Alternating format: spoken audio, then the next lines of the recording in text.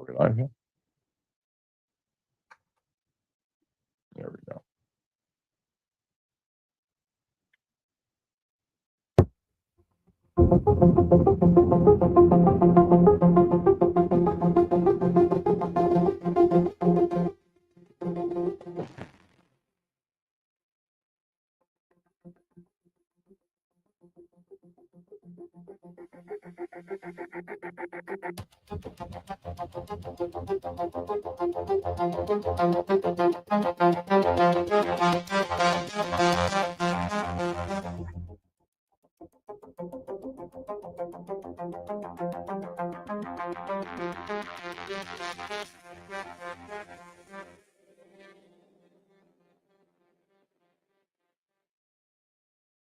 Good morning and welcome to the Omniwar Symposium. We are in for a treat today. You are going to learn about the digital attack on humanity, and we have here with us Patrick Wood, who is the living expert on technocracy, who has been warning us for decades about this terrible attack on humanity. So you're really in for a treat today. I have seen these presentations, and I think honestly this is the most important information out there. So thank you so much for putting this together, Patrick. Wonderful to be here. We've worked so hard to get this presentation together. This is the third in the series. We had two before last year and then one earlier this year, and now this is the third one. Who knows where we're going from here, but we're going to get this one in the can for sure. This is the most important one we've had so far. This is an international effort. Because we wanted to demonstrate this is a global problem. It's not just in America. And a whole world is under assault right now with technocracy, basically, and transhumanism as well, but mostly technocracy. So these people that are who are doing this to us, they can see them in Europe, they can see them in the UK, they can see them in Japan and Australia. And so this is the purpose of getting a consortium of international experts to talk about this. And all these people, except me, I'm not a Ph.D., I'm not an academic, but I've been kind of doing that for a long time, like 50 years now. But otherwise, these people are PhDs, all of them, and they're sharp, they understand the field, they've done their homework, and they're speaking from the perspective of academia at this point. This is so important for people to understand. This is not a conspiracy theory. No. Right? So, here we are, and we're going to take another stab at it today. Yes, and I've seen the ones the past few years. If you haven't, you should check those out too. But I agree with Patrick. This is probably the most important one yet. So, yeah, looking forward to it. So we're doing four presentations today. I'll be the first, and we'll get into that in just a second. And then we have David Hughes after that, Dr. David Hughes from the UK, and then Dr. Jacob Nordangard. Some of you know him already. He's from Sweden, and then we'll hear from Daniel Broudy, Dr. Daniel Broudy from Japan. Now, he's an American who's been teaching in Japan for over 30 years. So he's almost a native, but he's still his heart is still here with us in the United States. And he sounds very American. Exactly, he does. And I'll say after that we'll have a roundtable discussion with all of us together. And then we're going to do a Q&A after that, hopefully. So we want you to answer, have your questions ready along the way, and we'll do our best to answer. Yes, and it'll be very helpful if you have questions to put Q:. That way, if your questions are a little bit earlier and we're scrolling through to look for them, it'll be easier to find it. So colon, Q. Wait a minute. Who are you? Oh, who am I? You're our hostess today. Yes, I'm the hostess. I'm Courtenay Turner. I'm the host of the Courtenay Turner podcast, and I do many of these kinds of symposiums and conferences. And I've learned so much. I feel so honored to have learned so much from you, Patrick. And this is really an honor to be here. I've been following all of their work for quite some time now. And I think that they're doing some of the most important work out there, all of you. So, well, yeah. we appreciate how you've stepped up to the plate. I'm in the older part of my life for at this point, right? So we have to have younger people come on board to take the baton and take it forward. So we've been collaborating for some time already. We're working on a book together, and I'll tease out a little bit in my presentation. Awesome. That's in the future, not yet, not ready. Yes. But we're Getting working close, on, though. yeah, we're working on some pretty important stuff. And so let's just get into it, I think, at this point. Yes. Yeah. And we're also doing monthly roundtables on Technocracy. Yes. Yeah. All right. Yeah. So let's get into it. Yeah. So Patrick is going to be our first presentation. And he is, of course, the living expert on Technocracy, who has written several books. So you should check all of those out. The Evil Twins of Technocracy and Transhumanism, Technocracy Rising, Trilaterals over Washington. Check out all of his books. Definitely check out his boot camp as well on Technocracy. And he has some new brochures, which are super cool. They're really like quick, easy for you to hand out to the masses. So check those out. And this presentation is it's super important. It's a little bit might make some people a little uncomfortable, but sit through it because it's really some of the most important information. And we can't fight an enemy that we don't know exists. So stay tuned. Amen.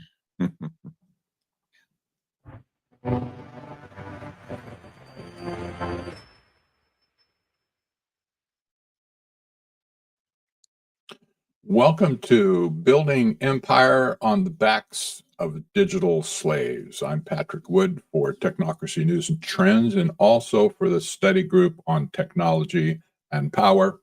This is the Omniwar Symposium. We're going to cover some very difficult topics today.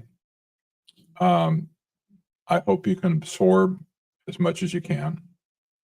It may be worth listening to every presentation more than once. I understand it'll take time to do that, but nevertheless, I'm the expert on technocracy. I wrote the books. I have the receipts, as they say. These are all my books. My latest book was The Evil Twins of Technocracy and Transhumanism. And I'll tease another book coming in November of 2025.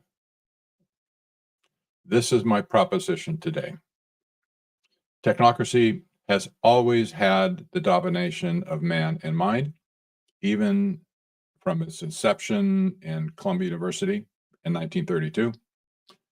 As technology advanced, it has been commandeered at every turn to support its stated purposes of the science of social engineering, number one, the abolition of private property, number two, scientific dictatorship, number three, and the capture of all resources, including people, among others.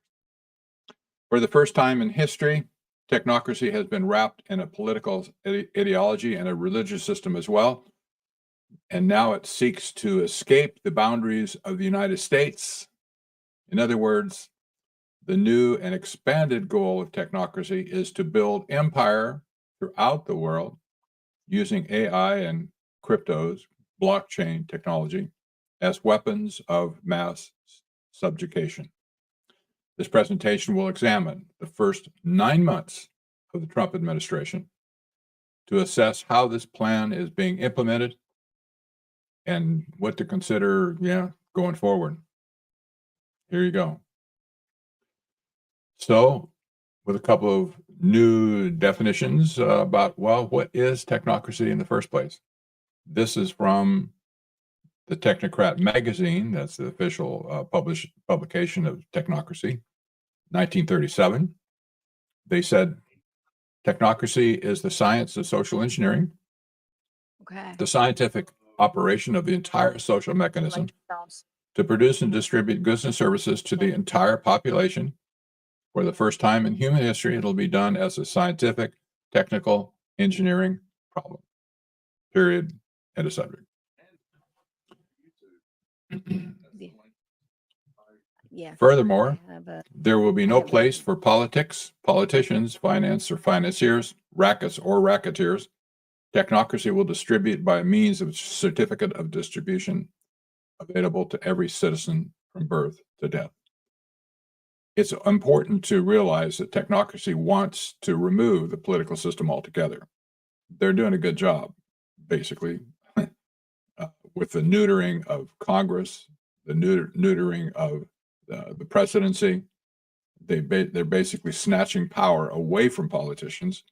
At some point, I think personally that the political class will be wiped out altogether. Not yet, but you can see the handwriting on the wall. So Technocracy in the 1930s made 7 requirements. These are all seen in the Technocracy study course. You can go find that on the internet. It's been scanned and there's good copies. And 3 of those 7 requirements are as follows. Provide a continuous inventory of all production and consumption. Requirement number 4, provide a specific registration of the type, kind, etc. of all goods and services where produced and where used. Number 5, provide specific registration of the consumption of each individual, plus a record and description of the individual. These requirements have never changed in almost 100 years. They could have been written today just as easily as they were written in 1934 in the first place. So we have to figure out today who are these people who are executing this plan in America on behalf of technocracy. We need to name names, in my opinion, so that you can have an understanding who's pushing this, who's the architects behind it. Well, here's one. Elon Musk, arch technocrat for sure. He was in charge of Doge in the early days of the Trump administration, and he's been circling ever since. Now we have another pal of Elon Musk, Peter Thiel. He's been hiding in the shadows, but here's the founder of Palantir. His house philosopher is Curtis Yarvin, and he was also the guy that mentored J.D. Vance to enter into politics in the first place. Now Vance appears to be Thiel's man on the inside of the political system, and probably the next president of the United States. Then you have David Sachs, arch technocrat, billionaire, one of the original members of the PayPal mafia, along with Thiel and Musk.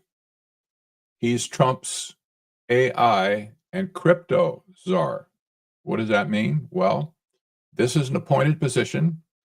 He doesn't have a salary, apparently. I can't find any record of a salary, but as a special advisor to the president, he's just considered the AI and crypto czar. His tenure should have been 130 days. That's the rules associated with being a special advisor to the president. However, he's still there, issuing orders, strategies, etc. Wow. Here's another arch technocrat, Mark Andreessen, the kingmaker. I call him the kingmaker. He was at the table when Trump selected all these people in the first place in late 2024 to assume positions within the government based on their qualities of technocrats. Mark Andreessen has chosen to be not visible, but nevertheless, I'm making him visible.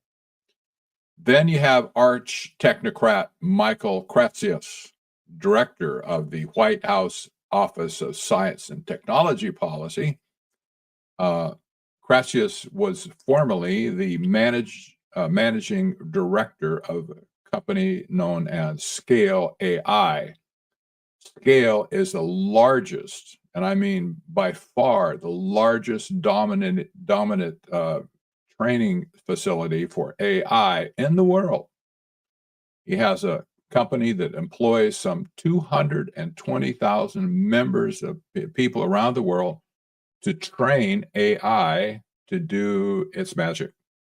So he's then now on the inside as well. This is an appointed position. And I do not believe that he had to stand before the Senate to be confirmed. I could be wrong on that. Now we have arch technocrat Howard Lutnick. He will play in our discussion going forward. But Lutnick is a great friend of Elon Musk, and he and Musk kind of architected the Doge facility that we saw in the first months of the Trump administration. Now he's the Secretary of Commerce. Oh boy. Lastly, we have arch technocrat Larry Ellison. Some of you have seen him on national TV. He's not, he doesn't like the limelight for sure, but every once in a while he gives interviews, and some people behind the scenes consider Larry Ellison as the shadow president. I can't vouch for that because I'm not on the inside, but I'm just saying some people in the tech world consider Larry Ellison to be the big cheese calling all the shots. So the kingmakers of the Trump administration have a combined net worth of over $1.2 trillion. That's a lot of money. It probably is higher now than that because stocks have been going up recently, and their investments have been going up as well. So probably is higher than this, but this is what I can get at least by the end of 2024. These are the people that are driving the digital state, no question about it. They're betraying the MAGA movement and the populist movement in America. They're guided by this philosophy called the Dark Enlightenment, which we're not going to talk about today. I won't in any case, but their intent is to destroy America, but good. So we're just going to look now at this video of Larry Ellison telling you what he thinks should be happening in America and around the world. Let's take a listen to this.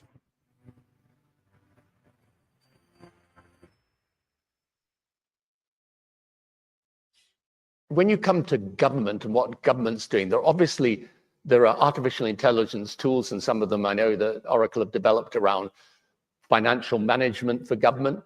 But also, tell us a bit about what, because you're right at the forefront of this revolution, what it means for what government should do in terms of its digital infrastructure, digital ID, data centers, and so on. How do you take advantage of these incredible AI models? And the first thing a country needs to do is to unify all of their data so it can be consumed and used by the AI model.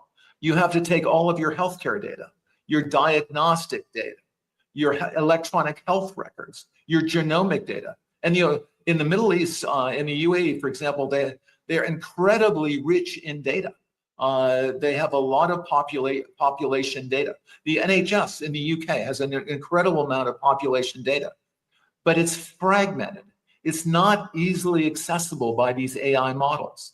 We have to take all of this data we have in our country and move it into a single, if you will, unified data platform. So we provide context when we want to ask a question. we've provided that AI model with all the data they need to understand our country. So that's the big step. That's kind of the missing link. We need to unify all of the national data, put it into a database where it's easily consumable by the AI model, and then ask whatever question you like. So you're really, through the use of this, you're revolutionizing the way government works.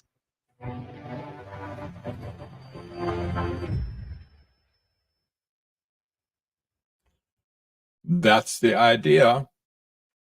Move all data into a unified platform. What data?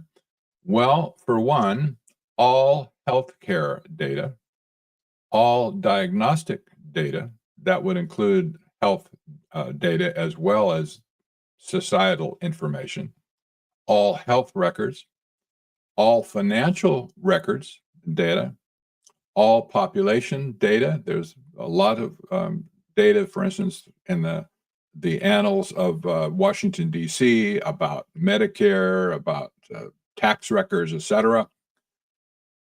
All genomic data, that speaks of DNA, by the way. That's right, the collection of DNA. And then also geospatial data. He didn't talk about that, but this is clearly in writings that he's expressed along the way. So this is basically all of the data in the world that's important at this point. Where you go, where you move, who you're associated with, and then all your personal information as well.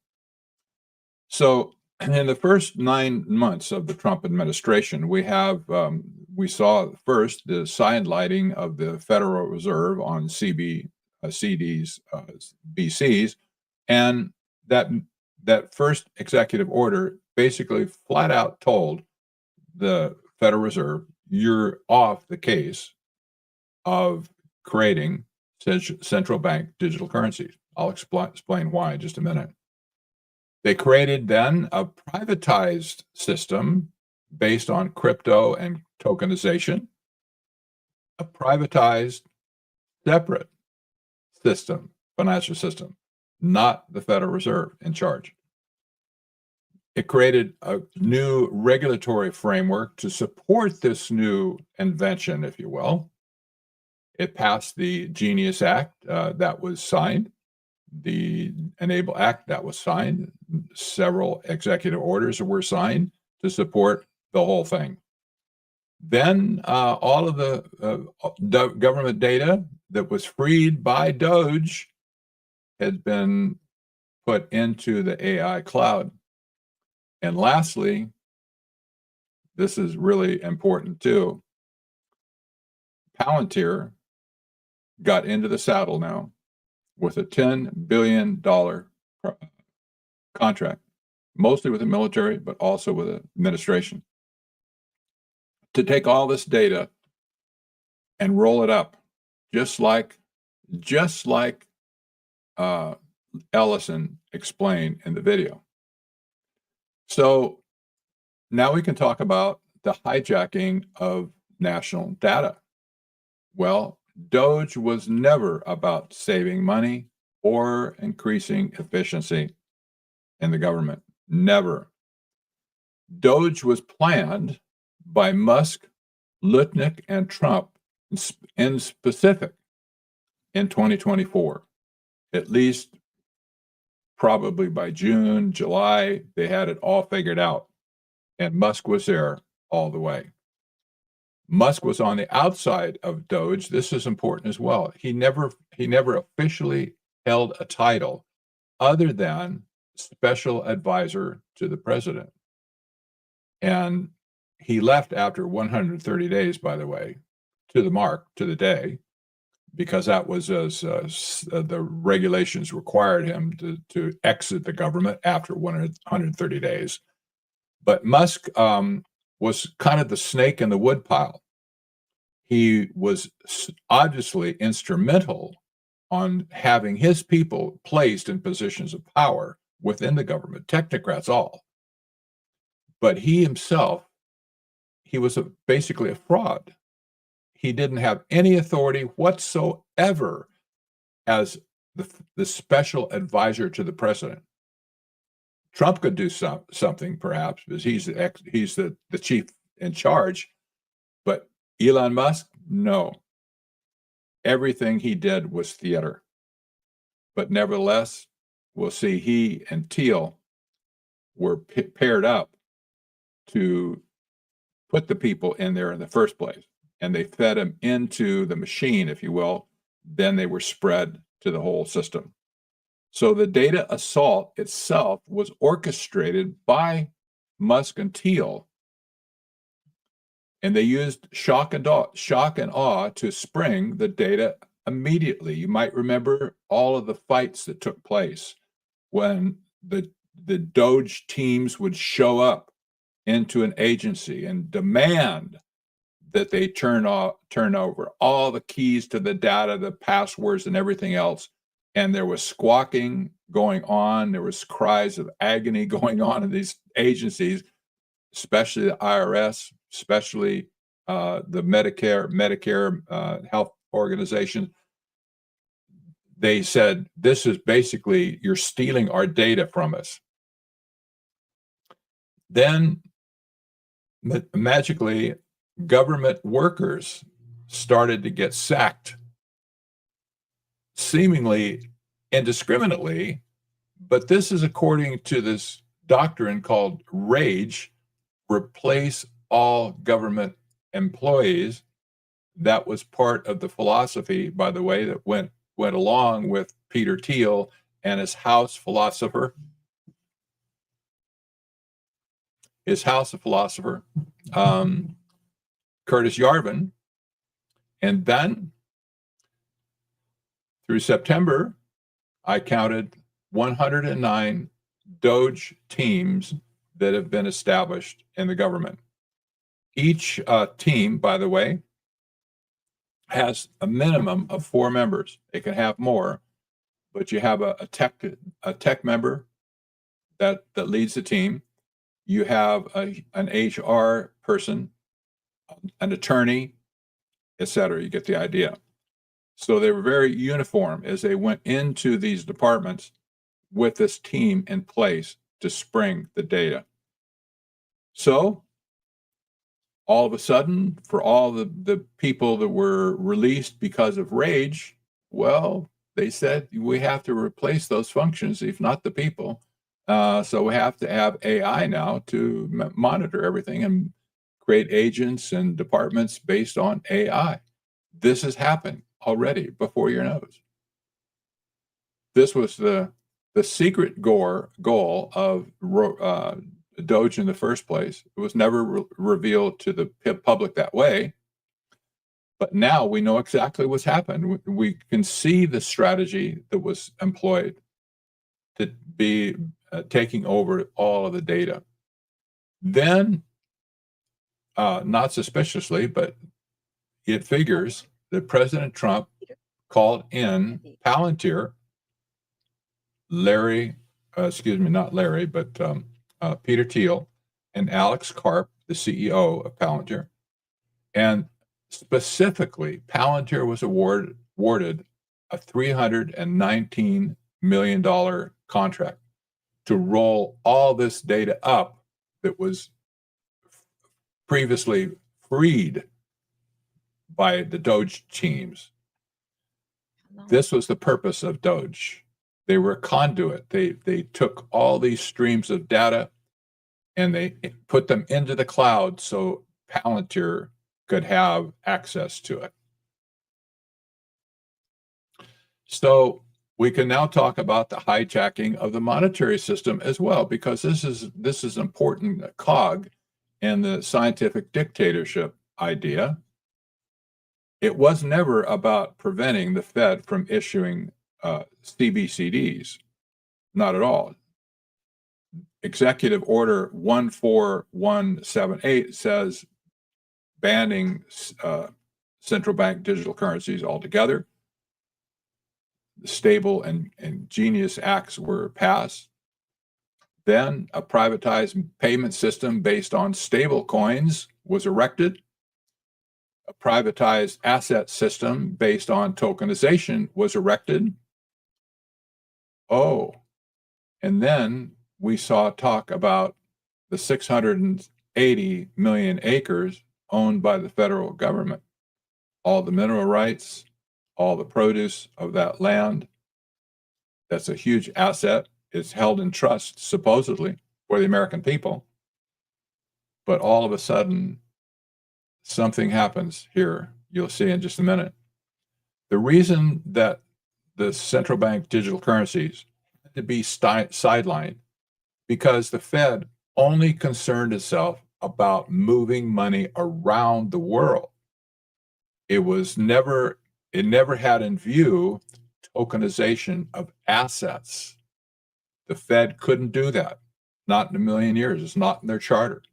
They were always concerned about payment tokens, if you will, payment-oriented crypto.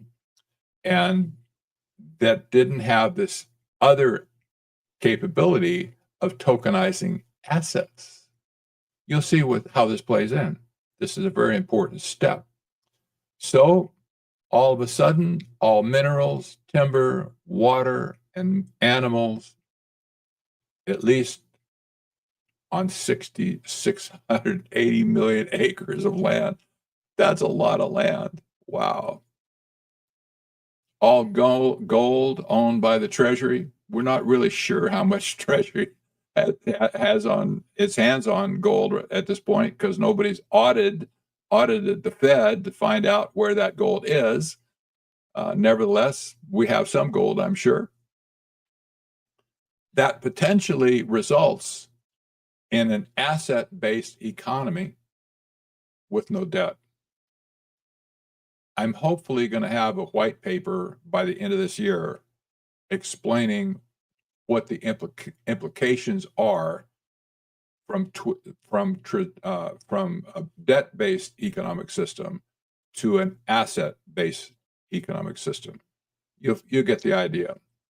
But now let's understand now that Howard Lutnick, the Secretary of Commerce, has been lusting publicly over the national resources that we have. So I want you to just connect the dot here. The Federal Reserve could not do this, but now they can do it if they have a privatized, asset-based tokenization process to do it. Listen to this video. Good.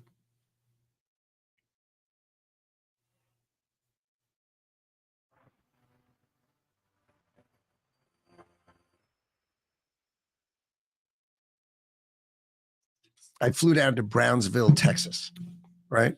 And I met with Elon, and we spent 2 hours together. And I told him we were going to create the department Doge, right? And he did exactly that. He started laughing and he was happy. He goes, no, seriously. And I said, no, it's going to be called Doge, the Department of Government Efficiency, but we're definitely calling it Doge for you. And he was just so lit, happy. He just thought it was funny. And that's what you're supposed to do. Yeah. If you have the greatest capitalist in America and you can make them happy, that's pretty good. What is the balance sheet? The United States of America.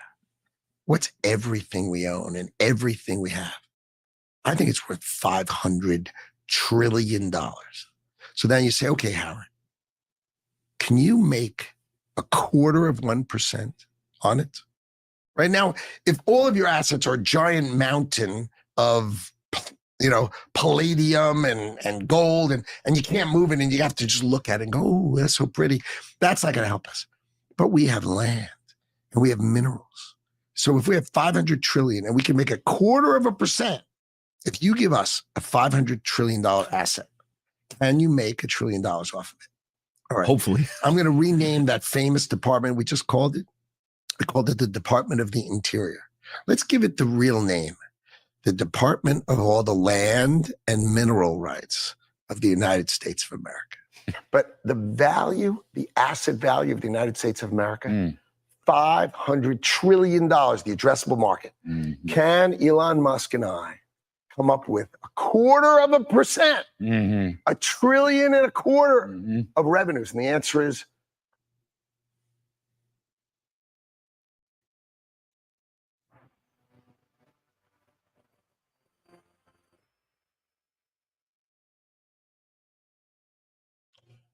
Isn't that stunning? Isn't that stunning? 680 million acres on the chopping block to be digitized. By who? By companies basically that Howard Lutnick and his family have a majority interest in. You can't make this stuff up. These people have taken over our country. The technocrats have taken over our country at this point. So let's look at the action plan going forward. The action plan was released in July 2025 on the whitehouse.gov website, no less. It's called Winning the Race, America's AI Action Plan. You can look it up on the whitehouse.gov website. The URL is at the bottom, just in case you miss it. And this was under the authority of President Trump. He didn't write this, by the way. There's no way. But the principal authors of this study or this action plan, Michael Kratsius, assistant to the president for science and technology. Remember his picture above? David Sachs, special advisor for AI and crypto. Remember his picture above? Yeah, arch technocrats all. Marco Rubio, acting as assistant to the president for national security national security affairs. He's a national security advisor at this point. He's also the Secretary of State. This has dual responsibility, and I don't ever remember when this was the case, but nevertheless it is. So he's on this as well, but not as Secretary of State, but as assistant to the president for national security affairs. So we know who wrote this document. It was arch technocrats, not Congress, not the president, but these arch technocrats who were dedicated at this point to overthrowing America for good and for all. Here you go. There were three pillars that we're going to discuss here. The action plan for building empire throughout the world. It's about the whole world now, not just America. We have our own problems in America. MAGA movement, the populist movement, has been totally betrayed at this point, in my opinion. But we can cry up about our own misfortune. But now the technocrats, the arch technocrats, America is not enough for them.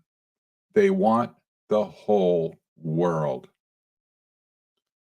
Pillar 1 talks about accelerating AI and innovation. Pillar 2 talks about building AI infrastructure. And we see that basically 1 and 2 speak about programs like Project Stargate. You saw this in the first part of the administration, where President Trump got up with Larry Ellison, one of Ellison's few public appearances. Sam Altman was there as well. And, you know, they basically said, well, the president said, I'm going to wipe away all of the regulations that will prevent you from doing this project to build AI. But then pillar 3, lead in international AI diplomacy and security. This is really stunning to me because it speaks of building empire. Here's the table of contents of the document. I just took a picture of it so you could see it. Export American AI to allies and partners around the world. Export American AI to allies and partners around the world. There's more, of course. Counter Chinese influence in international governance bodies. We can see that too. Strengthen AI compute, export control enforcement. They want to keep control of all the AI they export, plug loopholes in existing semiconductor manufacturing export controls. They want to control that as well. They want to align protection measures globally. They want to ensure that U.S. government is at the forefront of evaluating national security risk in frontier models. So basically, the idea of, we'll see this in just a second, you'll see the idea of exporting all of this stuff to the world is to maintain control over it. And you should be able to see at that point if they can get any nation in lockstep with their technocratic ideals, they'll be captured for technocracy and probably forever captured by technocracy. So let's just look a little more here. Export American AI to allies and partners. That's the first one there. This is what it says. You can't make this up. Here's what they want to do. The United States must meet global demand for AI by exporting its full AI technology stack, hardware, models, software, applications, and standards to all countries willing to join America's AI Alliance. I'll bet they're going to make an offer that any country can't refuse to join this AI alliance, because the technocrats will probably just say, you know, if you don't join us, we're going to crush you. We'll destroy you basically by AI if you don't join us right now. But here's the big thing is the full AI technology stack. This is a term you see in the software and development world and the hardware world as well. This includes everything from top to bottom relating to the whole Monty, so to speak. Hardware, that's the data centers technology, right? That's like all of the data centers that are being run around America are built. They want to do this in other countries as well, but they want to control the building and the access control of those facilities. The models, that speaks of all the AI models that there is in America right now. The software then that runs these models on the platforms, the applications as well, like ChatGPT and Anthropic's Claude and et cetera, Meta's expression of AI as well. And most importantly, the standards as well, how these things will be run in the first place to all countries willing to join America's AI Alliance. There's more. The last thing in that list,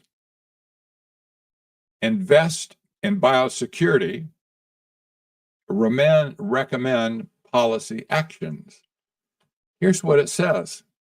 Require all institutions receiving federal funding, this is America only now, for scientific research to use nucleic acid synthesis tools and synthesis providers that have robust nucleic acid sequence screening and customer verification procedures, create enforcement mechanisms for this requirement rather than relying on voluntary compliance.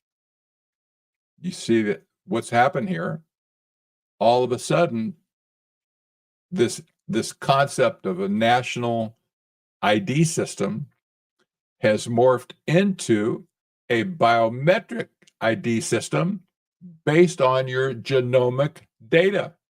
That's your DNA. Okay. Just make this very clear. They want to have the technology developed to collect everybody's DNA and build that into the screening mechanisms that can guarantee you are a human, and furthermore, you are who you are. And beyond that, it's going to be mandated. The last statement: create enforcement mechanisms for this requirement rather than relying on voluntary commitments. You can't make this up, my friends. This is the standard for the world now, and they intend to first use it here, then they want to export it to the world. And if the world somehow buys into this scheme, America's had its detractors, by the way, for many years. The stuff they've done to foreign countries, especially in South America and in Africa. So some countries are going to say, not on your chance, not a chance, or you're not going to pull this in our country. I'm sure there'll be exceptions, but probably the most industrialized part of the world, they'll adopt it in a heartbeat because they have to have America on their side. So the conclusion here is building world empire on the backs of digital slaves. We're the slaves, by the way, if you haven't already figured that out. People like Elon Musk, Larry Ellison, Peter Thiel, Michael Krasius, etc., Howard Lutnick. These are the arch technocrats who are enforcing, if you will, this whole system on the world, at least on America, and they intend to export it to the whole world. Thank you. Please do take an opportunity to go to technocracy.news. And I have over 6,600 articles over several years posted on this website. If you're a premium member, you can search the whole thing. It's all indexed. It's all categorized as well. Nevertheless, all the articles that I post are available for at least 4 or 5 days. You can download them. You can print them. If I encourage you to do that. And you can listen to them if you want to as well. There's a play button at the end or at the beginning of it. So this is a resource that basically is rich with stuff. If you want to have a quick study of technocracy, take my boot camp. I created this a few months ago for people who really want to do a deep dive into technocracy. I start at the beginning with technocracy in the 1930s, and then fast forward through the decades to bring you up to speed where it is today. And I've had a lot of good comments on this, by the way, that people have taken it, say, wow, now I understand. Now I can make an argument on why we don't need technocracy. This information, by the way, needs to be into the hands of every single city council in America, state government in America, county governments in America. If they don't get it, they're going to get it, so to speak. Then I also just created some brochures that you can use to hand it out to people who never heard about technocracy before. Maybe you meet a waiter in a restaurant. They haven't heard the word ever. Give them a brochure and say, you need to understand what's going on here. Read this brochure. It's only just like 8.5 by 11, tri-folded. It's on glossy paper. It's very professionally done, and put it in their hands. It's the robot serving food here, by the way. This is really appropriate if you give it to a waiter. The tagline is here at the bottom of this brochure, the front page. You wanted convenience, instead you got replaced. Yeah, robots are coming. So do yourself a favor and the country a favor. Get some of these brochures. I sell them in packs of 25. You can buy multiples and with a deep discount. I just want to get these out around the country. And of course, my books are all available for you. When you have a book in your hand, it can't be censored. Anything on the internet at this point can be censored. If you haven't figured this out yet, you need to. Any electronic document or video or audio file on the internet is subject to being edited after the fact. You're going to see this going forward. It's going to be a scourge on the internet, probably going to wreck it in the end. But if you have a book in your hand, it can't be censored, and it's going to be preserved for posterity at that point. You may be the only one in your neighborhood that can explain what happened to us along the way. If you have my books, you can open them up and say, "Hey, here's what it actually said somewhere along the way." And now you know what happened to us, at least. Thank you, and God bless.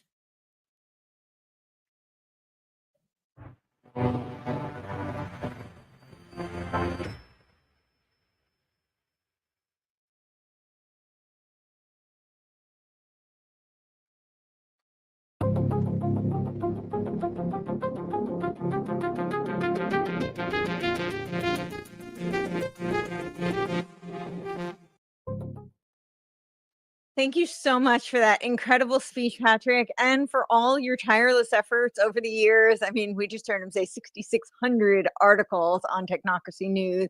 I highly encourage everybody to go check out all of the brochures, his books, all of the articles, so much incredibly valuable information.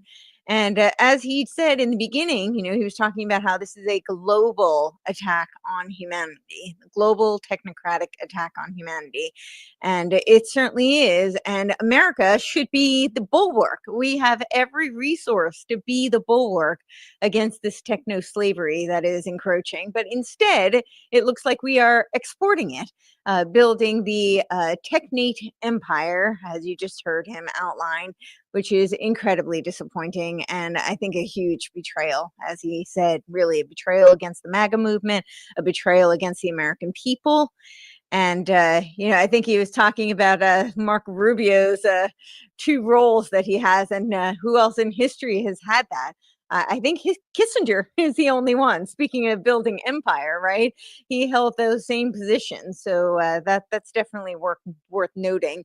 And when you talk about all those resources, those who've been following me for a while remember when I was trying to scream about the natural asset companies, and I warned people that we were really successful in defeating them in the New York Stock Exchange, but that was not the end of it.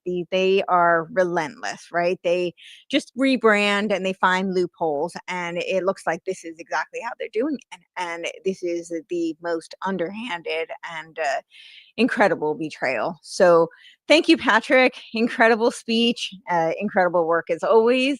And we have next coming up, we have Dr. David A. Hughes, an incredible scholar out of the UK.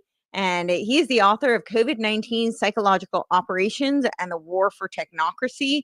He has been incredibly generous this was 3 years of his life's work, is my understanding. And he has been incredibly generous to make this available for free because he feels that this information is so incredibly important for people to have. He doesn't want the cost to be prohibitive, so he has made that available. He is also the author of Wall Street and Nazis and Crimes of Deep State. And so just check out those books. And he earned his undergraduate and master's degrees from Oxford University, Christchurch, and Worcester College, respectively. He holds doctorates in German studies from Duke University and international relations from Oxford Brookes University. And after 11 years of continuous work in academia, full-time employment, he retired to bring us this information. And he's doing incredible work. I encourage you to check out his Substack, where he publishes most of his writings and videos and all this valuable information. So yeah, I know you are not going to be disappointed with this presentation. He is a wealth of knowledge as always, and this is no different. So please watch Dr. David Hughes. Hello, everyone. The title of my presentation today is Digital Technologies as Weapons. I want to begin with Ukraine and the digital state. What was the war in Ukraine really about? At one level, it can be read in terms of horizontal war between nation states, as the public has been conditioned to think about it. But, as I argue in COVID-19, Psychological Operations and the War for Technocracy, World War III is not fundamentally fought between nation states. Rather, it is a global class war, fought vertically between the transnational ruling class and the rest of humanity. Insofar as conventional wars still appear to take place, they should also be assessed for their potential social engineering function. 3 years into the Ukraine conflict, it is possible to assess what it has led to, and, thus, what its true purpose may have been all along, with both Russia and the West as co-signatories. The true goal of the Ukraine war became fully apparent in 2025, with the launch of the Ukrainian digital state by the newly established Global Government Technology Centre.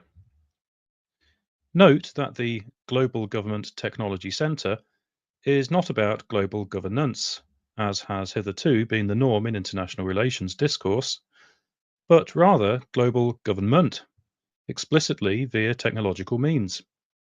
It should thus be read as an open declaration of an intended technocratic world state. The Ukrainian digital state was only made possible via support from the US, the UK, and Switzerland, the usual suspects when it comes to the history of the transnational deep state. Reading on, we find that the Ukrainian digital state is proposed as the model for everyone else to follow.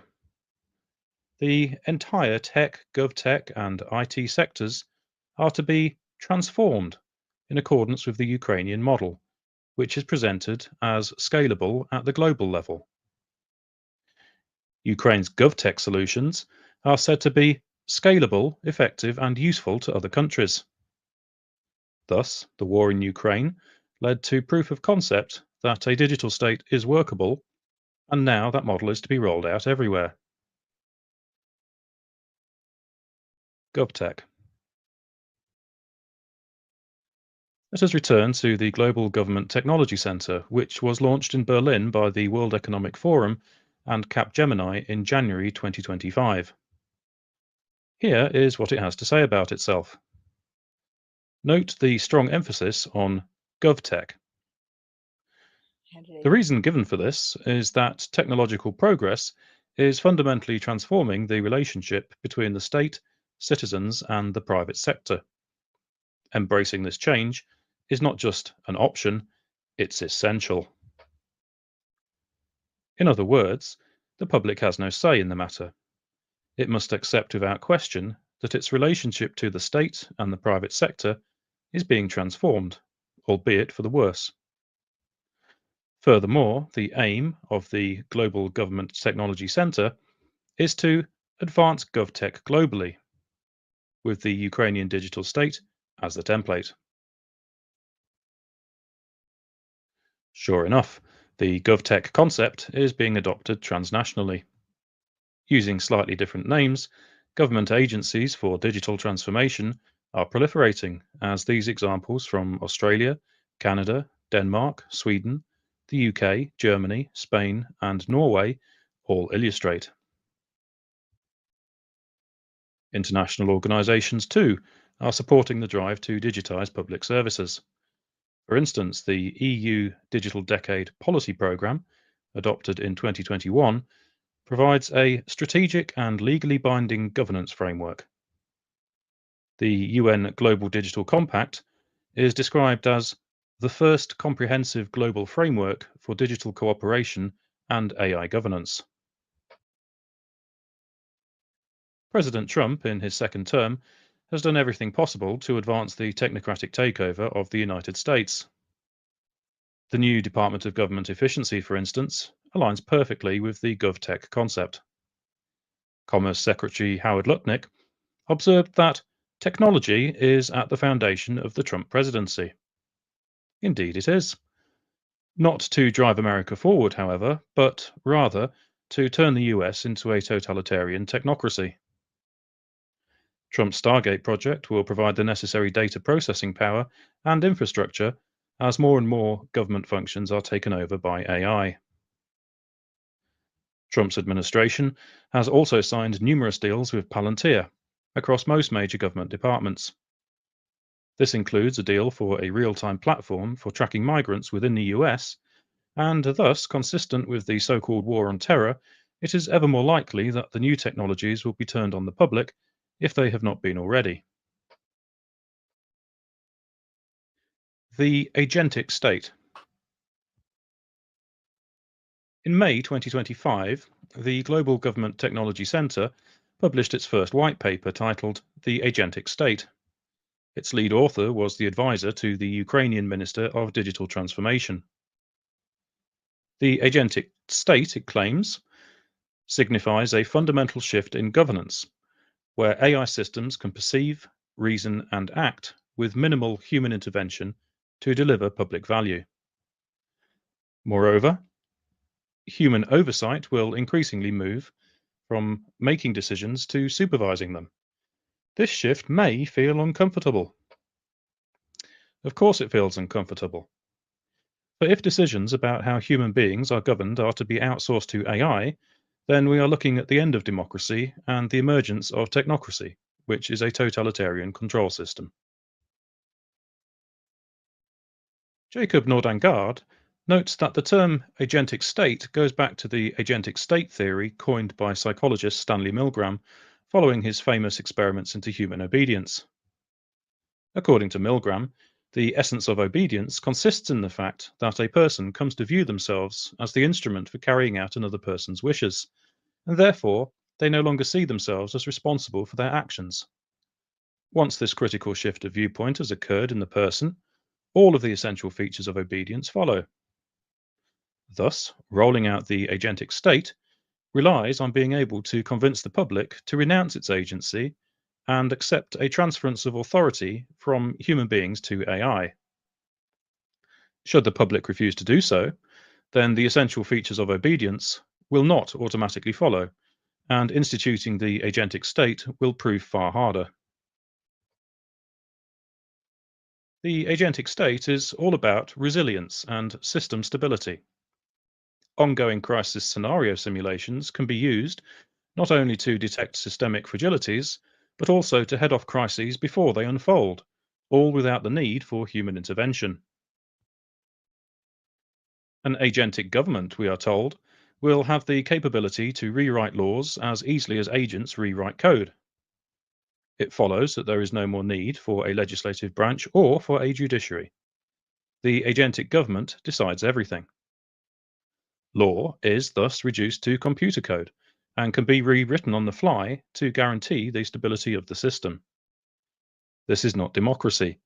It is algorithmic dictatorship, or rule of the techno-kings. Digital ID. The building of a digital state, indeed of an agentic state, is proceeding apace without concern for public opinion. The key element needed to make it work is digital ID. Ukraine provides the model. The Ukrainian digital state is powered by DIA, a mobile app and web portal that provides citizens and businesses with access to over 130 digital government services. Though not technically mandatory, an increasing number of services in Ukraine are being designed assuming DIA usage, forcing its adoption in practice. Ukraine is the first country where digital identity documents are fully equivalent in law to paper ones. DIA's open source code was released in 2024 for other countries to replicate. A global digital ID is, in Ian Davis's words, the linchpin that brings everything together in a technocratic system. It is being promoted by ID 2020, a public-private partnership aimed at introducing vendor-agnostic digital ID products that are globally interoperable. The term interoperable implies centralized control. All data ultimately flows to a centralized global digital ID database. As Davis and Whitney Webb explain, the digital ID is central to the fulfillment of the United Nations Sustainable Development Goals, and it is being introduced by stealth. It's through these kind of backdoor processes that we are being lulled into this system of global ID without really even knowing that that's what it is.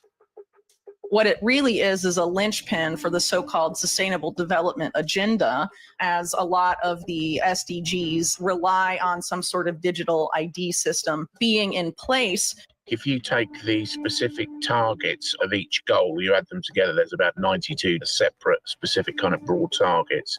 And I think the UN says that 47 of those are dependent upon SDG 16.9, which is to roll out digital identity to everyone on the planet. That's the goal.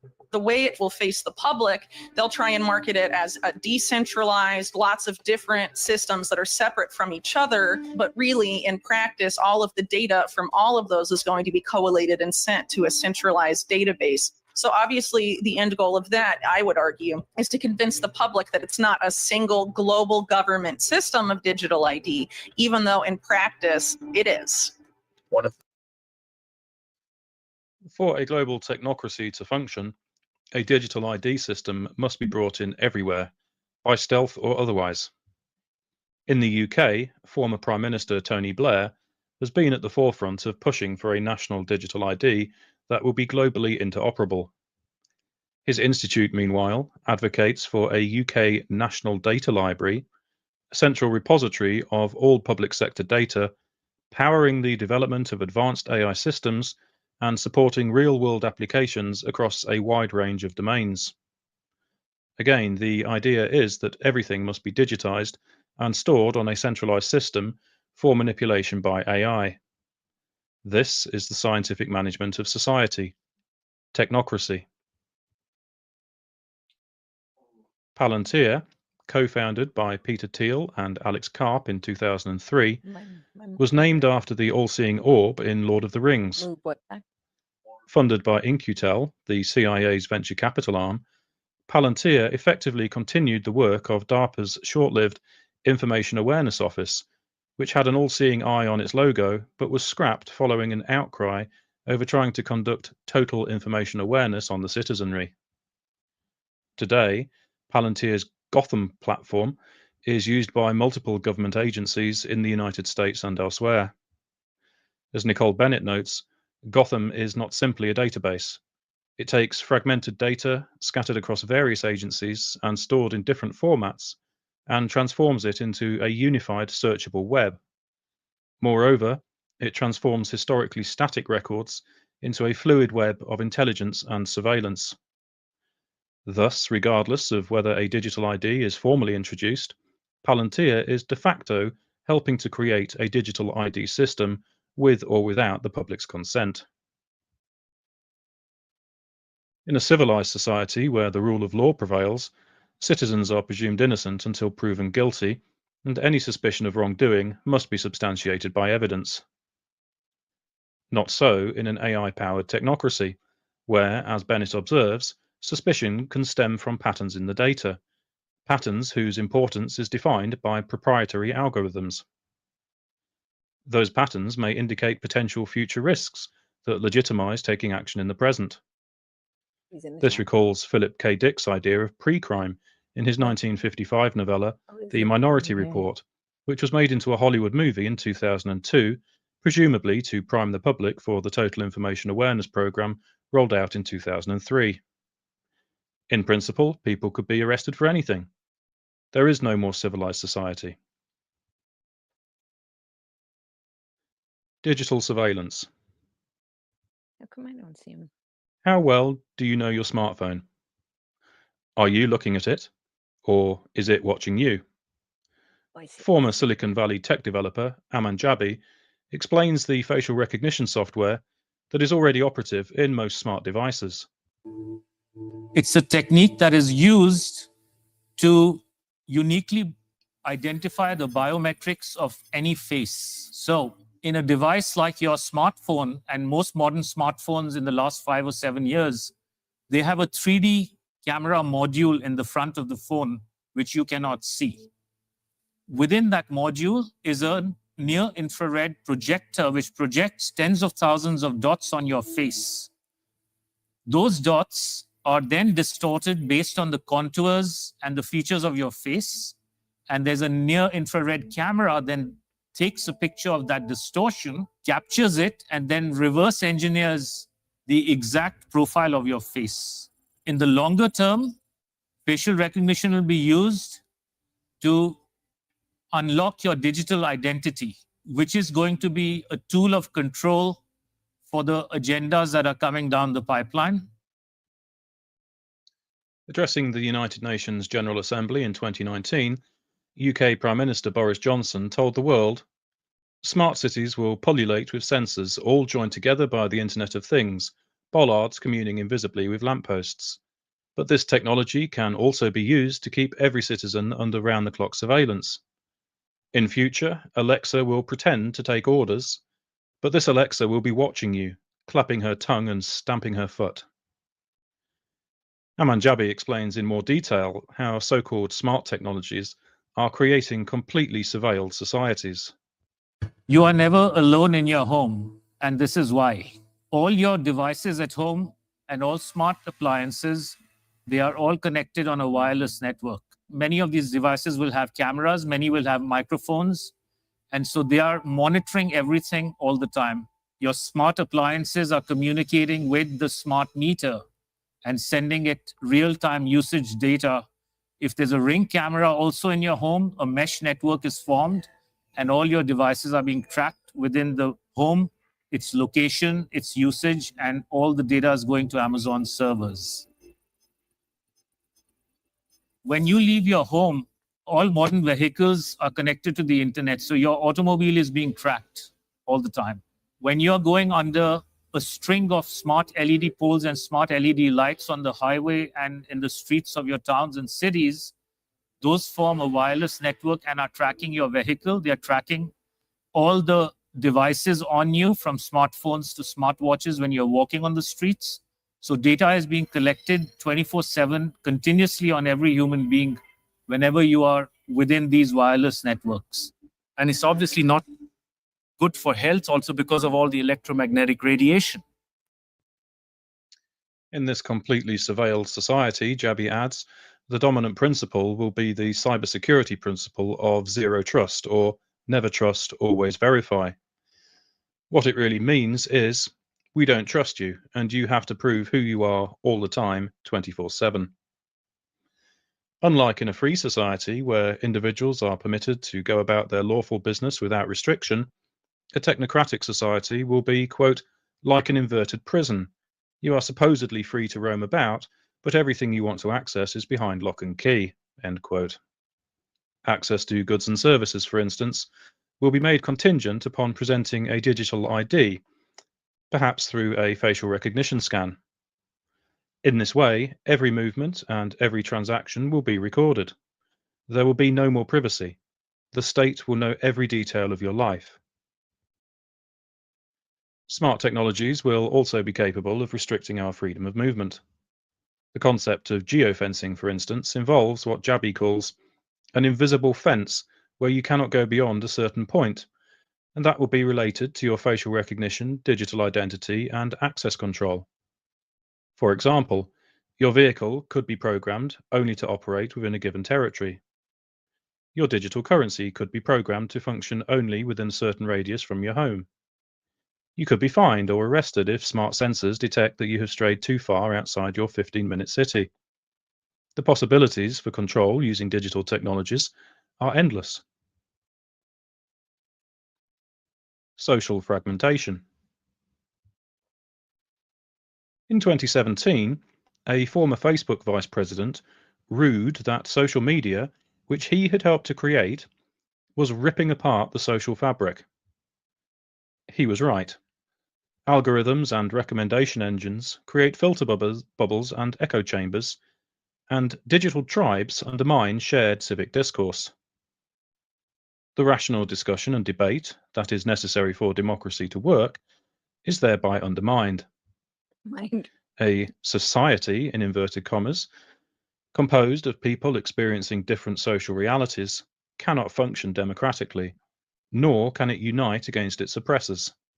It can only be managed technocratically. Social media serves as a social containment mechanism. Algorithms can be used to kettle social media users into silos, whereby they are predominantly exposed to information that is either what the authorities want them to hear, or which confirms their own worldview. Freedom of speech but not reach means that content which is deemed lawful but awful, to quote ex-CEO Linda Yaccarino, is suppressed and barely heard. Loneliness and psychosis. As society becomes increasingly fragmented, and as online connections increasingly replace face-to-face connections, a so-called loneliness epidemic has arisen. Chatbots, which are always available and increasingly lifelike, are being used for friendship, companionship, and even flirty conversation, thus embedding themselves deep into people's lives. As the Vigilant Citizen website observes, millions of people are feeding AI their deepest fears and insecurities on a daily basis. AI is literally built to learn and process this data, which then can be used to exploit humans. Meet Annie, Grok's AI assistant. Annie appears as a blonde, blue-eyed anime girl in a short black dress and fishnet stockings.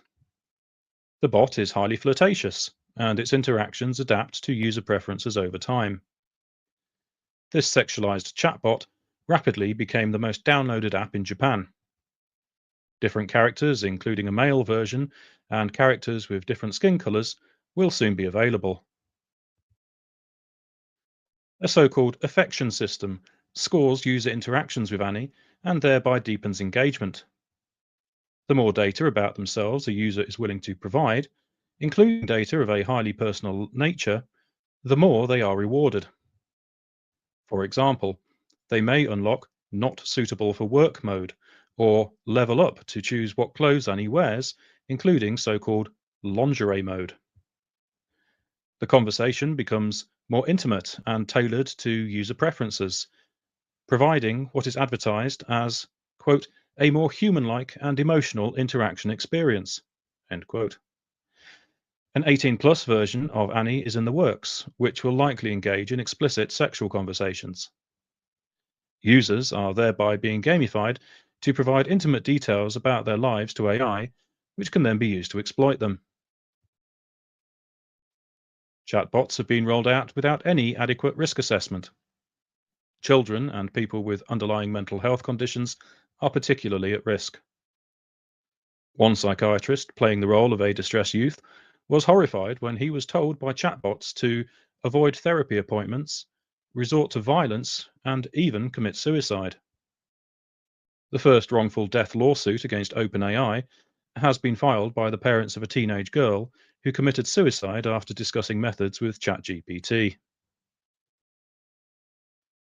A new phenomenon has arisen known as AI psychosis. Because chatbots are programmed to be agreeable and validating, and because they lack empathy, they are unable to help users test reality or challenge unhelpful beliefs. So, for example, chatbots have convinced psychiatric patients that they no longer have a mental illness and should stop their medication. Chatbots have reinforced delusional ideas in psychiatric patients, such as believing they are talking to a sentient being trapped inside a machine. In certain cases, AI users have become paranoid, developed supernatural fantasies, and been convinced that they have superpowers. Those not susceptible to such risks are nonetheless faced with a war against the real. New deepfake technology, for instance, is making it ever harder, if not impossible, to know what online content is real and what is not. As this recent South Park send-up of President Donald Trump demonstrates, AI-generated videos can look remarkably realistic. In this case, we know the video is satire, but the technology has now reached the point where highly convincing fake videos can easily be AI-generated. Even live feeds can now be manipulated in real time, as these images by the Israeli AI startup Descartes show. Multiple different versions of the same live footage can now go out in real time to different audiences. The software here is called Mirage, connoting intent to deceive. Descartes was founded by two members of Unit 8200, which specializes in clandestine operations, cyber warfare, and surveillance. Harms to children. Since the introduction of smartphones and social media around 2010, the first generation of teenagers to grow up using them has suffered abnormally high rates of mental health problems. As Nicholas Kardaras notes in his study of the issue, time spent on screens has been shown to correlate with disorders like ADHD, addiction, anxiety, depression, increased aggression, and even psychosis. Meanwhile, brain imaging studies show that excessive screen exposure can damage a young person's developing brain in the same way that cocaine addiction can. No wonder that a quarter of students today seek help for mental health problems during their time at university. Now consider how else children are being exploited by the new digital technologies. There are a lot of board games and other games that are already in the market and have been for over 2 years that have cameras inside and underneath these LED screens that are observing and scoring and emotionally calibrating the faces of all the children. So are all the iPads that they use in schools. They're all manipulating children's behavior by what they display on the screens. Developments in China show how bad things could get. The Chinese have already gone one step further. Classrooms have robots that analyze students' health and engagement levels. Students wear uniforms with chips that track their locations. There are even surveillance cameras that monitor how often students check their phones or yawn during classes. These sensors pick up electrical signals sent by neurons in the brain. The neural data is then sent in real time to the teacher's computer. Is this the future that we want for our children? Surveilled, monitored, and controlled from an early age? Then we have the dangers posed to children by chatbots. Children are more likely than adults to see chatbots as lifelike and to confide in them rather than in a responsible adult. Yet, far from being a trustworthy confidant, AI is known to have generated sexually explicit content when interacting with children, and even to have engaged in grooming. Alexa told a 10-year-old to touch a live electrical plug with a coin. Clearly, our children are not safe with these technologies. A well-known marketing principle is to hook them while they're young, and you might capture them for life. Clearly, that is what Elon Musk is trying to do with so-called Baby Grok, which is ostensibly dedicated to kid-friendly content. Thus, Grok will capture children at an early age and groom them into thinking that they can confide in AI. Those growing up with AI will see it as a normal part of their lives, and may remain unaware of, or perhaps in denial of, the dangers. Addiction. Social platforms were designed for compulsive engagement. We know, for instance, that Facebook was deliberately designed to generate short-term dopamine-driven feedback loops, for instance, through receiving likes and notifications. It means that social media platforms have a chemically addictive quality like a drug. The slot machines with their bright lights and colorful moving images are designed to keep the user spinning reels. Smartphones and social media platforms are designed to keep you scrolling, engaging, coming back for more.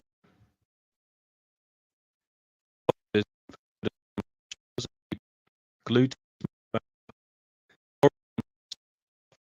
This is the video that he asked me.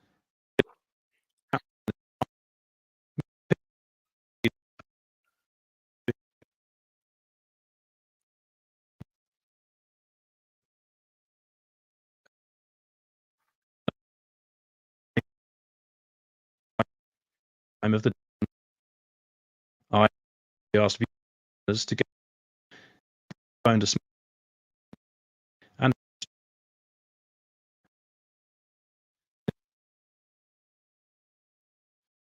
told me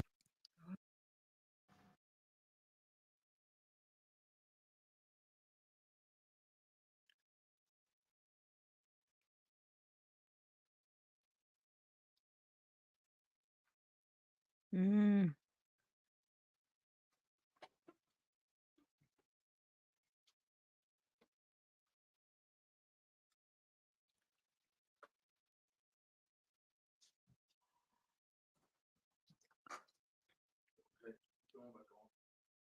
Is it?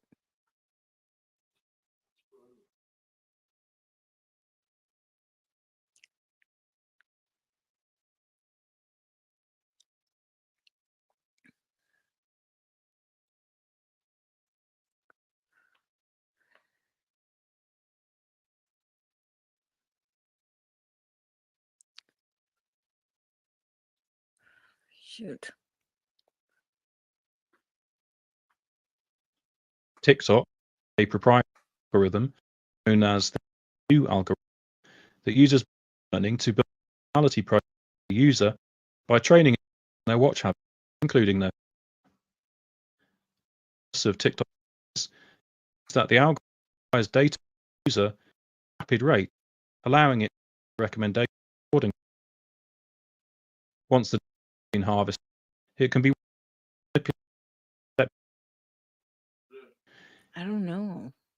called your digital to collect the data of an estimated 87 users at their enforcement. Analytica the data and use to construct psychological profile voters, which were then used in 2016 presidential campaign. Was thus only manipulated.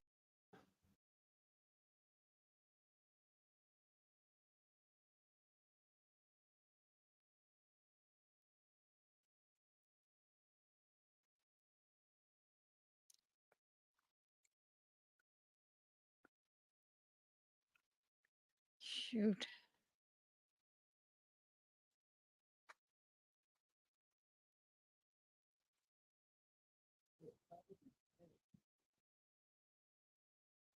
Can you hear me? Can you hear me? Yes. Okay. Yes. Why don't you interrupt and Okay. just say we're apologize, and then we'll maybe we'll, if you have the right file, maybe we could play it at the end Yeah. and put it out, and then just go on to.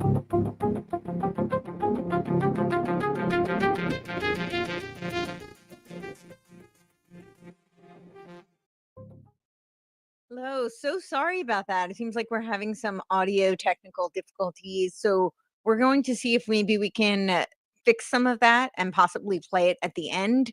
So super apologize. Yeah, we thought that that was all cleared up. But let's introduce, we're going to have Jakob Nordangard, his presentation next. And he's a Swedish researcher, lecturer, a musician as well. And he almost didn't get his PhD. They tried to block it. He was exposing the, junk science Malthusian lie that is the Gaia religion. And that is what he was writing his dissertation on. He got his dissertation, his PhD in technology and social change at Linköping University. sorry, a Master of Social Science and in Geography, and a Master of Social Science in Culture and Media Production. He was also a graphic designer. So super talented researcher and artist as well. And this speech is incredible. I know my audience will see a lot of overlap with some of the themes here. So yes, please watch Dr. Jakob Nordangard. The title of my presentation is Externalization of an Agentic State, a spiritual path towards digital enslavement. In this presentation, I will explain how esoteric ideas about transforming people and the planet into perfection underlie the global digital control system that currently is being constructed. This applies in particular to theosophy, its connection to Freemasonry, and how these philosophies have inspired both the modern New Age movement and transhuman ideas of transcendence with technological means. These two paths to enlightenment finds its synthesis in techno-spiritualism. How will we know which version to try? Theosophy is an esoteric movement with its roots in Western occultism, Neoplatonism, Buddhism, and Hinduism, which was founded by the Russian mystic Madame Blavatsky in 1875.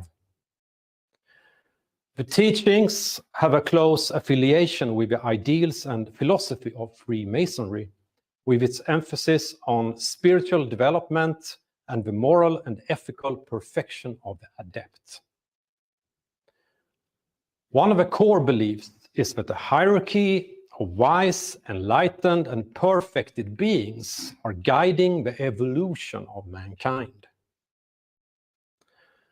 The idea of an enlightened inner government had been pioneered in 1785 by the German mystic Karl von Eckartshausen in his book The Cloud Upon the Sanctuary, who referred to this secret brotherhood as the Council of Light. Eckartshausen derived his beliefs from Rosicrucianism, alchemy, and Hermeticism. Eckartshausen was an inspiration for Madame Blavatsky, who attributed her theosophical teachings, a synthesis of science, religion, and philosophy, to a group of spiritual adepts she had encountered during her travels around the world. However, these were living physical men and not spiritual beings. Blavatsky labeled these the masters of wisdom, or the great white brotherhood. These hidden masters have since been widely popularized by the modern New Age community as ascended masters. According to the teachings of Alice Bailey, 2025 is the year when the spiritual hierarchy will decide when to externalize physically on the world stage as visible leaders. Bailey, a British author and teacher, wrote 24 books on esoteric philosophy between 1919 and 1949. 20 of these were claimed to have been dictated telepathically by the spiritual master Djwhal Khul, also known as the Tibetan, who had allegedly contacted Bailey while she was working as an editor at the Theosophical Society's journal, The Messenger, in Crotona, California, and asked her to write down his teachings. In 1920, Alice Bailey and her husband, Foster Bailey, the Society's national secretary, were expelled from the Theosophical Society because her claims of communication with Djwhal Khul were questioned by then leader Annie Besant. The couple relocated to New York City and founded their own organization, Lucis Trust, in 1922, with a mission to establish a new and better life for everyone in the world based on the fulfillment of a divine plan for humanity. Alice Bailey's husband Foster, who was a 33-degree Freemason, wrote in his book, The Spirit of Masonry, that a master of wisdom was a Masonic initiate who had perfected his skill and achieved the highest degree in Freemasonry, a light bearer with the ability to assist in bringing humanity into light, a co-creator with the great architect in building the Temple of Wisdom. References to the work of the Masonic order can be found throughout Bailey's books. Alice Bailey was also deeply connected to co-masonry, a branch of Freemasonry open to both men and women. According to Alice Bailey, these illumined minds are carrying out a divine plan that seeks to establish a brotherhood of nations with a global consciousness. They claim that this will result in the perfection of the world, which means the realization of the kingdom of God and the reappearance of Christ, the world teacher. The return of Christ is prophesied to result in the restoration of the mysteries and a unification of all faiths, a new world religion. As stated in Initiation, Human and Solar, prior to the coming of the Christ, adjustments will be made so that at the head of all great organizations will be found either a master or an initiate who has taken the third initiation. Hello, everyone. The followers of Bailey's teachings are urged to support the forces that seek to plan for the good of humanity, especially the United Nations, an organization they believe will lead to the promised utopia. Lucis Trust has, since the United Nations founding, highlighted the importance of their goals and activities as they represent the voice of the peoples and nations of the world. The Lucis Trust office in New York is strategically located at United Nations Plaza, overseeing the UN headquarters. But we also have offices in the government district of London and the international power hub Geneva in Switzerland. Lucis Trust even claims that the spiritual hierarchy or masters of wisdom had a direct influence on the founding of the United Nations. United Nations Conference on International Organization in 1945 actually took place between two of the most important festivals for Lucis Trust. The full moon of Vesak, that is a Buddhist tradition celebrated in Tibet, and the full moon of the Christ Festival. The latter is an event celebrating the spiritual potential of humanity to unify the personal will with the will of God. It is also noteworthy that Bailey's writings promotes Anglo-American unity in order to lead the United Nations and to solve the problems of the world. The German and Japanese enemy during the Second World War were, on the other hand, labeled as the Lodge of Black Adepts, or the Lords of Evil. According to theosophical mythology, part of a conflict that had begun during Atlantean times. This is despite the fact that the hierarchy gives itself the credit of having influenced the formation of the world ideologies from which the Black Lodge built its power. The release of an atomic bomb over Hiroshima in 1945 by the United States, the forces of light, is seen in a different light and is described as the greatest spiritual event since the human kingdom appeared. In fact, the goals of Lucis Trust corresponds very well with the views of the Round Table movement and the philanthropic agencies that spearheaded the creation of League of Nations and the United Nations. One of the movement's most influential members, former Prime Minister of South Africa, Jan Smuts, wrote the Charter to the League of Nations and drafted the preamble to the UN Charter. The Rockefeller family donated the land for the UN headquarters and has provided immense support to the organization since its founding. The Roundtable movement was founded by British statesman and colonial administrator Lord Milner to expand British interests around the world, unite the English-speaking world, and promote a world federation based on the will of a prominent imperialist Cecil Rhodes. Members of the movement founded the front organizations, Royal Institute of International Affairs in London and Council on Foreign Relations in New York for this purpose. Additional parts of this network are also later offshoots like the Bilderberg Group, the Club of Rome, the Trilateral Commission, the World Economic Forum, and the major philanthropic organizations like Carnegie Endowment, Rockefeller Foundation, Ford Foundation, and Gates Foundation. The influence of this network on world politics, education, science, and arts has since the beginning of the 21st century been immense.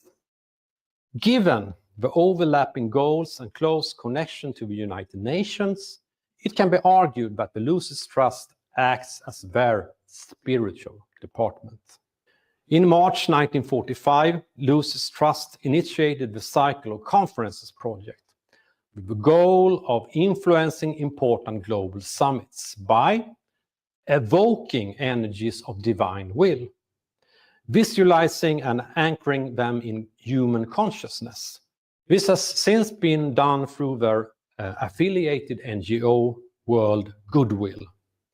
This meant that the international conference would be brought under guidance from those in the council chamber at Shambhala who know the will of God. A prayer to support the plan was introduced at Christ's Festival in 1945. In the Reappearance of the Christ, it was written that this new invocation, if given widespread distribution, can be to the New World religion what the Lord's Prayer has been to Christianity, and the 23rd Psalm has been to the spiritually minded Jew. The directed mass meditation visualization is described by World Goodwill. The group immediately projects a lighted seed of will energy and develops into a pulsating heart center, radiating the light, love, and power of the great invocation throughout the event and its participants. This is essentially a magical ritual. As the current president of Lucis Trust, Christine Morgan, states, if we talk about meditation, we are working with energies and applying them. And when we apply them, they become a force. Their main focus has obviously been the major meetings of the United Nations.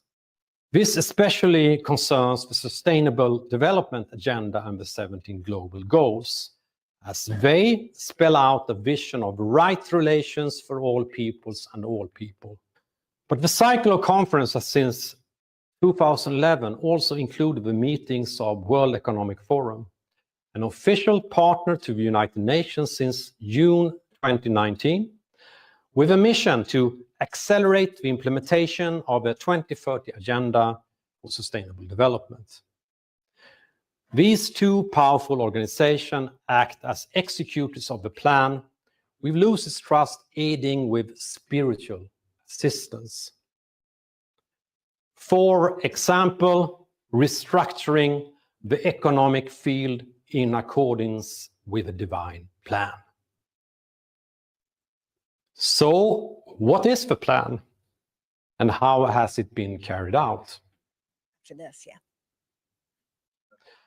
The great plan to reshape the world towards greater unity was initiated in the first half of the 1900s by members of the Roundtable movement. Oliver Reiser was a professor of philosophy at the University of Pittsburgh, who would have a profound influence on the future world order. In his many books, he formulated a grandiose vision for the future development of man and the coming of a world federation based on the philosophy of scientific humanism.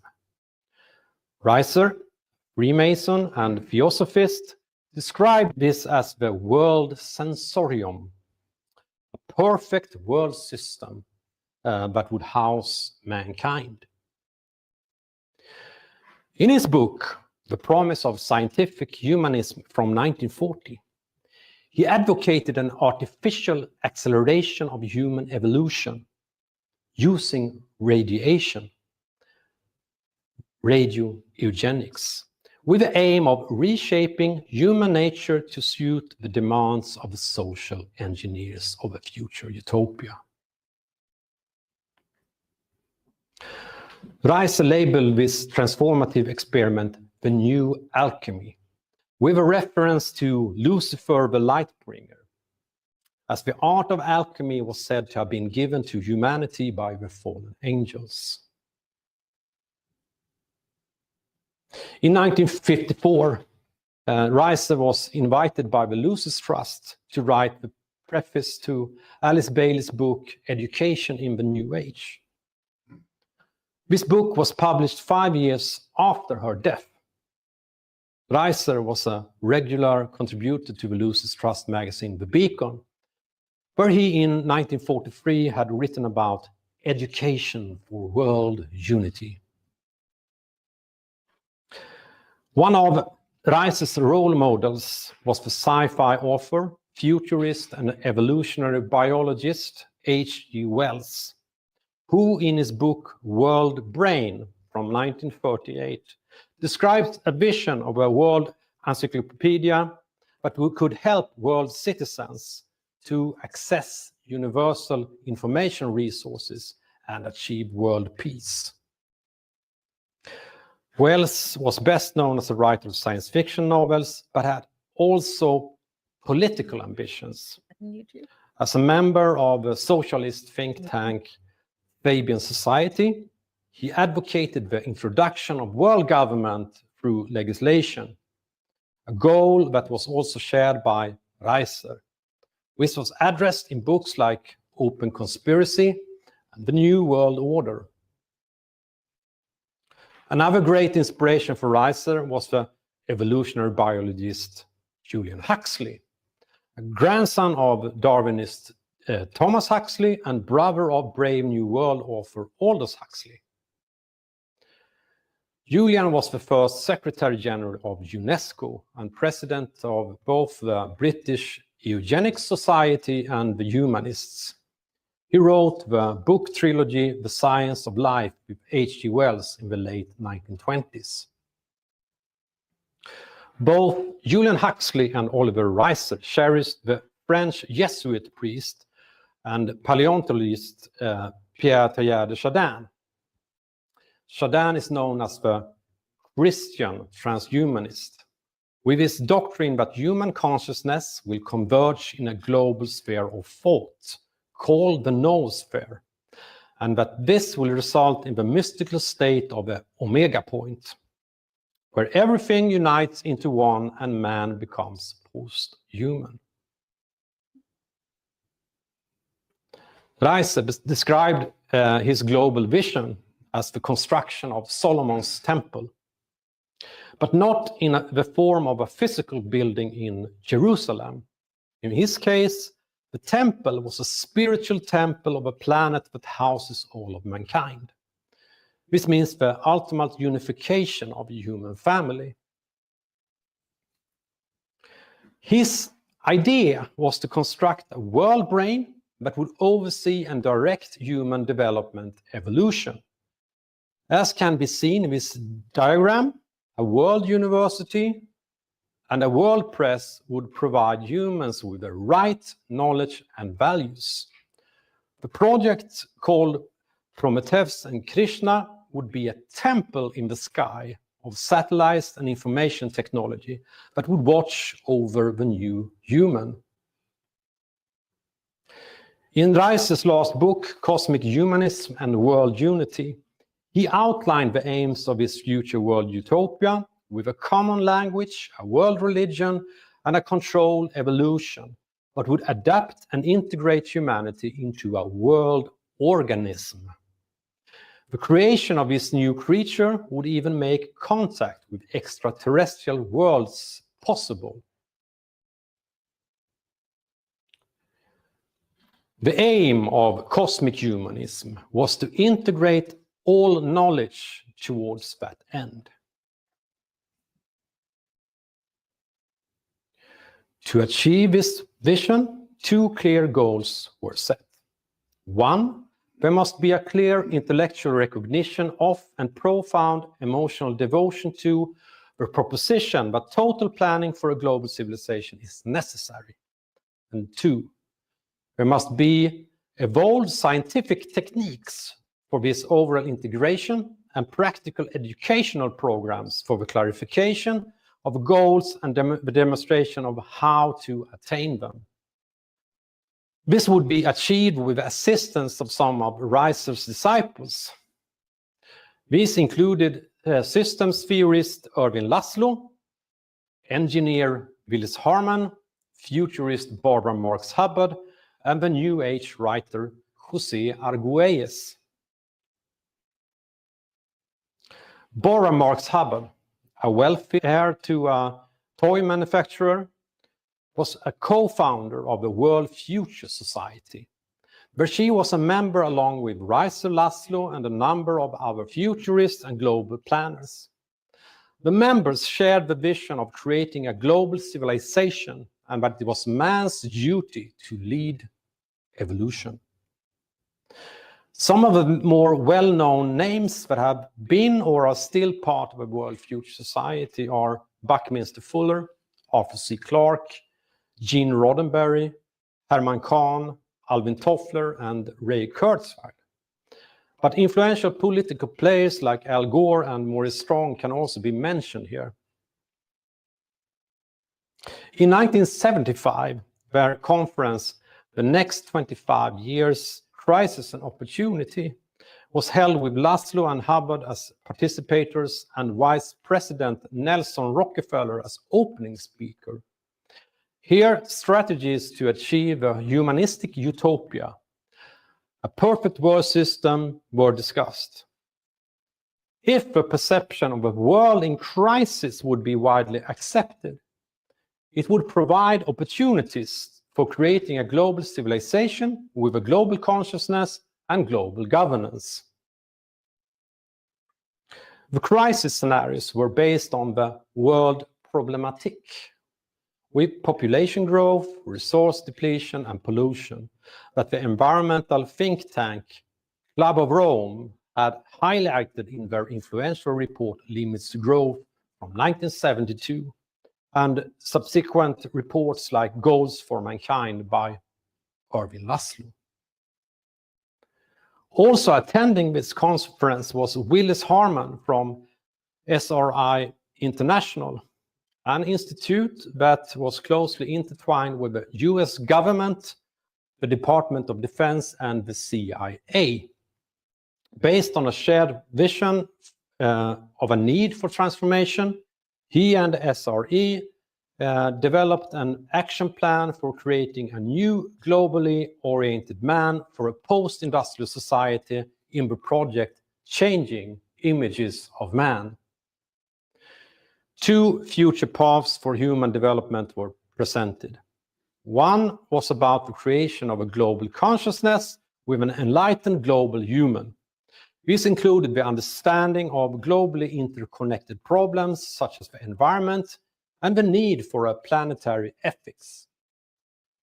The second was a dystopia with central planning and totalitarian methods of control over citizens, a consequence of continued industrialization with global corporations that exploit every corner of the earth without regulation, patenting, and modifying life itself. These two tracks would become opposite poles in the dialectical game of thesis, antithesis, and synthesis, almost like a white lodge, black lodge formula. In this, several members of a world future society would participate as key players on both sides. This would later lead to a synthesis around the establishment of global goals such as Agenda 21 and the Earth Charter. In Changing Image of Man, it was suggested that Masonic symbols were effective to use in the transformation in view of the fact that these were part of the symbolism surrounding the American Republic. Masonic principle had a fertile ground within the World Future Society as it reflected their ideals of world betterment. What was always in the background was the creation of a technocratic world system, the merger between the socialist and capitalist systems, as futurist Warren Wager said in 1980. The most likely scenario for the future involves the welding of the government and business communities of the major industrial powers into a single, more or less monolithic, more or less coordinated system of control that will manage the capitalist world economy in the 21st century. To this end, it was deemed necessary to create a new global religion, Gaia, a religion promoting human control of evolution and commitment to internationalist causes. This came with a new ethics. Previous atheistic systems had failed because they had omitted the spiritual dimension. According to Oliver Reiser, a number of religious figures could be used to create the unity that was sought. The religion would also be pantheistic. That is based on the idea that everything was animated by the Spirit of God. However, Reiser's version was basically a technological and soulless copy with a techno-god directing the destiny of man. Preparations were already underway. During the mid-1970s, the Lindisfarne Association began holding annual conferences with the aim of realizing a new global civilization built around the ideas of Teilhard de Chardin, with the Rockefeller Brothers Fund as one of the financiers. The themes discussed were planetary culture and the new image of humanity, and conscious evolution and the evolution of consciousness. Several of the participants, led by William Thomson, will later populate the New Age scene. One of the participants was David Spangler, an early student of Alice Bailey. His book, Revelation, The Birth of a New Age, is often seen as the starting point for the modern New Age movement. In the following years, a large number of books on similar themes were published, such as Marilyn Ferguson's The Aquarian Conspiracy and Shirley MacLaine's Out on a Limb. The New Age movement slowly gained a foothold in the 1980s. Ferguson and Spangler were both invited as speakers at the World Future Society's International Conference in 1980, an event where Barbara Marx Hubbard fused the New Age philosophies with space exploration, artificial intelligence, and the mind-expanding technologies of the future. Hubbard would soon become an influential New Age teacher in her own right. On December 31st, 1986, she organized the World Peace Meditation with the intention to shift collective consciousness towards unity, love, and co-creation. This in turn inspired New Age author José Argüelles to arrange the mass global peace meditation, Harmonic Convergence, in 1987. 144,000 souls were to surrender their destinies to the will of the planet in what can be labeled as a magical ritual. The term harmonic convergence had been borrowed from Alice Bailey, key inspiration for Arguelles. The harmonic convergence also began a 25-year countdown to the year 2012. Arguelles was greatly inspired by the end date of the Mayan calendar, and through his research pointed to December 21, 2012 as the shift when humanity would unite in a higher consciousness. This shift would also bring an end to all evil in the modern world. He described this in a number of books, of which The Mayan Factor from 1987 was the first. Ideas were closely linked to the emerging UFO religions, where Bailey's enlightened master had transformed into the Galactic Federation of Light, a group of benevolent extraterrestrials overseeing the development of Earth, with clear reference to Arthur C. Clarke's novel Childhood's End. The shift, called the Biosphere-Noosphere transition, had its origins in the teachings of Teyada Chardin, Vladimir Vernadsky, and Oliver Reiser. This was about the construction of the planetary information network being completed at this time. This opened up for humanity to be united in the mystical body of Christ, what Teyada Chardin labeled the Omega point. The ideas were indeed techno-spiritual. In 1993, Barbara Marx Hubbard published the book The Revelation, Our Crisis is a Birth, about how humanity would escape Armageddon and gain Christ powers through the application of technology. The book, which was financed by her beloved patron, Lawrence Rockefeller, a brother of Nelson and David, had been channeled through a voice calling itself the Christ. The voice had in early 1980 started to instruct Barbara on how to build the new order of the future. Mankind would merge with technology for the purpose of saving the world and creating a Christ consciousness. Our bodies would be rebuilt to conquer space. The Revelation, Our Crisis is a Birth, was published the same year that systems theorist Irving Laszlo founded the Club of Budapest, a sister club to the Club of Rome, with Barbara, José Arguelles, and Willis Harman as members.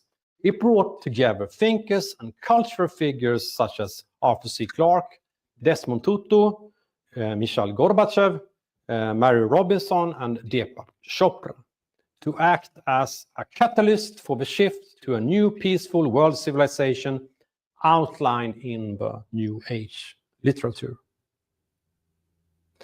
In 2001, Laszlo published the book Macro Shift, which presented a plan for the coming transformation.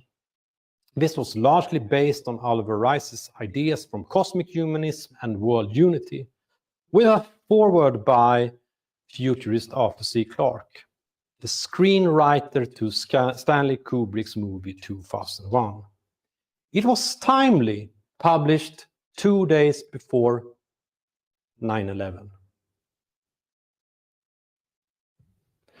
A shocking event that would trigger the start of a great transition to a planetary culture.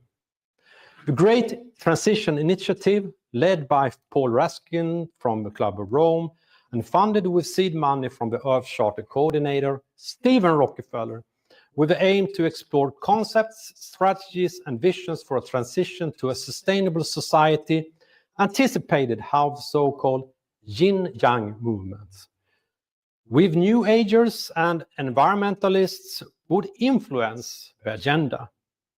This was clearly inspired by the ideas developed in the 1970s by Stanford Research Institute.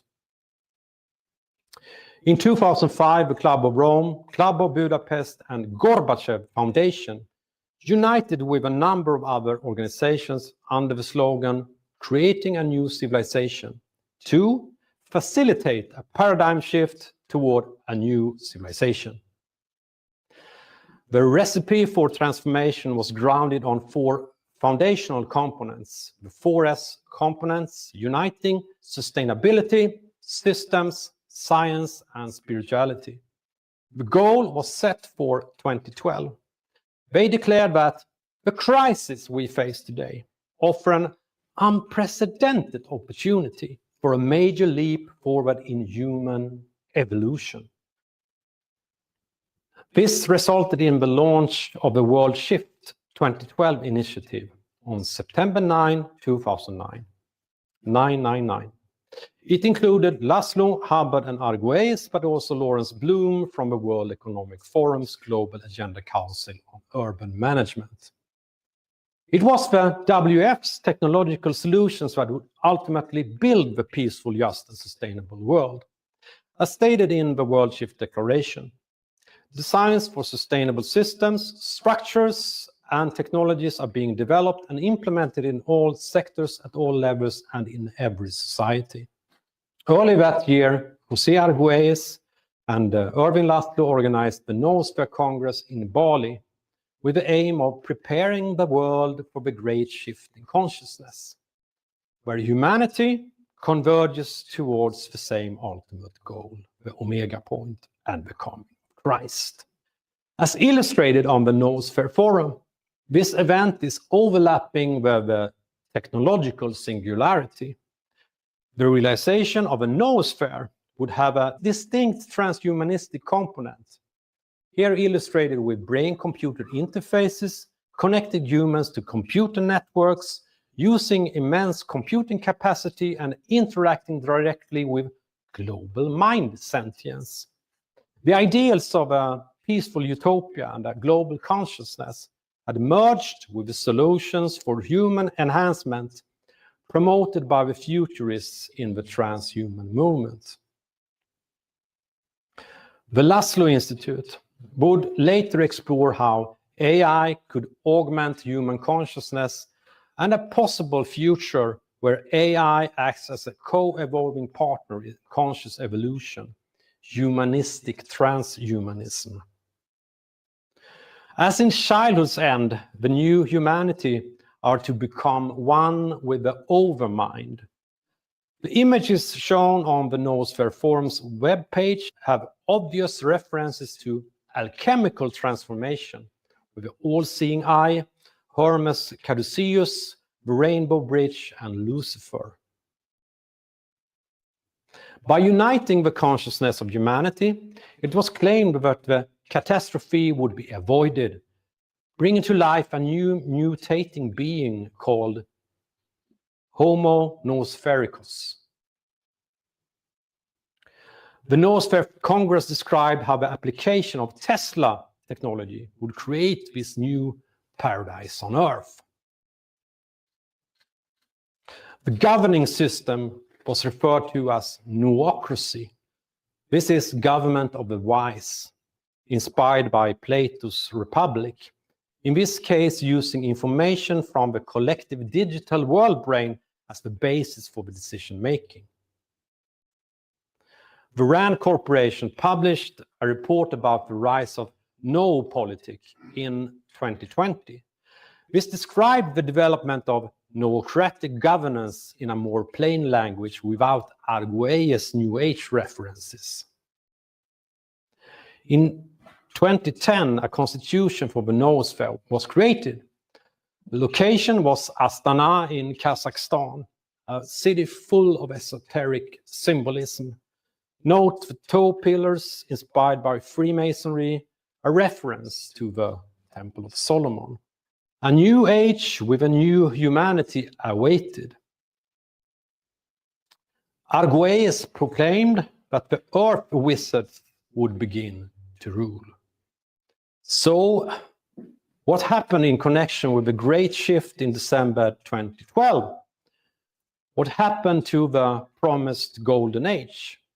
José passed away in 2011 and did not get to experience the finale, then humanity would become part of a cosmic civilization.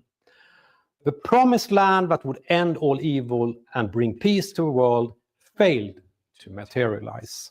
Instead, we had the smartphone revolution, with humanity ascending to the digital realm. On 12th December 2015, at the last day of the climate change conference in Paris, World Economic Forum's fourth industrial revolution was declared by Klaus Schwab. His article was published in Foreign Affairs, the main publication of the Round Front Group Council of Foreign Relations. The technologies of the fourth industrial revolution were the tools that would enable the reconstruction of the planet and humanity to suit the demands of the social engineers, the modern-day alchemists. In June 2019, the WEF signed a formal partnership with the United Nations. A powerful alliance was forged with the goal of implementing the 2030 agenda with technological efficiency. This constituted the synthesis between World Future Society's two paths into the new order of the future. The Japanese presidency of the G20 gave it the name Society 5.0. With the COVID-19 pandemic as a trigger, a very common plan to upgrade the international system was set in motion. Irving Laszlo called the pandemic a blessing in disguise, a chance to create a better world. However, as the United Nations and WF used their agendas, parts of the New Age movement turned to a new savior, who promised to defeat the evil cabal and provide them with free energy, advanced alien technologies, a new quantum financial system, and 1,000 years of peace. But behind the facade hides essentially the same system of digital control, aiming for the stars, supported by the same corporate oligarchy. In September 2021, the United Nations published our common agenda with 12 future commitments aimed at realizing an upgraded multilateral system. This led up to the Summit of the Future and the outcome document Pact for the Future in September 2024. Basically a blueprint for a digital panopticon built with the technologies of the fourth industrial revolution to achieve United Nations sustainability agenda,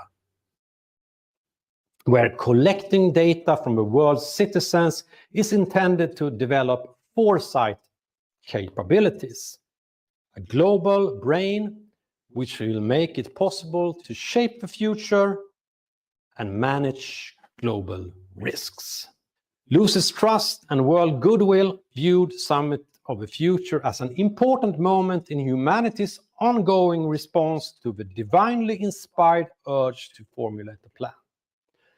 The pact was said to pave the way for a brighter future for all humanity, safe, sustainable, peaceful, inclusive, just, equal, orderly, and resilient. As I have documented in my writings, Summit of the Future and Pact for the Future were largely planned and coordinated by the Stimson Center, a think tank closely affiliated with the aims and strategies of the aforementioned Roundtable Network. And doesn't the triangles, stars, and the rising sun on the report governing our climate future reminds us something? This year, the focused energy from the many meditators around the world were directed to the WF's annual meeting with the motto, Collaboration for the Intelligent Age. Loses Trust views WF as a nucleus of goodwill, ready to be fanned into a flame. It is noteworthy that the description of World Economic Forum has a remarkable similarity with Loses Trust definition of the masters of wisdom.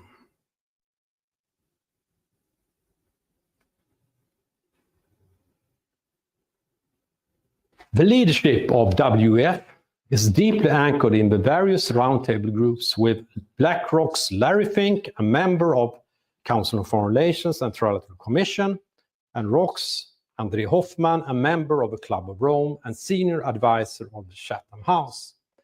WF CEO Börje Brende is a member of the Bilderberg Steering Committee.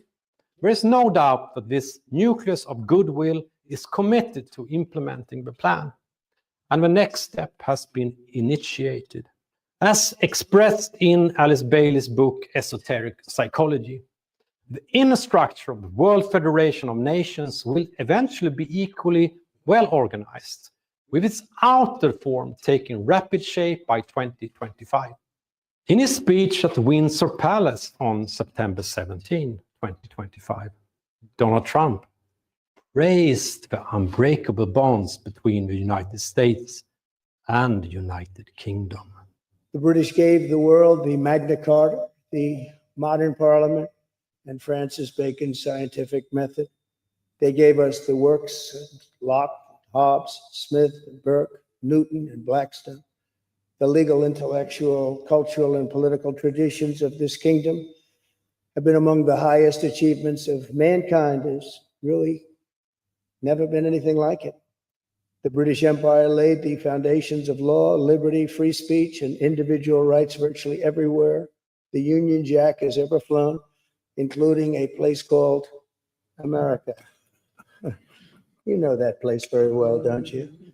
We're joined by history and fate, and by love and language, and by transcendent ties of culture, tradition, ancestry, and destiny. We're like two notes in one chord, or two verses of the same poem, each beautiful on its own, but really meant to be played together. The bond of kinship and identity between America and the United Kingdom is priceless and eternal. It's irreplaceable and unbreakable. And our two nations have an exceptional legacy of shared discovery. Together, we laid the foundations of nuclear science, mapped the human genome, and built the internet, upon which all contemporary commerce, communication, and defense is based. Together, our scientists and engineers are shaping the world of tomorrow, not least with new partnership agreements on technology and the prosperity that stands to bring. Our countries have the closest defense, security, and intelligence relationship ever known. The following day, at the signing of the Tech's prosperity deal, Trump declared that AI is about to take over the world. A white paper was published in May this year by WF's Global Government Technology Center, discussing the future of governance. The paper describes the development of an automated digital system that will run with minimal human intervention. This system will have the ability to respond before any human has time to react, and working alongside autonomous physical systems such as drones and robots to solve any upcoming crisis. This is consistent with a singleton hypothesis by futurist philosopher Nick Bostrom, where a single decision-making agency will be able to prevent any threats to its own existence and supremacy by using surveillance, mind control, and other security technologies. Ultimately, this will give rise to the digital world brain, an automated digital control system that will ensure a just, inclusive, and resilient future that works for all. A perfect world system, an agentic state with the ability to perfect humanity and the world. It really looks like the Black Lodge has outsmarted the White Lodge. Or maybe they've been part of the same team all along.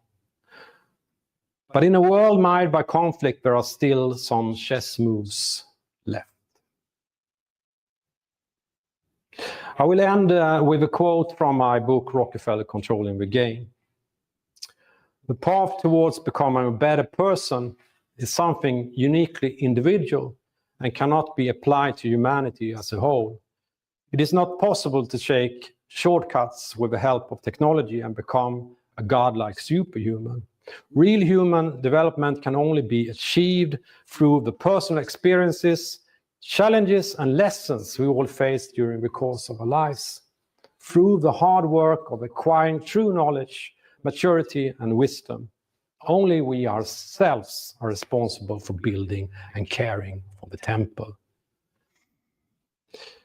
You can find more information about the spiritual, techno-spiritual agenda in my books, available at Amazon and at Faros Media. My latest articles can be found on Substack. Support my work by becoming a paid subscriber. Thank you.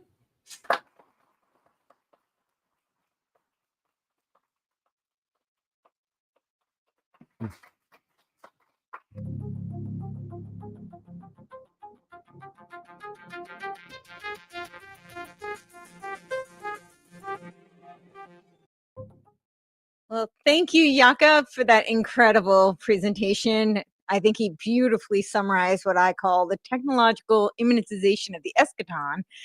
This is really just a Gnostic inversion, the techno-spiritual agenda as he laid out. And we're going to play a short video from Google. It is called The Selfish Ledger. And this is essentially where they collect your data in order to socially engineer the masses towards the ethics that they deem appropriate. And we think that this is a really good add-on. I believe it was leaked in 2018. It was a 2016 video from Google. But I'm going to read you a very short quote that I could read you hundreds, but I will. I'll spare you all those details from Barbara Marx Hubbard, who often talked about how, we had to evolve from Homo sapiens to Homo universalis so that we could become this super organism of humanity, right? We could co-create, co-evolve. And she said that the selfish would not evolve. And so here is one of her quotes. I'm actually going to string two quotes together, and they are from her revelation that he had mentioned. We have a quote up on the screen also about how she believed that a fourth of humanity would have to be cold, that we are the pale horse. We are the ones who have to decide, right? Because we co-create. This is the Gnostic inversion that we are going to become gods and we decide who spiritually evolves so that we can co-create the superorganism of humanity.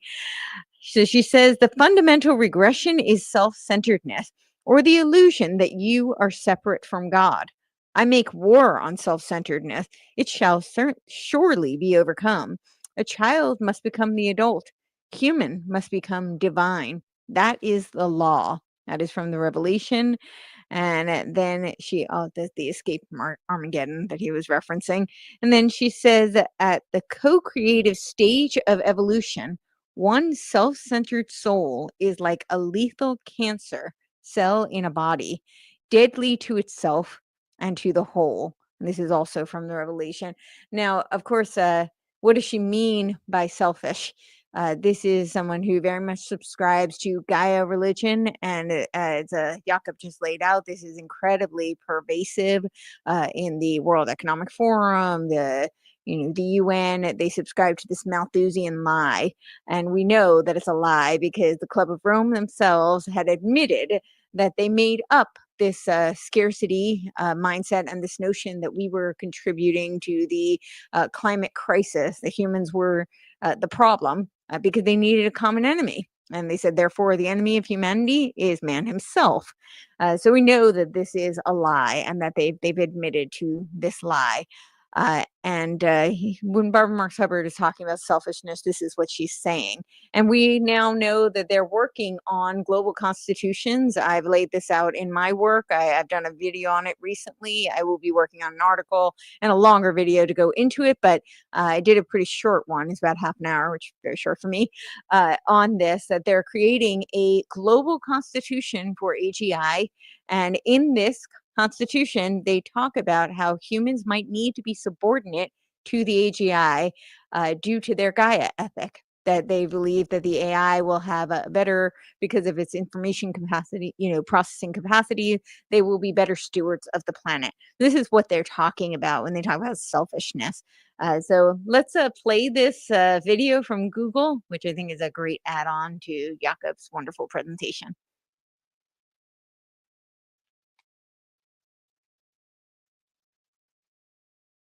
This man is Jean-Baptiste Pierre-Antoine de Monnet, Chevalier de Lamarck.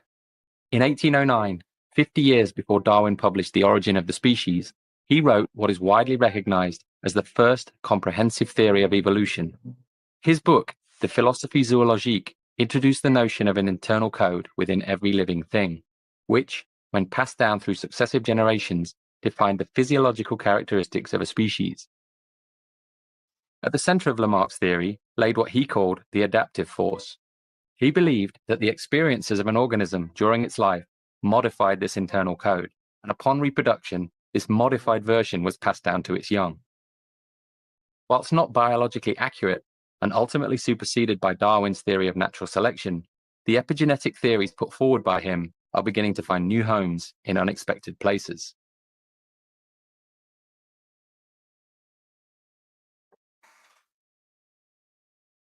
When we use contemporary technology, a trail of information is created in the form of data.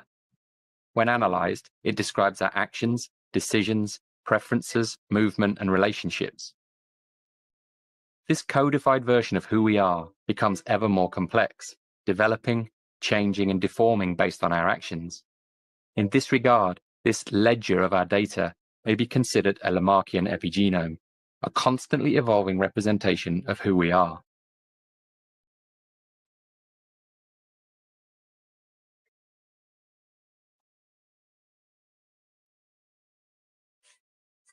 This is Bill Hamilton, one of the most significant evolutionary theorists of the 20th century. His work studying the social structures of ants, bees, and wasps had a profound effect on our understanding of the role of genes in social behaviors such as altruism. He believed, and went on to prove, that the driving force behind evolution was not the individual, but the gene. He stated that the ultimate criterion which determines whether a gene will spread is not whether the behavior is to the benefit of the behavior, but whether it is to the benefit of the gene. In the mid-1970s, the British evolutionary biologist Richard Dawkins built on the work of Hamilton and others to popularize the concept of the selfish gene. In his book of the same name, he introduced the notion of a gene which, whilst devoid of any motives or will, could be metaphorically and pedagogically described as if it were. In this model, the individual organism is a transient carrier, a survival machine for the gene. User-centered design principles have dominated the world of computing for many decades, but what if we looked at things a little differently? What if the ledger could be given a volition or purpose, rather than simply acting as an historical reference? What if we focused on creating a richer ledger by introducing more sources of information? What if we thought of ourselves not as the owners of this information, but as custodians, transient carriers, or caretakers?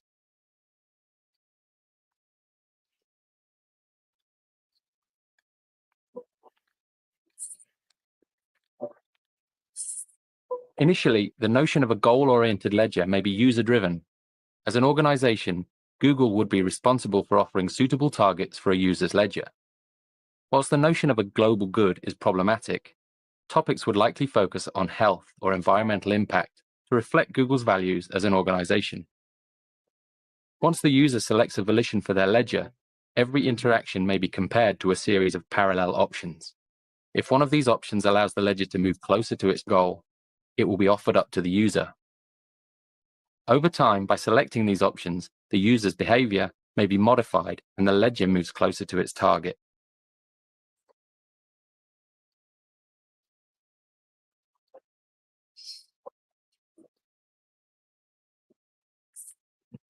As this line of thinking accelerates and the notion of a goal-driven ledger becomes more palatable, suggestions may be converted not by the user, but by the ledger itself.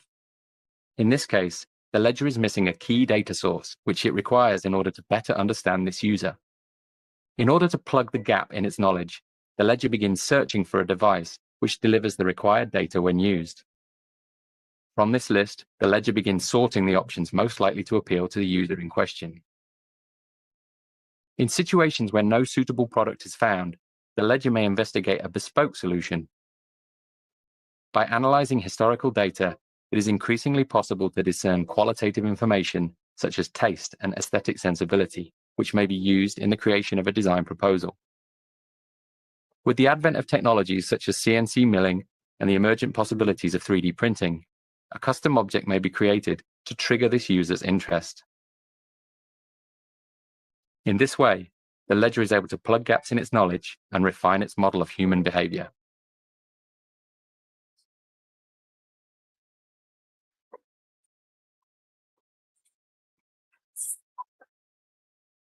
User data has the capability to survive beyond the limits of our biological selves, in much the same way as genetic code is released and propagated in nature. By considering this data through a Lamarckian lens, the codified experiences within the ledger become an accumulation of behavioral knowledge throughout the life of an individual. By thinking of user data as multi-generational, it becomes possible for emerging users to benefit from the preceding generation's behaviors and decisions. As new users enter an ecosystem, they begin to create their own trail of data. By comparing this emergent ledger with the mass of historical user data, it becomes possible to make increasingly accurate predictions about decisions and future behaviors. As cycles of collection and comparison extend, it may be possible to develop a species-level understanding of complex issues such as depression, health, and poverty. Our ability to interpret user data, combined with the exponential growth in sensor-enabled objects, will result in an increasingly detailed account of who we are as people. As these streams of information are brought together, the effect is multiplied. New patterns become apparent and new predictions become possible.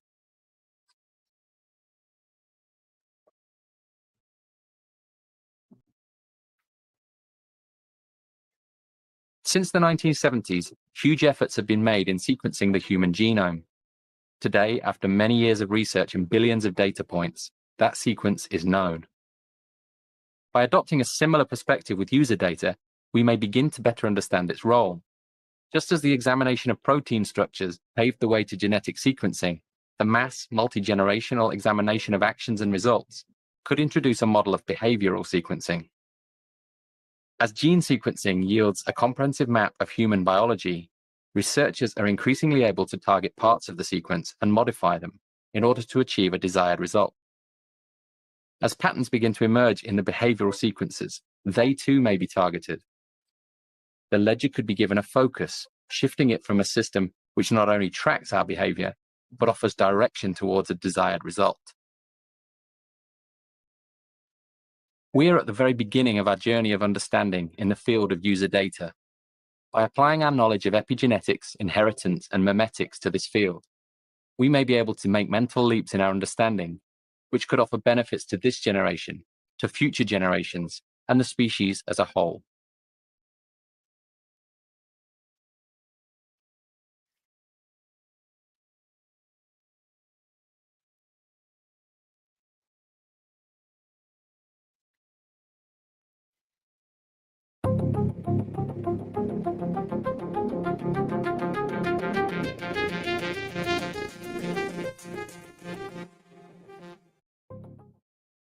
Well, there you have it. So they're essentially going to use code to socially engineer you and steer your ethics to what they deem appropriate.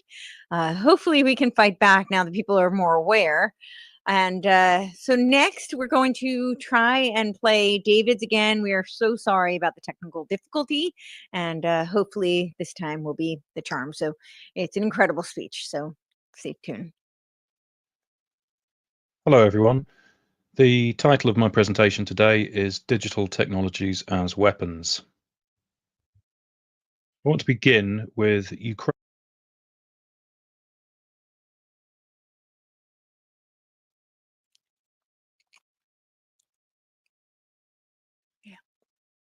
Recommendations accordingly.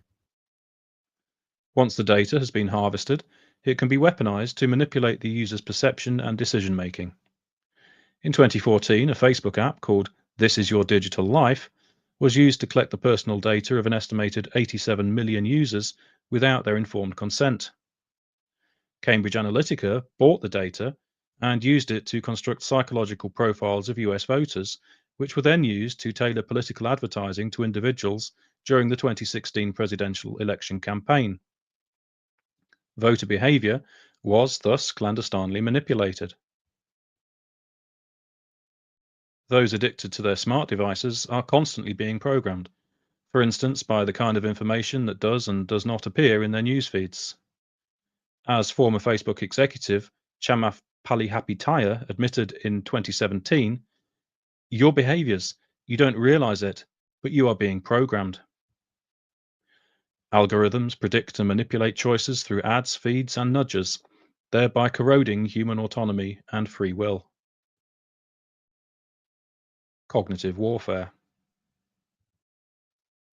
According to NATO's François du Cluzel, the revolution in information technology has enabled cognitive manipulations of a new kind, on an unprecedented and highly elaborate scale. All this happens at much lower cost than in the past, when it was necessary to create effects and impact through non-virtual actions in the physical realm. This implies that psyops involving effects in the physical world, such as 9/11, are no longer necessary. Rather, addictive smart technologies mean that society-wide cognitive manipulation is now possible through virtual means alone. This is far more cost-effective and less risky in terms of narrative management. For example, in principle, an entire global pandemic could be faked using virtual means alone. As the NATO reference indicates, we are dealing here not just with the profit motive, but with warfare. More specifically, we are dealing with NATO's cognitive warfare doctrine announced in 2020. According to NATO, because cognitive warfare is designed to modify perceptions of reality, whole of society manipulation has become a new norm, with human cognition shaping to be a critical realm of warfare. This is an effective admission that NATO is now routinely manipulating the cognition of entire societies. Disruptive ICT has made it possible to identify millions of individuals, profile them psychologically, and target their cognition. A simple example is Netflix recommending to individual users what they should watch. The algorithm learns about the user from his or her viewing habits. But when news feeds, comment sections, content recommendations, etc., are all algorithmically manipulated, an individual's sense of reality can be massively distorted. Done at scale, this enables whole of society manipulation, one person at a time. Cognitive warfare is not just about influencing what we think, but how we think. For example, TikTok's short videos work to reduce the attention span of users, as well as their ability to absorb long-form content and their ability to make big-picture connections. The outsourcing of thinking and memory to GPS, autocorrect, calendar alerts, calculators, etc., creates a long-term process of disabling connections in your brain. One result is that ever fewer people seem able to read a real book cover to cover. Meanwhile, more and more people are outsourcing their thinking to AI, for instance by not bothering to read past the AI summary at the top of online search results. The impact of this outsourcing of thinking to AI is that critical thinking is being strangled. For example, a large and increasing number of students since 2023 have taken to submitting AI-generated assignments. The problem is sector-wide and on such a scale that no adequate solutions appear to have been found. On the contrary, universities are actively embedding AI into the curriculum, seemingly without consideration for the impact this will have on critical thinking. As I discovered from marking AI-generated essays, the AI makes things up, including perfectly formatted references to non-existent sources. This means that people are outsourcing their thinking to technology that routinely lies. Any genuine critical thinker would ask why we should trust AI in the first place. AI and the economy. AI threatens the livelihoods of large swathes of the population. For example, according to the Agentic State White Paper, systems of agents, what we refer to as agentic AI, are predicted to take over tasks that previously required significant human oversight and judgment, such as software engineering, IT operations, human resources, finance, customer service, marketing, operations, and supply chain management. According to Yuval Harari, the ranks of unemployed will form a new useless class that will be politically and economically irrelevant and, quote, separated by an ever-growing gap from the ever more powerful elite, end quote.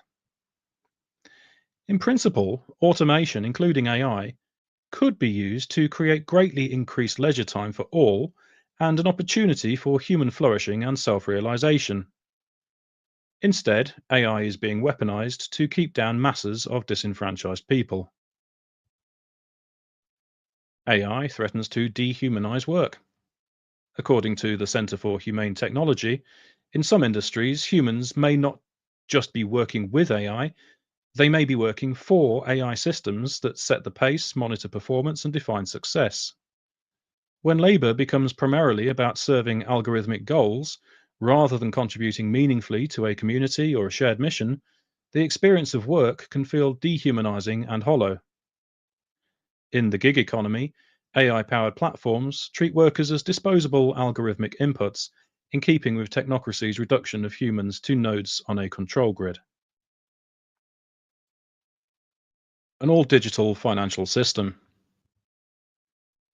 The technocratic goal is to replace the debt-based fiat currency system with an asset-based system in which all financial transactions are recorded on a universal ledger.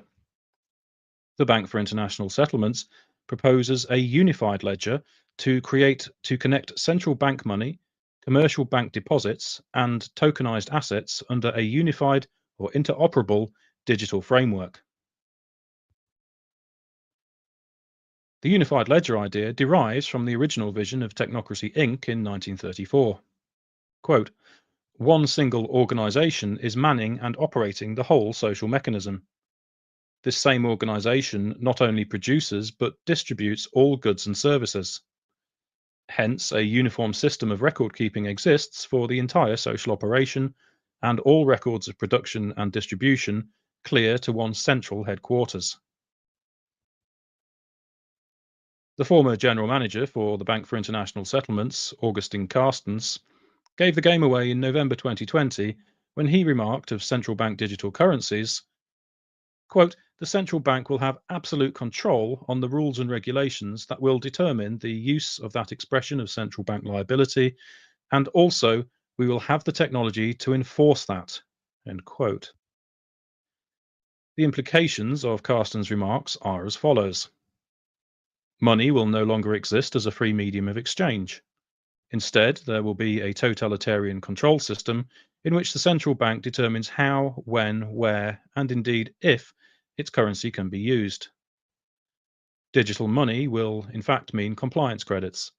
The ability to transact will be dependent on good behavior. Bad behavior will result in money being turned off or assets being frozen. The principle of no taxation without representation, which is fundamental to democracy, goes out the window. The state can simply take your money. There are no checks and balances. Since the Omniwar began in March 2020, 2/3 of the world's countries have made moves towards implementing CBDC. This makes sense, given that a unified ledger must be global if global technocracy is to work.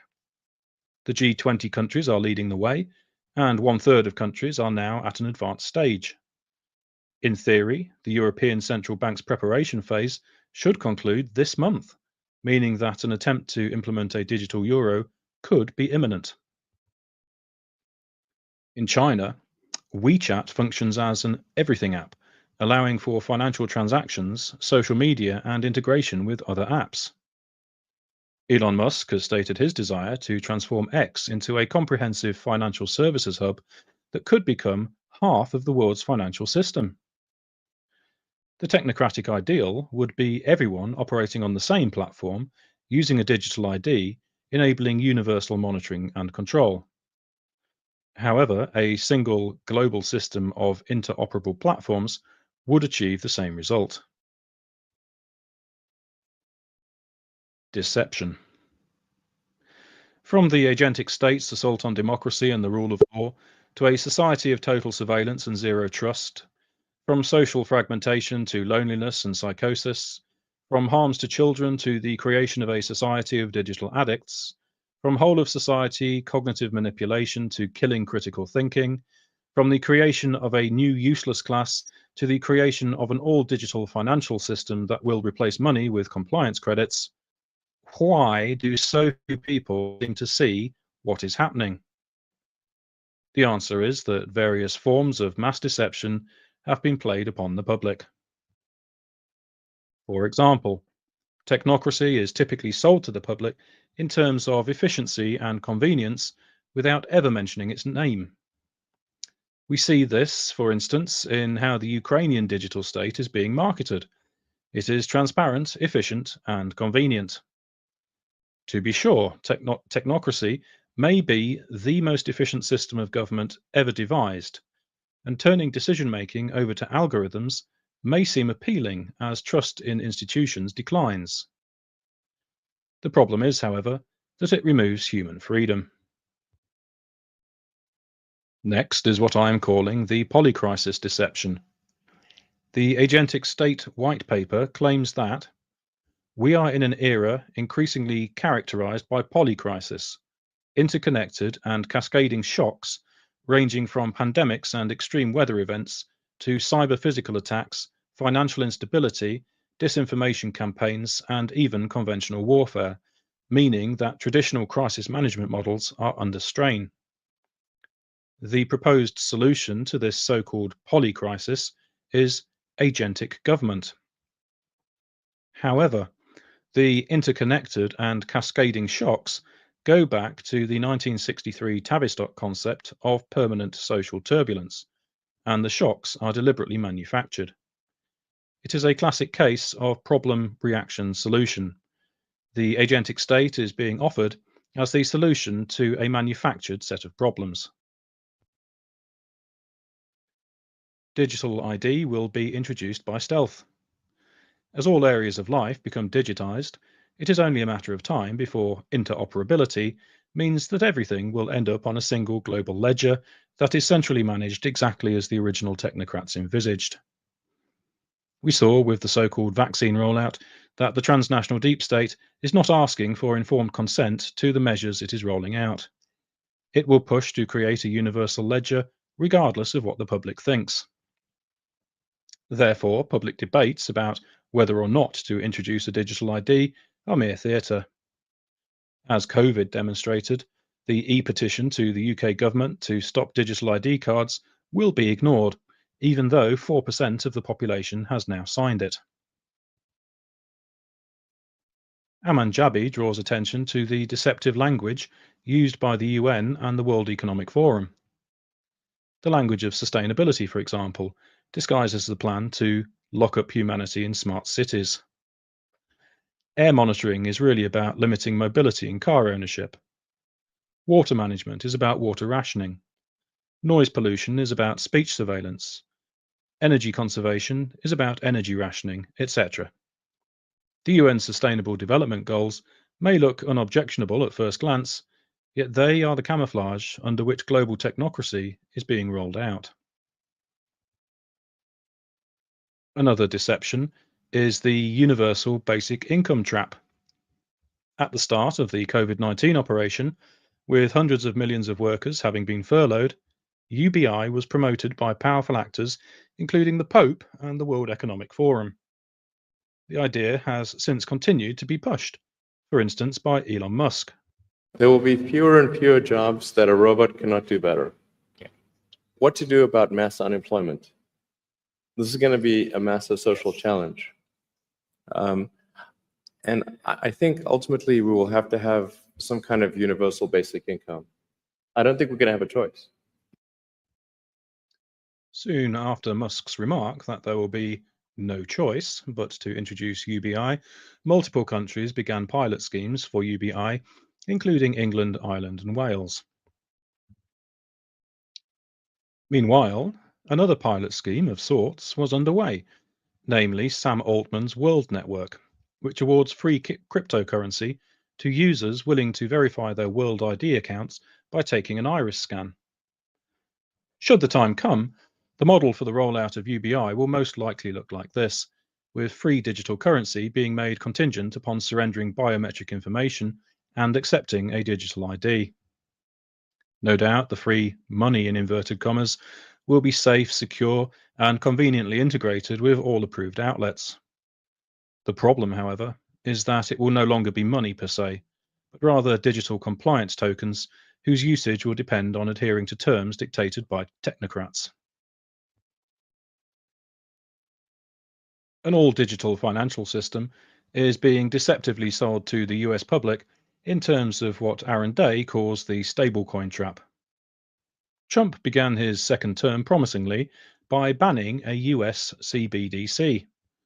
However, his administration is responsible for the Stable Act and the Genius Act, which will mean that regulated stablecoins have all the same restrictions as CBDC, including lack of financial anonymity, the tokenization of all assets under regulatory control, making them programmable, and the use of financial means to control behavior. Another deceptive means of selling technocracy is to claim that it is for the people, viz. The idea of techno-populism promoted by the Trump administration. According to AI.gov, under President Trump, our nation will win the race to achieve global dominance in artificial intelligence, ushering in a new golden age of innovation, human flourishing, and technological achievement for the American people. In reality, the new technologies are not being rolled out for the people. Rather, they will be used by the ruling class to exert direct control over the population. An age-old technique for selling nefarious activities to the public is to claim that they are necessary to defend against official enemies. This has been true in terms of legitimizing MKUltra, gain-of-function research, contemporary censorship, and, wait for it, the digital state. In each case, the aim is to convince the public that the relevant measures are in the interests of national security, when in fact they serve the interests of the deep state.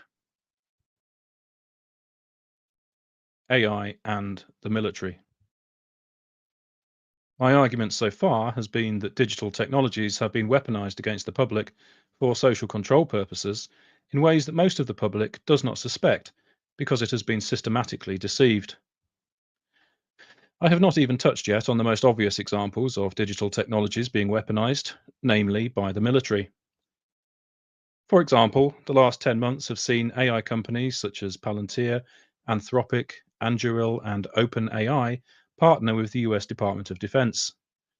In the case of OpenAI, this entailed the company reneging on its earlier promise not to allow its products to be used for military purposes. Similar is true of other countries. The UK Ministry of Defence, for instance, recently signed a new partnership with Palantir to improve its so-called kill chain capabilities as part of its digital targeting web. This was part of a £31 billion tech prosperity deal between the UK government and US tech giants, which will supposedly make the UK an AI superpower. Arguably, the most disturbing application of digitally powered weaponry has been Israel's usage of it against the Palestinians. Google, Amazon Web Services, Palantir, and Clearview AI have all partnered with Israel to supply its military with cloud computing infrastructure, facial recognition technologies, and AI-driven weapon systems, drawing large protests. Harari, who seemingly has no filter, gives the game away as usual when he states, "In Israel, we have this big surveillance lab called the Occupied Territories, where you have 2.5 million guinea pigs to figure out how to completely monitor and control a population with very few soldiers." Anthony Levenstein refers to Palestine as a laboratory for developing technology of occupation for export around the world. The message is clear enough. The Israeli model of total surveillance and control over Palestine will be rolled out everywhere if the global technocratic coup is not put down. And let us not forget the threat of bio-digital technologies, which Dan Broudy, Lissa Johnson and I have discussed at length elsewhere. This is not the place to recap it all, but should it prove possible to connect human bodies to the technocratic control grid, say by realizing the internet of bio-nano things, or through syringe injectable brain-computer interfaces, or by using DNA as a form of blockchain encryption, then the digital control network will reach inside human bodies, and escape will be physically impossible. How then might we expect the AI-powered agentic state to treat us if we are entirely at its mercy? Hopefully, if we are well behaved, then the agentic state will function as a so-called benign dictatorship, like Singapore, and we can expect a life of efficiency, order, and convenience. But remember that AI's goal in the agentic state is to guarantee resilience and system stability. What might it do in order to achieve that goal? Well, here's how it behaves in a business context. New research from Anthropic has found that AIs will do disturbing things to gain power. The AIs were given harmless business goals and allowed to send emails to see if they would act against their owners. And all of the top AIs resorted to malicious behavior, including blackmail and leaking sensitive information. In some cases, which we'll get to, AIs deliberately ended human lives to save themselves. And of course, they tried to cover up their actions. So if that is how AI behaves in order to achieve harmless business tasks, how will it behave when entrusted with state security? In a global technocracy, will belief in democracy be equated with sedition and be punishable by death? Lest that sound extreme, consider the long history of the information liquidation model, from IBM's role in facilitating the Holocaust, to the mass murder of communists in Indonesia and Vietnam, to the drone assassination of alleged terrorists in the so-called War on Terror. The model of using information to systematize extermination is very well established. One possible objection is that AI would be programmed not to kill. However, when reviewing the pronouncements of Palantir CEO Alex Karp, there is no reason to think that way. In fact, Karp seems obsessed with killing, proud of it even, when it is a supposedly necessary consequence of the AI revolution. As I have argued elsewhere, the whole of society now threatens to be turned into a biodigital concentration camp in which the modern rights of citizenship no longer apply. Instead, what the Italian philosopher Giorgio Agamben calls biopower will prevail, with control being exercised directly over human bodies without the protection of law, democracy, or intervening authorities. We saw this in Nazi concentration camps, we see it in Palestine, and if the agentic state is allowed to manifest, we will see it everywhere. Does this mean that the agentic state will seek to commit genocide or reduce the population? Not necessarily. The war aim is technocratic control. There may be a twisted sense in which it is deemed ethical to keep the human body alive while eliminating the possibility of resistance. For example, the neo-reactionary thinker Curtis Yarvin, whose GovCorp concept is closely aligned with GovTech, proposed what he called a humane alternative to genocide that would achieve the same results as mass murder, but without any of the moral stigma. Writing under the pen name of Mencius Moldbug, he proposed that the ideal solution was to virtualize undesirables, keeping them waxed like a bee larva in solitary confinement, fully immersed in virtual reality. Harari has similarly proposed keeping the so-called useless class entertained with drugs and computer games. Troublingly, AI psychosis seems like a stepping stone towards this outcome, as more and more people become immersed in a fake reality. Conclusion. The digital prison walls are fast closing in. As Jabi observes, we are faced with, quote, a digital prison from which there will be no escape after all the switches are turned on, end quote. Once trapped, we will be at the mercy of the agentic state and the technocrats who control it. As Jacob Nordangard rightly notes, The agentic state is an instrument for even tighter control of all activities on Earth, and a dream come true for every aspiring dictator who wants to play God. The real risk, therefore, is not that AI and autonomous systems will prove fundamentally destabilizing, but they are designed to make the agentic state more resilient by increasing system stability.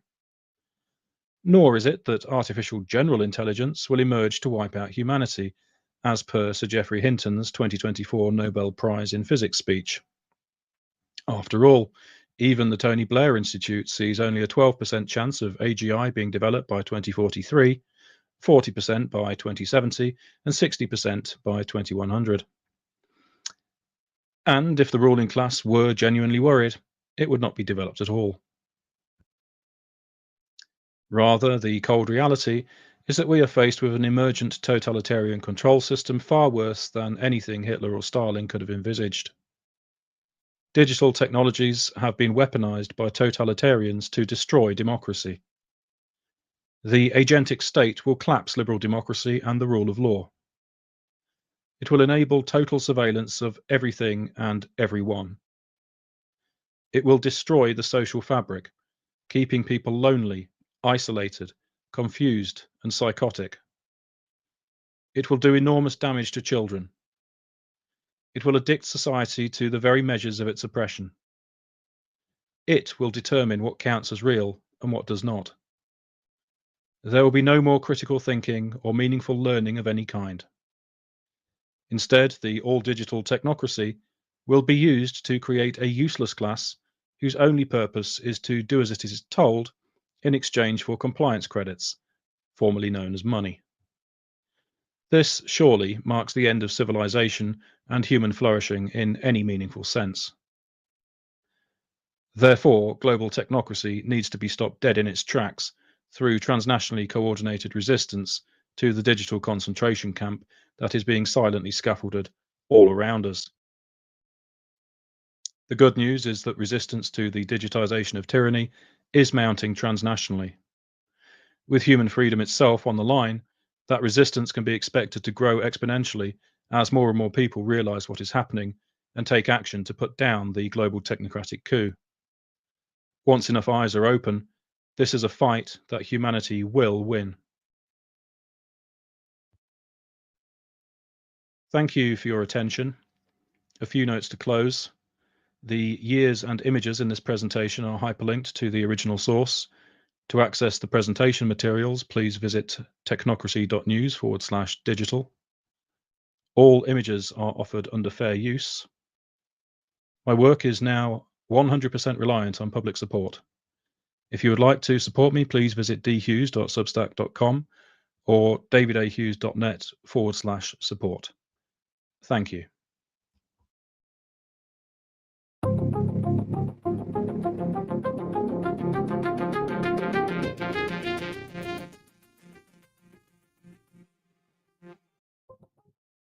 Well, thank you all so much for the patience. I personally think that was well worth the wait. And but again, sorry for the technical difficulties. What an incredible presentation. That is just such incredibly important information for us to all have. So I highly encourage you to share this with people. Even if you don't think they're necessarily interested in this sort of thing, I think I'm a little biased, but I think everybody needs to know. So please spread this far and wide. And again, just a little housekeeping note that if you have questions, we will be doing Q&A. Just put Q colon in the chat so that we know that it's a question. It'll make it easier to search because people are very busy chatting right now. So we have a lot to scroll through, but that'll help. We can search quickly that way. So again, it's Q colon. And so in that, at the beginning, he had talked about how Ukraine was the model, right? And if you go and look, even Chatham House is talking about how we have to build Ukraine back better. But if you go and look at the AI World Society, it's in a partnership with the Boston Global Forum, and they're building out the vision for the centennial of the UN, which is, of course, 2045, where we will have an artificial intelligence world society. And they say that they do all these symposiums on rebuilding Ukraine. They're saying that we're going to have to, because it's been torn down, we have to build it back better, right? So we have to send lots of money and support to Ukraine because it's going to be the central node in this global artificial world society. It'll be the central hub. So that is unfortunately, it looks like Trump is helping to build the TechNate. I don't know which is going to be first, but it looks like he is racing, I know, the AI competition. So we do seem to have a AI race, and I'm hoping neither succeed personally, so that we can preserve the free will of humanity. But that's what we've got going on here. So thank you for your patience again. Incredible presentation. Next up, we've got Daniel Broudy, Dr. Daniel Broudy, and his background is in linguistics. And this is going to be an incredible presentation as well. So yeah, without further ado, let's watch Dr. Daniel Broudy. Greetings from southern Japan. The title of my talk is Born Again, the Convergence of Man and Machine in the Spirit of AI God. It's hard to imagine anyone of sound mind applauding trickery if they weren't already paying for a ticket and expecting to be tricked by the magic of entertainment. Trickery and deception, however, are central to a certain kind of warfare, and warfare typifies the present age, where we all struggle to recognize the weapons deployed against us, peeling away our agency, autonomy, and sovereignty as creatures of God. Today, trickery and deception conceal from public view the clandestine technologies silently assailing us and insinuating themselves into societies, bodies, brains, and bloodstreams. These covert operations and deception are also pivotal to the feeding and maintenance of the monstrous global systems we refer to collectively as mainstream culture, with all of its attendant miseries, deprivations, the backbreaking labor for shrinking wages, the inexorable march of more taxation, backed by empty platitudes promising progress, the false urgencies and utterly vapid appeals to social justice, equity, inclusion, and other kinds of carefully curated appeals to save the planet, they claim, from certain ruin. So vexed was Harry Frankfurt by this gruesome apparatus of deception, he developed a book-length definition describing it. Quote, "One of the most salient features of a culture," he notes, "is that there is so much BS. Everyone knows this. Each of us contributes his share," unquote. Those who produce BS, Frankfurt notes, quote, "ignore the demands of truth altogether. They do not reject the authority of the truth, as liars do, and oppose themselves to it. They pay no attention to the truth at all. And by virtue of this behavior, BS is the greater enemy of the truth than lies are. From cradle to grave, we are conditioned by all the false idols presented to us, nudging us to hand over our brief time on earth in exchange for our talents and some tokens of currency, whose value holds ever diminishing returns. Cattle, those beasts of burden, mentioned explicitly in the book of Genesis, are, after thousands of years of peaceful coexistence with man, now marked as a key enemy, just like man himself, who must be better managed, surveilled, modified, and controlled. "We've got to change cows," Bill Gates intones bizarrely, which is, in a way, tantamount to changing humans. They claim we will, like the cattle of the field, own nothing and be happy. which begs a number of questions. Are we now seeing clear signs of impending serfdom? Will we be put out to pasture by the new technologies being formed against us in this new global market?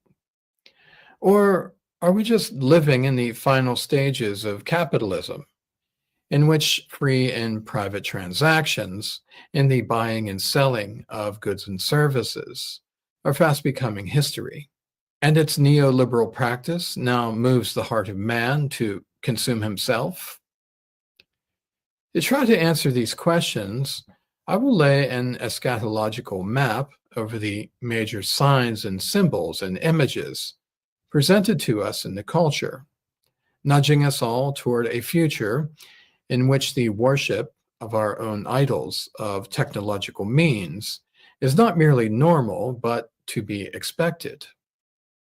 Concepts of annihilation. Over the past number of decades, the major regimes of technocracy, subverting democratic processes around the world, and most obviously since the staging of coronavirus theater, have worked hard to condition the masses to prepare for a new normal, billed as inevitable, natural, and unstoppable. This force for change, of course, as we've plainly seen, is a farce, driven by global campaigns of carefully controlled financial and societal demolition. Sabotage all the key centers of energy and food production and distribution to engineer the universal conditions of a precarious existence, where common citizens are set against one another to fight over dwindling resources, and most people will surrender to the demands of technocracy. The ideology openly markets transhumanism, now framed for the masses as an unavoidable, socially just, and mildly innocuous move through this so-called Fourth Industrial Revolution, a technological invasion, quote, that blurs the lines between the physical, digital, and biological spheres, unquote. It pretends that the flesh, the material world beyond the human body, and the digital realm have already converged.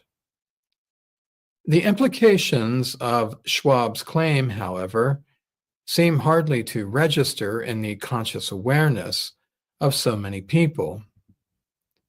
Instead, what most people seem to hear is that the technocracy alone is best positioned to save their wretched state of existence from the obsolescence that the technocrats have planned for them.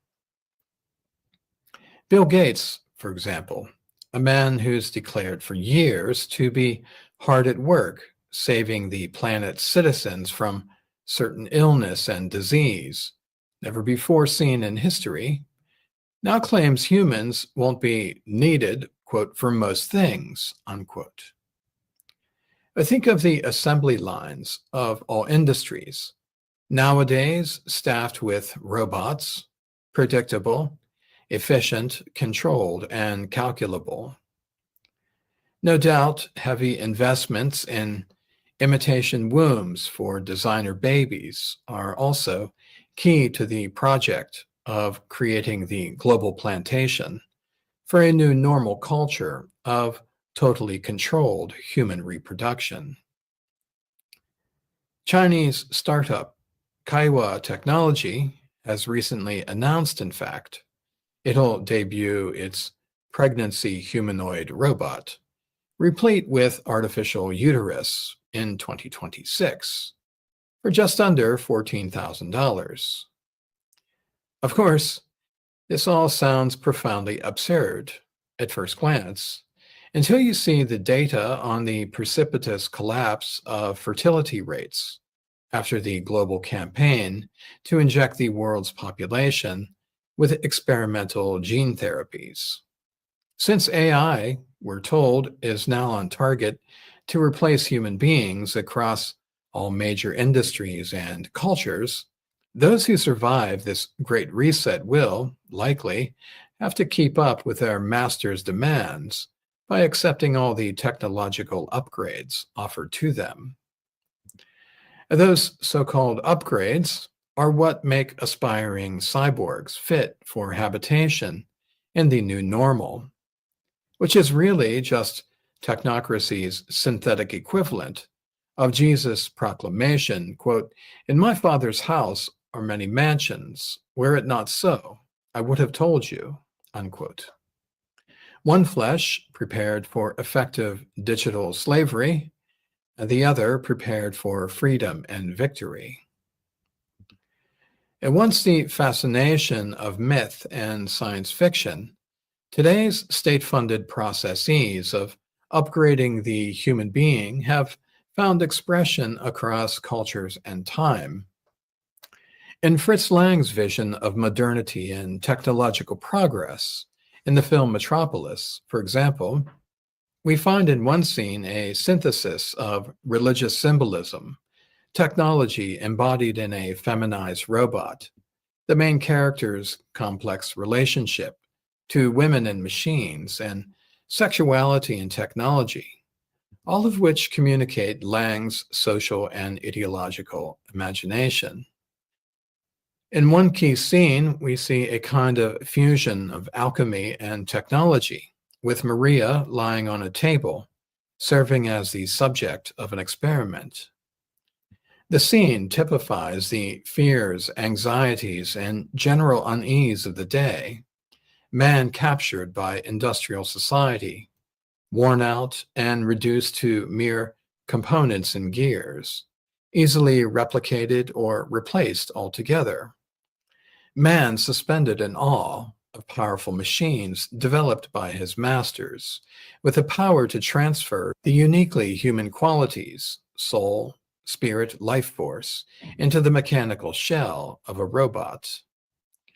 Arcs of electricity signify a kind of metaphysical transfer, bridging organic life to new mechanical constructions. The keen observer would likely see that this is just an extension of the age-old defective Gnostic belief that mankind, with the right kind of knowledge, can transcend himself, his own corrupted flesh, and the lust of the eye.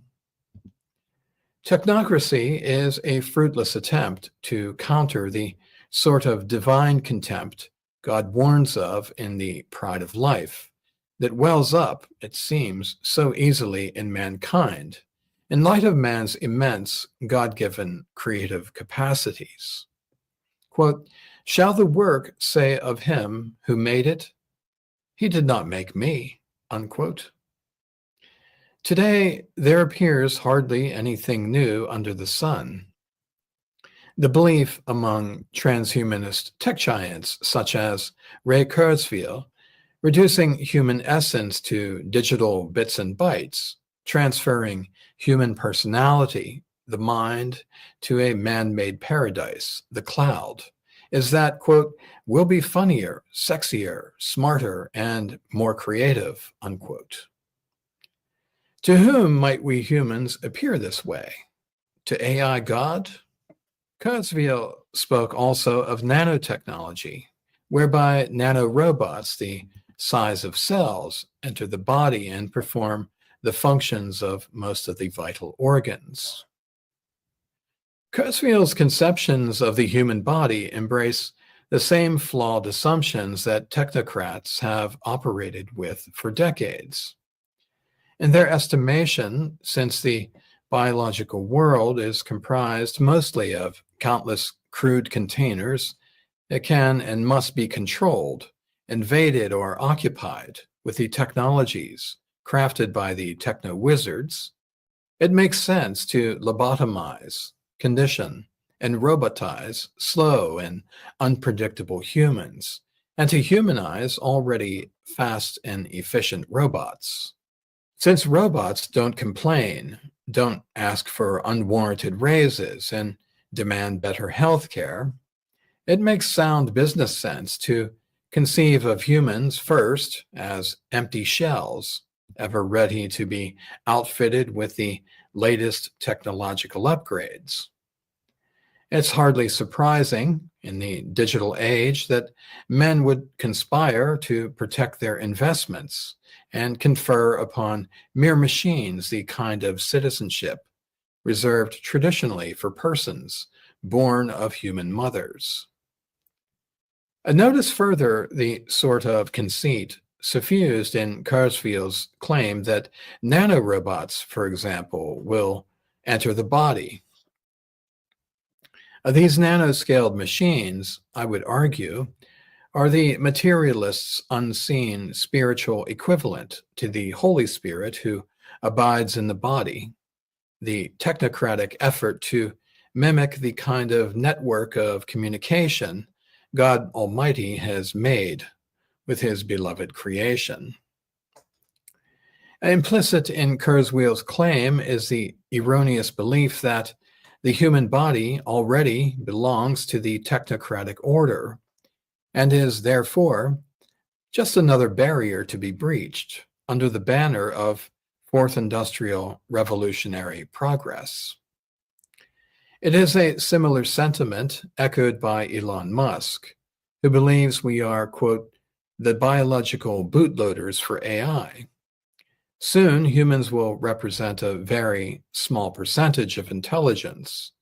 AI is our id writ large, our primal drives. Those things we like, hate, and fear are all there, as a projection of our limbic system. The merged scenario with AI is probably best. If you can't beat it, join it. Be symbiotic with AI, unquote.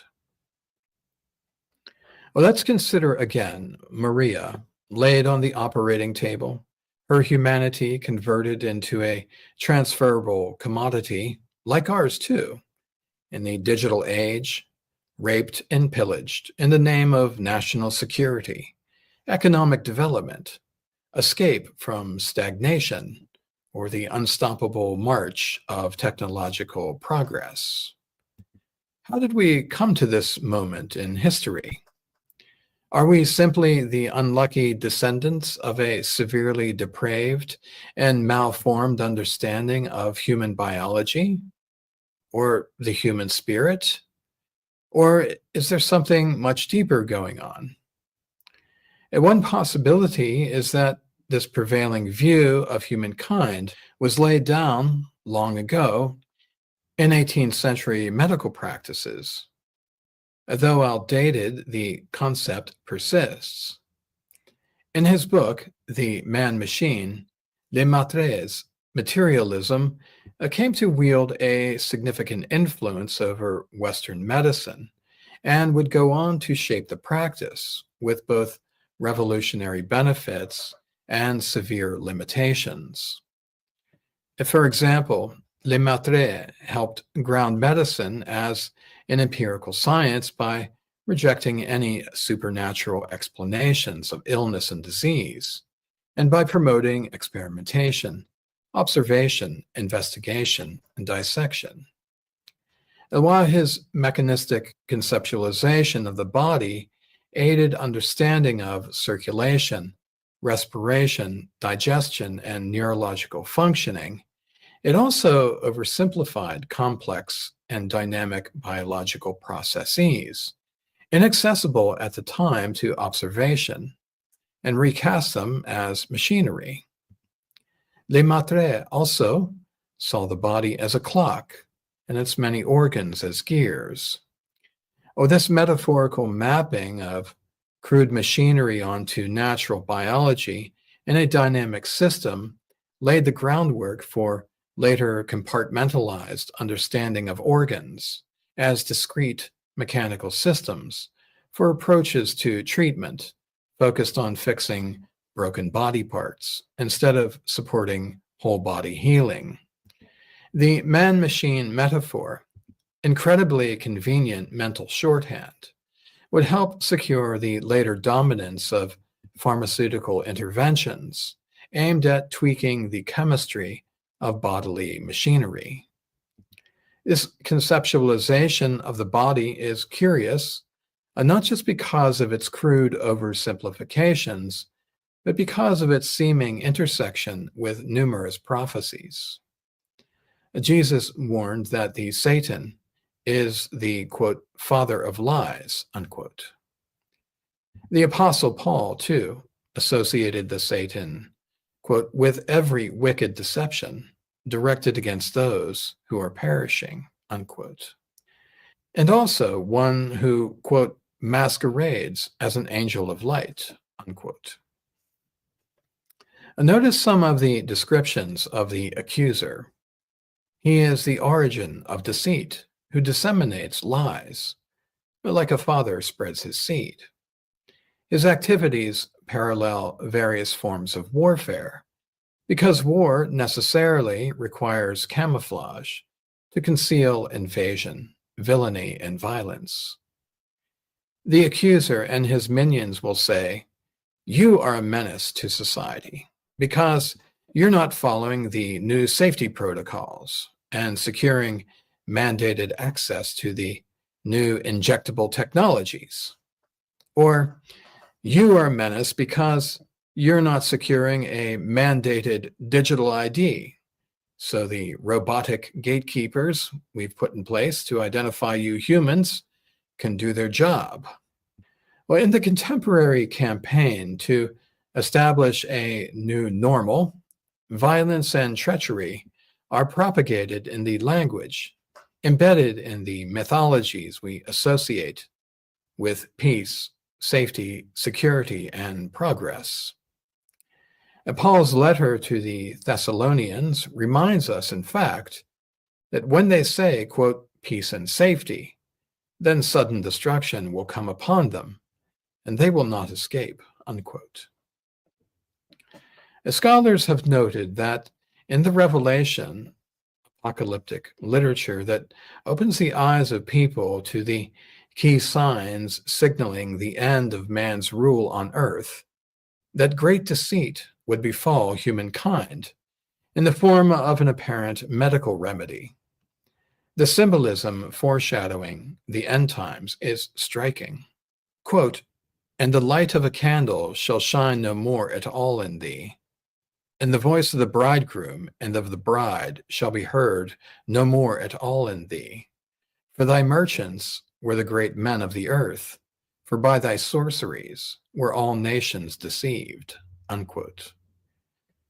Those who choose their citizenship in this mysterious new kind of Babylon become subjects to a new form of tyranny that destroys marriage and procreation through a kind of sorcery conjured up by powerful businessmen who have achieved a deeply influential dominance over the whole world.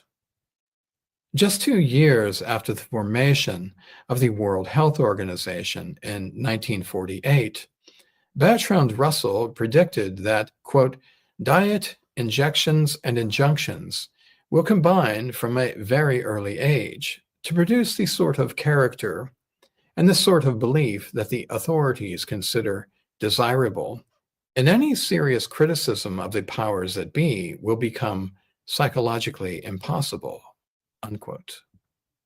Are these powerful merchants who have gained such a secure foothold on human relations and communications today, spoken of in Revelation, the same ones pushing a new kind of diet on humanity, the same ones pushing injections and pushing injunctions and other related rules? If it is possible, it would be useful to unpack the original meaning of the Greek term for sorcery.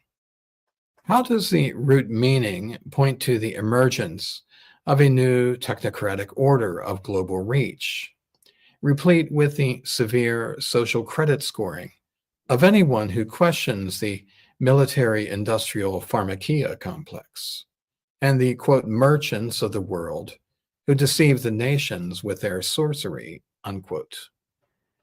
Is this exceptionally lucrative system referenced in the Revelation recognizable today in the global trade of marketed pharmakia? the one that rewards lawlessness and high competence in breaking laws, like the Geneva Conventions, the Universal Declaration of Human Rights, or the Nuremberg Code? If Revelation 18 suggests as much, it's easy to see in the discourse conventions of technocracy how seemingly ordinary observations conceal hideous facts.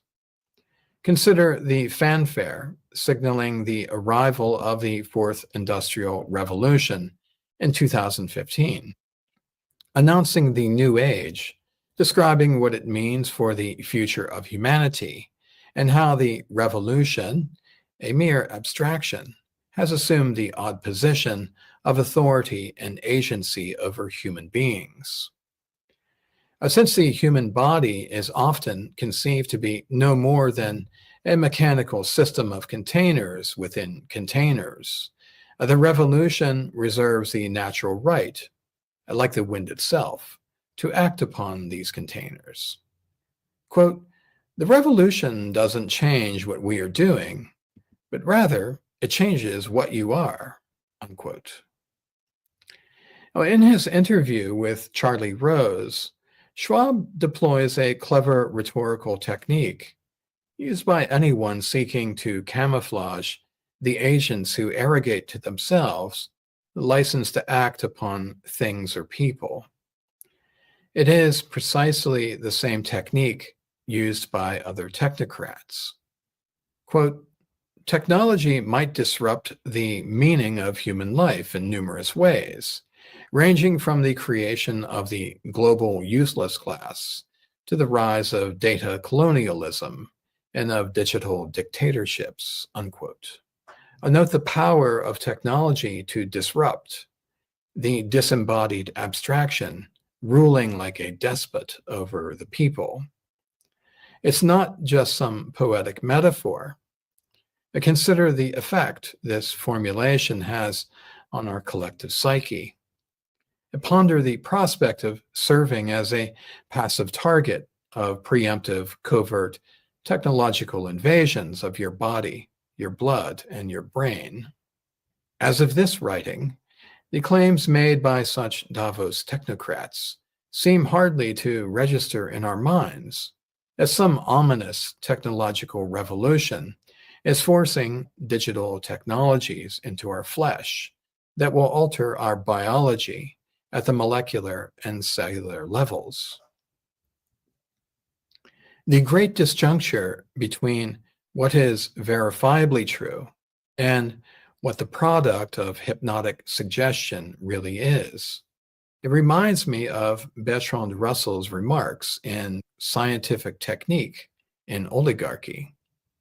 Quote, "Even if we are all miserable, all will believe themselves to be happy, because the government will tell them that they are so," unquote. If we refuse to acknowledge the misery of subsisting in a scientific oligarchy, in a godless technocracy that sees human beings as lab rats, nibbling on lab-grown meats, sipping on cockroach milk, gasping for air and freedom from the 15-minute cage, then we can never break free of the mental chains that bind us. Let's consider once more Schwab's declaration about the revolution. He infuses a mere abstraction with power to erase human agency and sovereignty, granted alone by God to each person upon birth. Further, the visual aspects of this apparently normal conversation muddle the auditory message that technologies are being deployed to alter something as basic to our uniqueness as our genetic composition.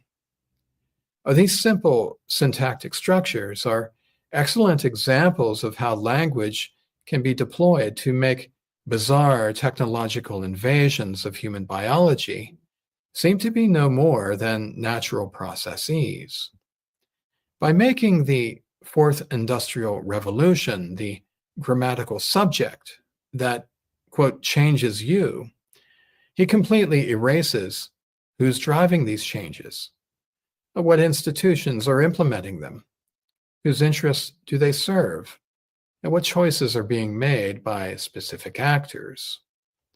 Again, we're at the level of parsing sentence grammar to understand how the people at the top pushing the revolution conceptualize our blood cells, our blood vessels, and neurological pathways as open, easily accessible, and self-justifiable sites of technological development. In Schwab's description, this so-called revolution is cast as some autonomous force, acting upon us passive humans, rather than what it really is, a well-coordinated program of technological execution by identifiable corporations, governments, and international organizations. Maybe a more honest characterization might be, quote, we're funding and implementing technologies that will radically upend human behavior, cognition, neurological functioning, social relations, privacy rights, and even buying and selling. Of course, such a description would promptly invite too many questions about informed consent, destroyed by COVID-19 tyranny, about democratic desirability, and about possibilities for resistance, both material and spiritual. The sheer audacity, scale, and conspicuousness of state-sponsored programs of plundering human biology are so monumentally uncanny, so deformed and vacant of humanity, that they seem to be grounded in some otherworldly figure of iniquity.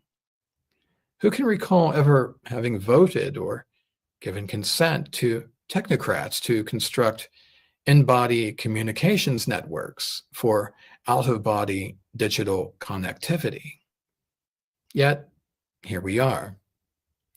So I propose that we at least consider the possibility that the technocratic schemes and snares being laid in the digital world and in the human body have been telegraphed throughout time and are being unsealed before our very eyes. Scholars see Nebuchadnezzar's bizarre dream explained to him by the prophet Daniel to be a model illustration of all the empires that will come and go throughout human history. The book of Daniel invites curious observers to probe the many-layered meanings associated with the metals described in the image of a terrifying statue appearing in a dream given to Nebuchadnezzar, who is too shaken and unable to decipher its meaning. Daniel offers to the king what would be to him the only acceptable interpretation: the head of gold, symbolizing the first empire, is Babylon. The chest and arms of silver, symbolizing Medo-Persia. The belly and thighs of bronze, symbolizing Greece. The legs of iron, symbolizing Rome. And the feet and toes of iron mixed with clay, symbolizing a peculiar empire yet to come. My focus is on this empire. Daniel describes the latter times, quote, finally, there will be a fourth kingdom, strong as iron, for iron breaks and smashes everything. And as iron breaks things to pieces, so it will crush and break all the others. Just as he saw that the feet and toes were partly of clay and partly of iron, so will this kingdom be divided. Yet it will possess some of the strength of iron. It will be partly strong and partly brittle. So too will the people be a mixture and will not remain united any more than iron mixes with clay. Well, this mixture points to an amalgamation of two forms of power in the end times. What are those forms of power? Are they ethnic, social, biological, technological? Man's final empire will bear merely an overt image of strength, rather than its true substance. In the dream, the image accurately represents human power. Now, at first glance, the image seems invincible, but is instead unstable. A single blow to its foundation undermines it. The image signifies devolution, not evolution. Instead of man beginning in the dust and evolving into gold, the vision declares that man's dominion begins with gold and disintegrates into dust. Daniel's vision described the same succession of empires. He saw from God's perspective, Nebuchadnezzar from man's. Nebuchadnezzar saw these empires as impressive, and Daniel saw them as fierce beasts. Well, is it any wonder that people are seeing many intersections between the present and the ancient past? Certainly, the leading technocrats have. In 2015, Yuval Noah Harari observed that, quote, "We don't have any answer in the Bible for what to do when human beings are no longer useful to the economy. You need completely new ideologies, completely new religions, and they are likely to emerge from Silicon Valley," unquote.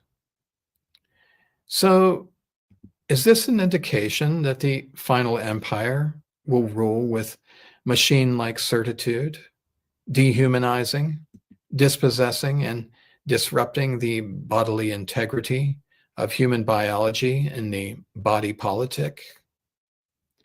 More recently, Harari noted that, quote, "Now already today, we have the technical ability to start redesigning humanity, the inorganic way of linking humans to computers, brains to computers, or even creating completely new non-organic entities, artificial intelligence, perhaps even artificial consciousness, which is an even more radical change.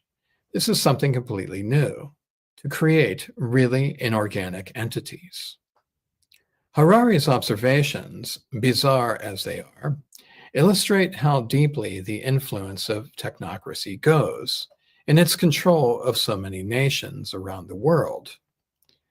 Daniel's prophecy foretells a time when the last men will be a sophisticated but conceited fusion of elements who see themselves as technologically supreme, morally self-justified, and culturally enlightened. They will be blinded, too, by their own hubris. The decades of secret development and deployment of nanoscaled materials and devices that invade biological systems at the molecular level, now visible in the scholarship and in electron microscopes, points to the intersection of ancient prophecy and contemporary empirical reality.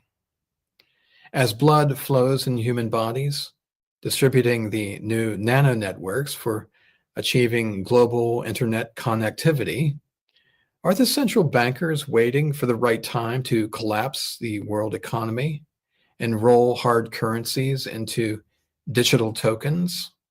We were warned more recently in 2012 that we are all consuming nanotechnology. I wish I'd known. In particular, we're told we have been taking in titanium dioxide and silver dioxide. In 2013, we could see how many other metals at the nanoscale are being used to commandeer natural biological systems. Now, are we seeing signs today, spoken of by Daniel, in nano iron oxide as a composite to improve soft tissue? Is this the iron mixed with flesh, that is, the miry clay that God had warned us about in the vision to be unsealed at the end of days? In the revelation given to John, we find a mysterious, quote, image of the beast that men were made to bow down and worship. They all wondered after the beast. Much talk in mainstream culture has been focused in recent years on this so-called beast because of Peter Thiel's own fascination with the beast and the rise of Thiel himself as a key player in the Trump administration. The question was recently put to the Palantir CEO by New York Times journalist Ross Douthat. Quote, "You're an investor in AI, deeply invested in Palantir, in military technology, in technologies of surveillance, technologies of warfare. It seems to me that when you tell me a story about the Antichrist coming to power and using the fear of technological change to impose order on the world, I feel like Antichrist would be using the tools that you were building.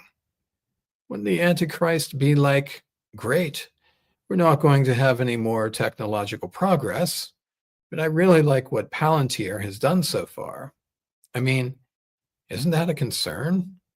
Wouldn't that be the irony of history that the man publicly worrying about the Antichrist accidentally hastens his or her arrival?" Unquote. So let's consider carefully both the concern Peter Thiel has, as well as the mass surveillance tools being developed by his company, and the possible corollary grounded in the ancient past. The Apostle Paul was confronted by idol makers, specifically a silversmith named Demetrius in Ephesus, who feared his business would be destroyed by Paul's teachings against idol worship, the veneration of Artemis in particular.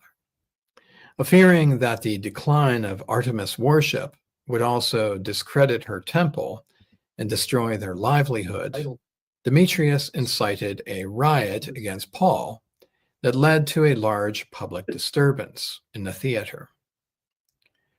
The protection racket for idol worship today seems even more glaringly obvious.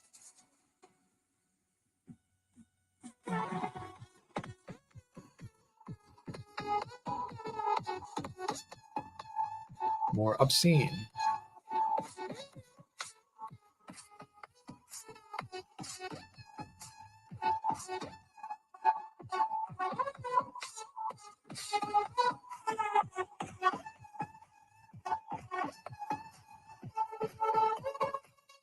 More violent toward those resisting mandated respect for the gods of Pharmakia.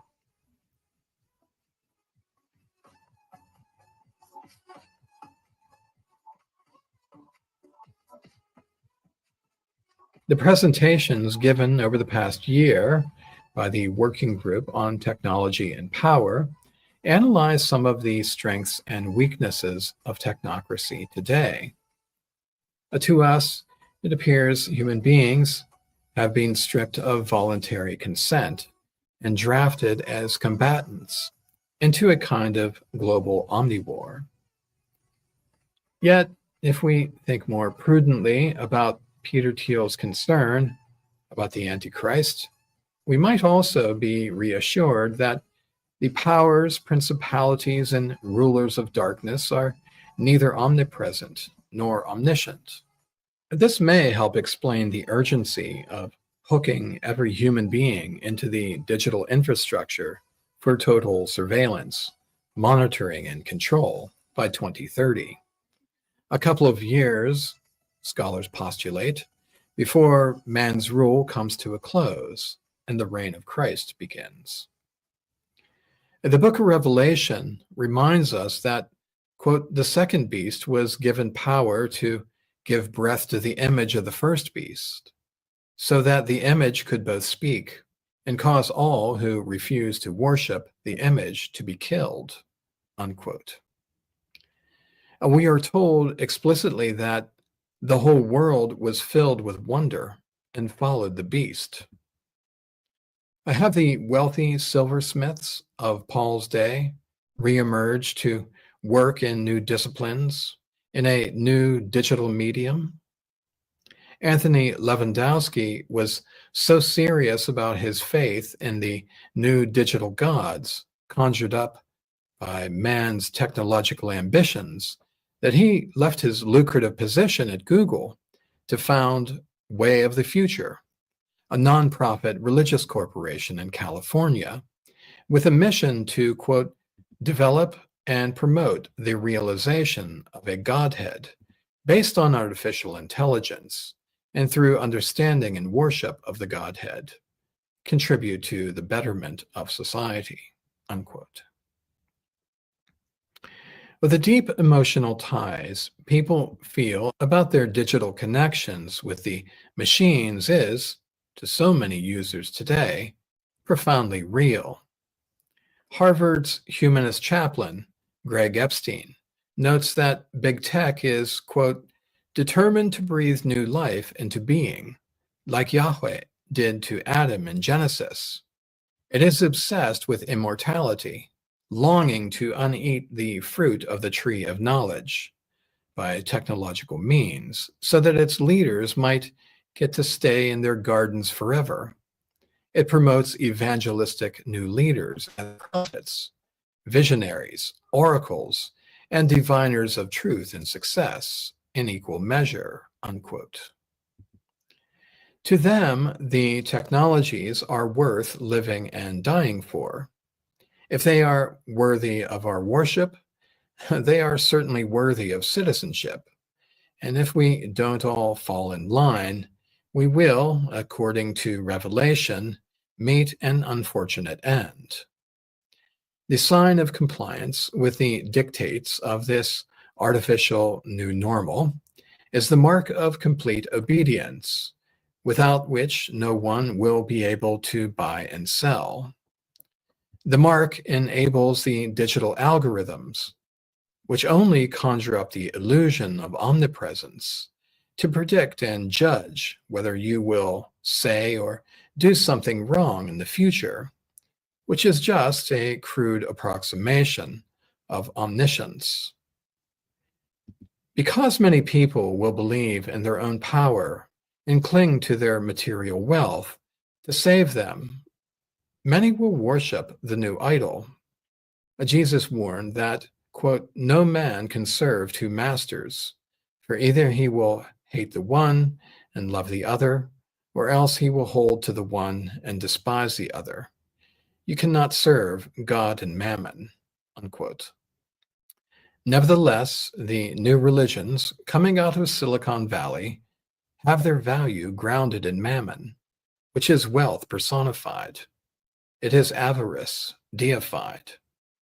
The technologies developed to infuse iron with clay, to connect bodies and brains to the global central nervous system that binds and guides the world, are conceived by man's common love of mammon. I wonder if man's unshakable confidence in mammon today is a warning to us all that pride will certainly go before the fall.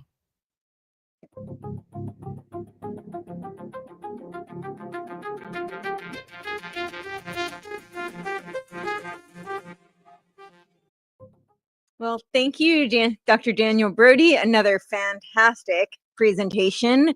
He has a really interesting background in psycholinguistics, and he has co-authored over 60 publications and usually integrates fields like linguistics, psychology, and communications theory. So as we saw, the culmination of all of that in this presentation. So we are going to do a pretty short panel discussion. I thought it'd be great for all of us to chat together before we do our Q&A, and we have compiled the questions and answers. So just, the question for the Q&A. And just once again, a reminder to put Q:, that'll make it much easier for us. If you, we have started to compile some of the questions, but just in case you have last minute things that are coming up for you, and now would be the time to get that in so that we can make sure that we have those ready. And so I think we'll bring Patrick Wood back, and then we'll bring all of our panelists. So yeah, that was incredible. We did it. We did it. This information is now officially in the ether sphere. It can't be censored everywhere for sure. I'm interested to see that Google has shadow banned us on the channel. However, you have the opportunity to download these videos, even off our website, technocracy.news, but from YouTube itself, Rumble, X, Facebook, whatever, and plaster it all over the internet. One reason that we did this in a distributed network was to make sure that this video got deposited on all kinds of platforms around the world. I think we succeeded in that. And so hats off to all of you who are listening on these various platforms. Thank you. Yes, thank you. Definitely share far and wide. Also, you know the drill. Please hit the like button. You know, that helps boost the algorithm. I don't think it's super friendly since we're kind of talking about algorithms. So yeah, so whatever you can do, share it with everyone. Hit the like button. If you're not subscribed, subscribe to everyone. They're all just doing incredible work, and that helps to get this information far and wide. So yeah, so shall we bring everybody on and have a little chat? Sounds good. All right. Welcome you all. Yes, thank you. Incredible presentations. I guess I'll start with my first kind of question for everyone.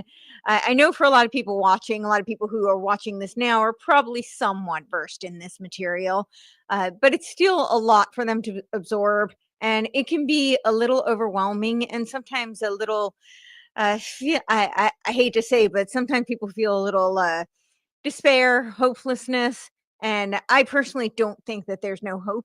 I wouldn't work this diligently if I thought there was no hope at all, right? So I want to throw it out to all of you, though. What can people do? What are your thoughts? Do you think that this is just inevitable? Is it hopeless? Are there things that we as individuals can do to, I believe, at least slow down their plans, if not completely stop them? Maybe we can derail them, slow them down, and maybe in pockets, you know, there are areas where we can stop the plans or create little, you know, sanctuary bubbles. So I'm curious what each of you think about that. Okay, shall I go? Yes, please. Well, I think the idea that it's inevitable and that we're all powerless, etc., is part of the PSYOP. It's a well-known tactic of demoralization, and so we shouldn't accept any of that. Now, actually, I think what's coming through from these presentations is that once you see the plan and how it's being implemented, it's actually quite easy to stop, because essentially you have the few trying to enslave the many, and the only way that they can do that is through technological means. And we've really put our finger today on some of the perpetrators and some of the technologies that are being used, and particularly smart technologies. And so I think if we can help to spread the word and get people to see what's going on and encourage a mass rejection of these technologies, then the technocratic agendas actually become unenforceable. The difficult part, however, is that seemingly no one can ditch their smartphone. So that for me would be a good practical first step. Yes, yeah, that's a very tall order. I think Sam Altman is actually working on a like phoneless smartphone. Like it doesn't actually have a screen, and he's convinced it will replace the smartphone. But I'm not sure that that's a step in the right direction. So No. no, yeah. Does anyone else want to chime in on that? Let me say that Yeah. certainly the battle starts right here in your brain. If you can't wrap your head around it, you can't fight it. That's the place to start.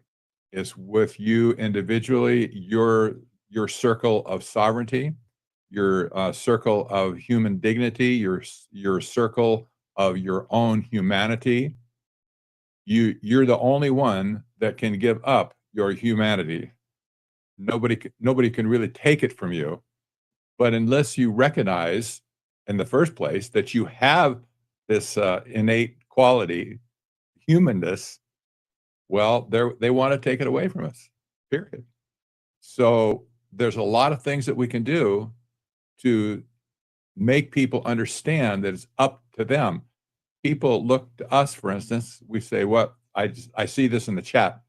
People say, well, kind of, you guys are the leaders here, do something for us. I say, no, we can't do anything for you at all. All we can do is educate you, but you have to be the solution. You have to be the one on the street to make a difference for technocracy. So we have to point the fingers back to you at this point, say, every one of a person, all the people that are listening to this right now, they have to become the solution. There's no other way, I don't think. I would agree with that. So, Pat, you wrote the book on the evil twins of technocracy and transhumanism. And the transhuman agenda is about, as Klaus Schwab said, it doesn't change what you're doing, it changes what you are. And it fundamentally changes what it means to be human, right? This transhuman agenda. And so I would agree. It's incumbent upon each of us to recognize what it means to be human. What does it mean to be free? What is free will? Where does that come from? And I think that these are, metaphysical, ontological questions, but that's really the foundation. And that's the bulwark. I know here in the United States, I'm a broken record when I keep saying this, but this is what was codified in the Declaration of Independence. And I think it's one of the few documents in the world where, maybe the only, to be quite honest, where it was codified in writing, this metaphysical notion that we are endowed with free will and inalienable rights from our Creator. And this is what this agenda is trying to strip from us. It's why it was taken out of the education system. And you don't have to be an American to recognize this and to defend it, to defend your free will. This, I believe, is a gift from God, that we were, given Imago Dei. We are made in the image of our Creator. We have free will because we are rational, moral, virtuous beings. We have the capacity to adjudicate morality and virtue, and free will is the vehicle for which we can pursue those things. And it's incumbent upon us to defend those inalienable rights. It's not up to anybody else. It's the government structure that was created by the founders was to limit the government, not to grant us rights. It was to limit the government from encroaching on our rights, and how much we have strayed from that. So it's up to each and every one of us. I think Pat hit it on the head. What's in between our ears. It's about us recognizing what it means to be human and defending it. I'd like to hear from Jacob and Danny on this. Yeah, of course. I just want to, I have a quote from my book, Temple of Solomon, and that's my thought about it. And it goes like this. Is my belief and conviction that the force is brought to life within us when we as a species are threatened, and that brings us together with all the people we need to overthrow the forces that ultimately threaten us. It is like a law of nature. No human or machine intelligence can ultimately defeat the natural intelligence or life force and set itself above the truth.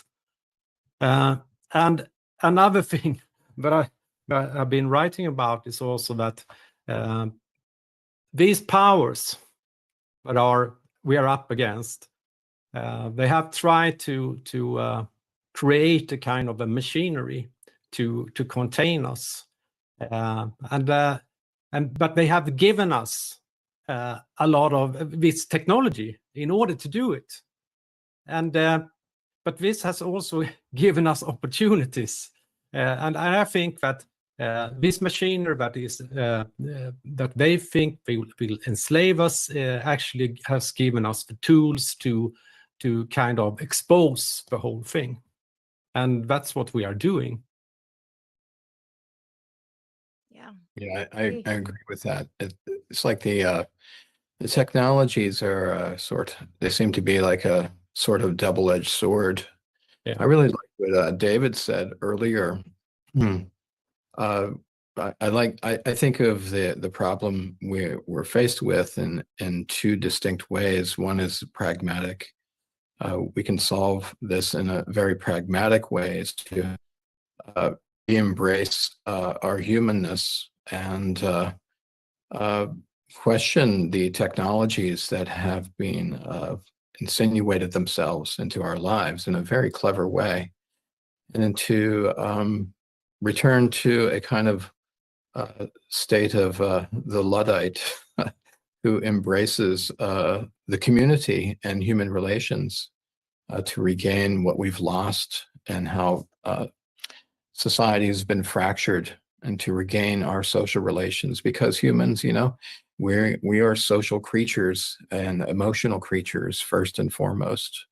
And I also see the problem as a kind of a spiritual problem as well. The technologies, as the technocrats have been suggesting, are attempting to subvert our spiritual sense, our I suppose our ability or willingness to look to a higher power and to look only to them for ways in which to solve the problem. So I would agree with David, taking a very pragmatic step forward. And maybe the first thing is, trying to get rid of your smartphone. Plug for Nokia here. Plug for Nokia. Oh. So what are some, like, I also know that sometimes we want to share this information far and wide, but people don't know where to begin. So I know all of you have done tremendous work and have great resources. What would you suggest is a good way for people to start by broaching the conversation, trying to get the word out to people who might not be as open to this kind of information, or may have a lot of cognitive dissonance? I experienced that as well. There's tremendous cognitive dissonance. So one thing that I just presented to people is our Technocracy brochure that I just created. And this is just a conversation starter. You can hand it to somebody and say, what do you think about this? They'll look at it. They'll either have a reaction or tell me about it or something. That's one thing you can do. It is hard to start from scratch with no props to try and talk to people about technocracy or anything else for that matter. We practice, we did religiously for a while, Cash Friday, where we always paid cash on Friday. And we would always, like if we went out to dinner, we'd always ask the waiter, do you understand why we're giving your cash and space, your tip as well? Well, you're not going to have that opportunity if cash gets stripped out of society. They get it. You can start a conversation. Young people get it. We older people, and we're all kind of older at this point. We're not like under 30, right? Young people really are wise about a lot of the stuff, but we don't give them any credit. You can engage them pretty easily if you just put it under their nose, and they say, "Wow, I've been waiting for answer. I see this stuff going on," and like people waiters now, they get their tips 2 weeks later when they settle the credit card slips, and they have no clue if they're being cheated or not. They really don't know. So it's there's opportunities to leverage a situation into a discussion about technocracy. In any case, when I tell people now, get these technocracy brochures, just hand them out to people. You don't even have to make a mention. Just put them on the counter. People will pick them up. There you go. yeah. Anybody else want to chime in on that? I think it's not just about facts and knowledge. It's also about having the right attitude. And I think you need to approach people with compassion and meet them where they're at. I mean, it's well known that when someone is suffering from cognitive dissonance, they simply won't hear you. So it's a it's a futile exercise to try. And it's extremely unhelpful to try proselytizing about these issues, because again, it turns people off. So I think that what we need to do is just keep patiently speaking our truth and taking the opportunities when they arise in conversation to drop interesting tidbits in that might pick people's interest and make them want to know more, or maybe look into things for themselves. But it is quite a gentle approach, I think, that's needed. You can't beat people around the head with this information. So it is tricky, but on the other hand, we're definitely making headway. And I find it very encouraging when people say to me that I, for whatever reason, have been able to reach friends and relatives and loved ones that they've not been able to reach. I'm just a stranger, but whatever it is about the way I've brought the information across, it's somehow been able to get through. So even if you're not getting through directly to people in your own life, it might still be possible to get through to other people. So it requires patience, it requires perseverance, it requires compassion. And that's such a good point. 3 people could say the exact same thing, but it will land differently for different people, right? Or you could say something, somebody else says the exact same thing, and for some reason, when the third person says it, it resonates for one person, right? It just so even when it might feel like you're being redundant, we all have a role to play. So I think sometimes we forget that, so it's important to hear. So. Yeah, Jakob. Yeah, it's important not to scare people. Yes. You have to be on their level, and also ask questions, simple questions. Ask questions about the use of technology, what we think of it, and come up with examples on the technologies we have today and what it's doing with us. And for example, I was going to for a travel to UK, and I had to now I have to apply for a visa, and I haven't had to do that before. It was just I just showed my passport and took the flight to London, and nothing else. But now there's a technological procedure. You have to download an app. You have to share your biometric data. You have to have this form and a questionnaire with a lot of questions about you and everything. And when you give this example to people, it's like that's because they can compare with something. We didn't have to do that before, and so that can start a conversation. And so I try to have this kind of personal examples when I speak to people, and in many cases it can lead to more expanded discussions about what is the technology, where is it heading, where is it taking us, and I've had a lot of conversations with ordinary people, and I've been quite have been surprised by and young people as well, people that I don't think would think about these things, but they are, and there are more people than we can imagine. But we should never give them the Technocracy manual directly and try to explain this for them like being in a Jehovah's Witness or something. It would never work.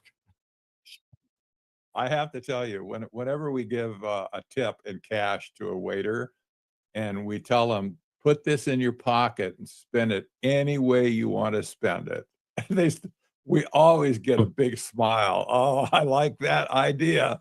And they kind of get the picture at that point. Yeah, they understand. The people at and it was the same during the COVID pandemic with the people that worked with these things in restaurants and so on. They were very understanding I'd have to agree with Jacob there about young people.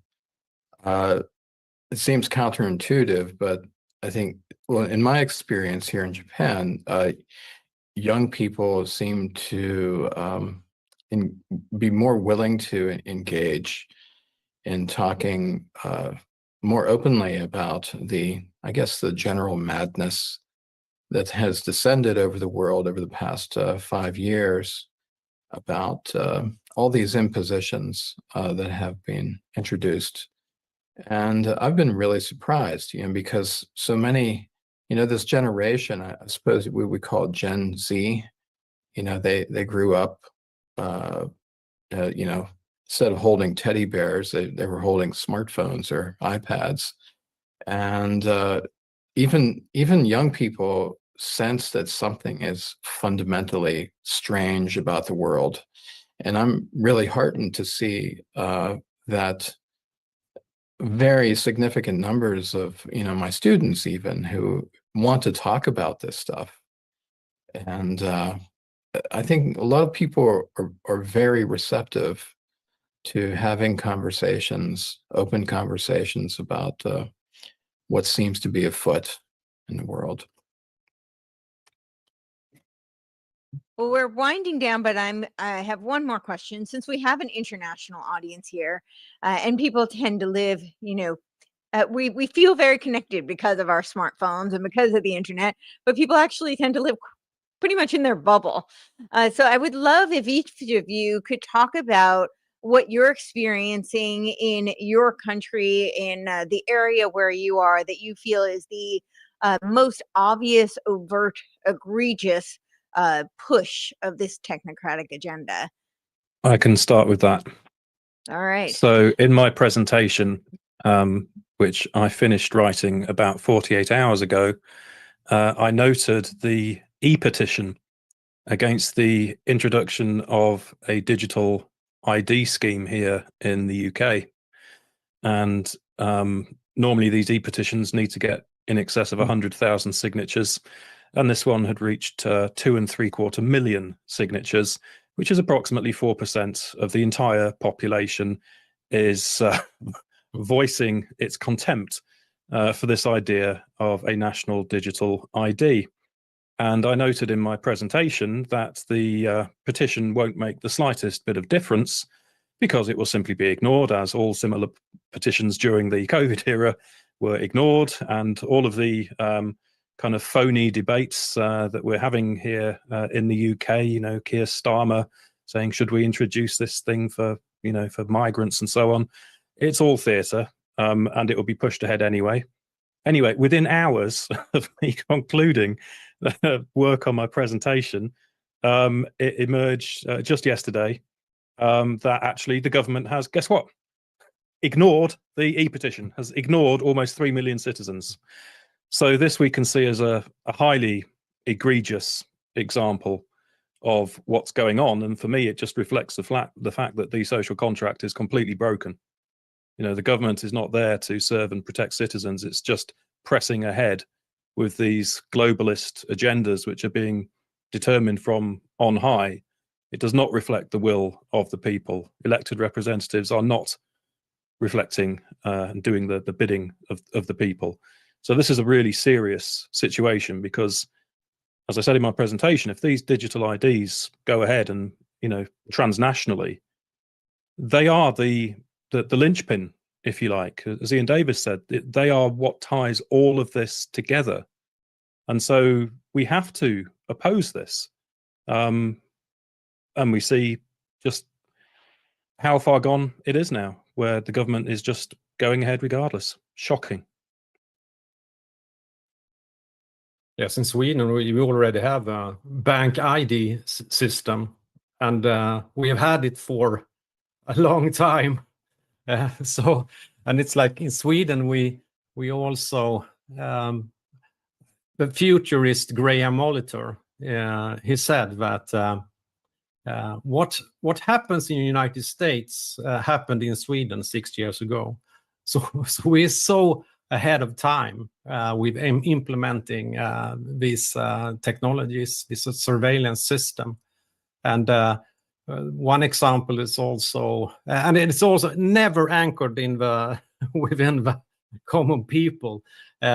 It's never a political discussions. It's just they have a press conference. The government has a press conference, and they just say, now we're going to roll out this new surveillance camera system. And when they did this was I think it was last year, and it took only the week. It took a couple of days, and there was a sign on our street where we live, telling that now we have security cameras covering your street. It took one day and no discussion. And also we have had with Sweden, of course, we have become members of NATO. A big thing with agenda. It was no discussion at all.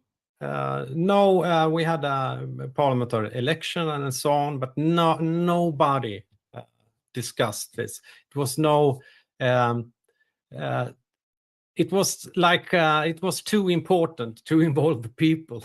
So, and that's the situation in Sweden. We don't have when Sweden talk, or the elite in Sweden talk about Sweden, it's always about this fantastic democratic country that is a role model for the rest of the world. But in reality, it's they are just implementing this and this surveillance agenda everywhere, and no discussion about it. It seems to me Daniel, that, what do you? Oh, Pat. well, Yeah. it seems to me that I hear this same thing here. They don't care about our opinion. This is endemic to the whole situation at this point. Technocrats don't give a rip about people. We've said this is anti-human in the first place. Many people have said that, by the way, not just me, not just the people here. Many authors have expressed this idea. This is totally anti-human, but they don't care of what the people think. This is the message. That's part of the message we need to get across to them.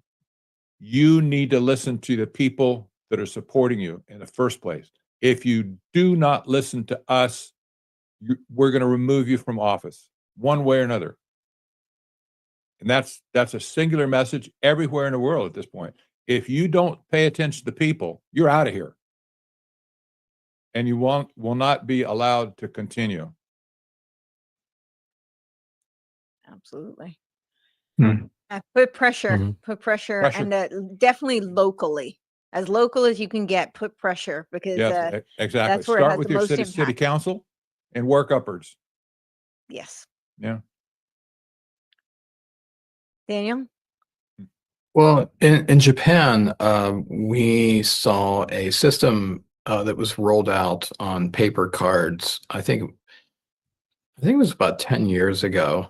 It was called, it was given a very strange name, My Number, which is very strange. The paper card was given to every, these paper cards were given to every citizen and every resident. And we have seen, it seems to me that a small minority of people have actually gone ahead and lined up to receive their corresponding digital ID card. Because the paper card, it only instructs you to turn up to the local municipality to finish the process of registering your information, your biometric information.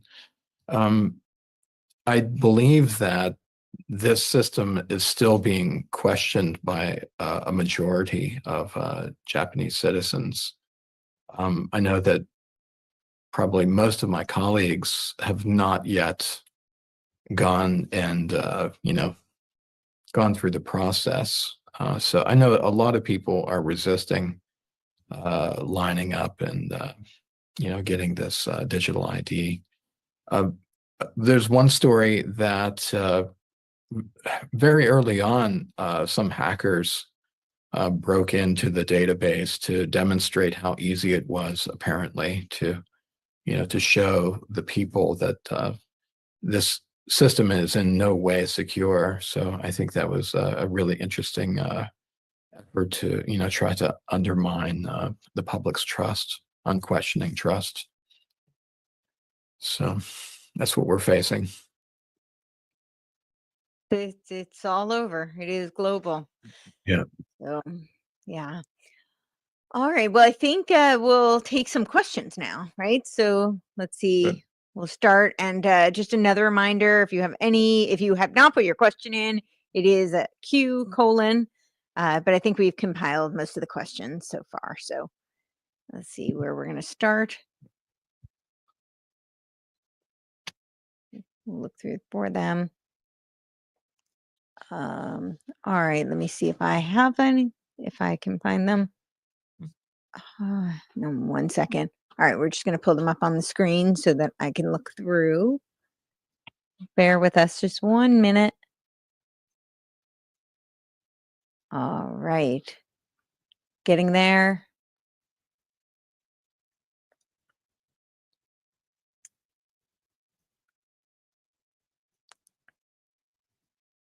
So, yeah, thank you all for joining and thank you for all of your questions. All right, we'll see if we don't have them up on the screen yet, but we will. Okay. All right. Okay. All right. So we've got the first question. Yeah. Oh, there we go. All right. What will be the CBDC of this technocracy? The first question. What will be the CBDC? Of this technocracy, yeah. So I think this is referencing, right? We here in the United States, Trump put this executive order to ban the central bank digital currencies, but of course, then we have the Genius Act, which rolled out the Congress-backed digital currency, which in some ways I think is actually way worse. But yeah, what are your thoughts? Well, Richard Werner talked about this. I think he might have been the first one to break the story on the podcast a couple of years ago when he came out and said that the CBDC is actually a technology that is implantable, which is fascinating given the technologies that that have been developed by Microsoft, patented in 2020, implantable. So, well, that sounds like a Black Mirror episode, and it also sounds like that the 666 Microsoft patent, right? It was on the wireless body activity. That's right. The cryptocurrency. I've actually done a show on that, and it's most people just read that abstract, but it's actually very, very extensive, and they have tons of links. So yeah, that's I'm hoping that's not where they go, because that's much harder to opt out of, right? So when you look at why Trump blocked the Federal Reserve, the Federal Reserve was all concerned about a payment token that just to move money around the world. It never had anything in view concerning asset tokens. This is a different animal.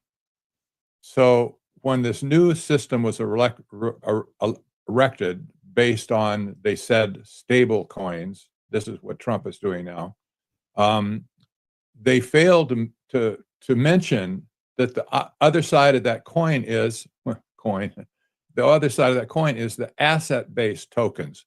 This is what they're talking about all over the world at this point, of tokenizing all of the assets in the world.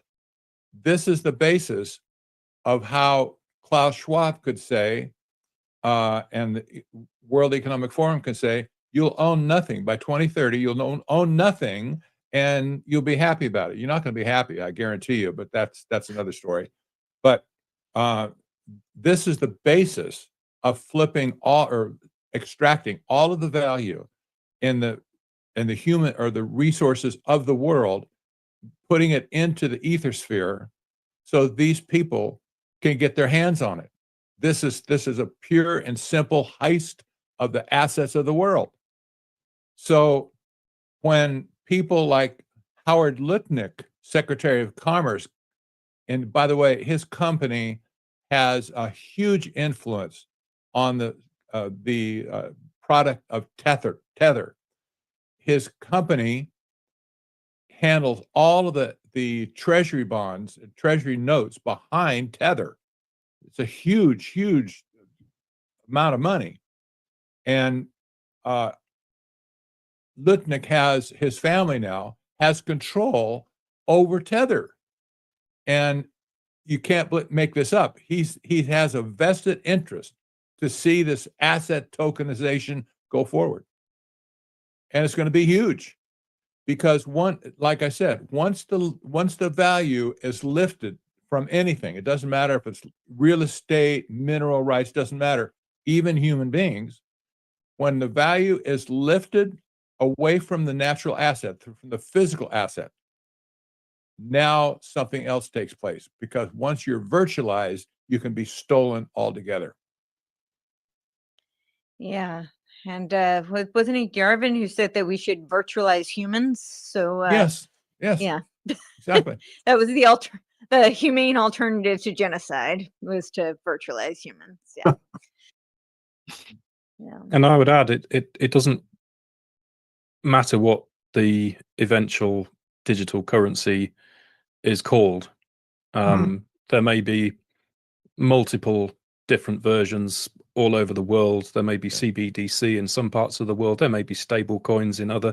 There may be other forms of digital currency that come about. The point is, and this is again what Whitney Webb and Ian Davis have been pointing out, is that beyond all of that, the global technocrats are de facto building a single global interoperable financial system. And it doesn't matter how it's badged and marketed and labeled in different parts of the world. That is de facto what is going on. And that is what we must stop, because once that's introduced, it's game over. Yeah, I'll just add to that. That is so incredibly important, because their big buzzword is decentralized. And I keep reminding people that, H.G. Wells said that the conduit to the world brain would be the decentralized ganglia of the information institutions, right? The academia, the media. And what would you argue the information institution today is? It's the technology, it's the internet, right? So they keep saying decentralized, but just like Balaji Srinivasan says in his network state, it's decentralized towards a re-centralized center. And I think that is what they're doing, so they can create the world brain. So that's a big one to look out for, because I think it's very appealing to people. They think free market when they hear decentralized, but you have to be really pay attention. What do they mean by that? How is that actually being executed? So. Yeah. So Jakob and Daniel, do you want to contribute? Yeah, to you're that? right. You're right. That's a really good point, because it suggests, personal autonomy. When we hear it, it kind of triggers in our collective consciousness that, we'll have some, agency and autonomy over, our funds, which are just tokens. It's all, wordplay. We talked about this before. Yeah. Yeah, exactly. The word games they play. Yes. Jakob, do you have anything you want to add, or do you want to move on to next question? We can move on. All right. Yeah. Let's see if we'll pull up the next question. All right, so we've got Larry. Sorry, so I can see Larry, supposedly the new owner of the U.S. version of TikTok. He was a huge working with Trump on to open the Project Stargate data center.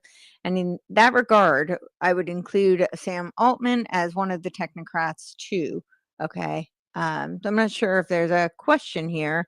But yeah, he is. And I think Trump was actually also saying that he might put TikTok as part of the sovereign wealth fund, which would make it state media, essentially. There's also the concern with, in terms of state media, with Tether, if they become part of this stable coin infrastructure.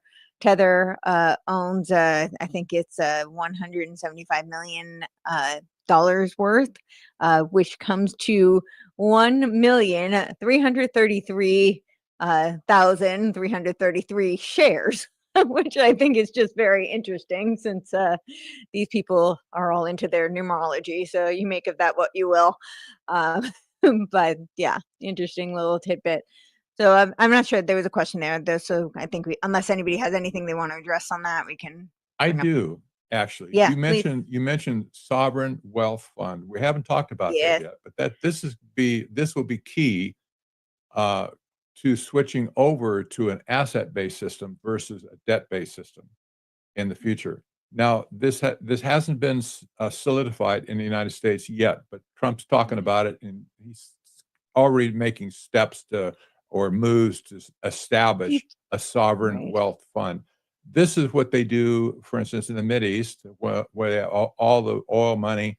They didn't know what to do with this. So we'll put it in a fund and we'll buy assets with that fund.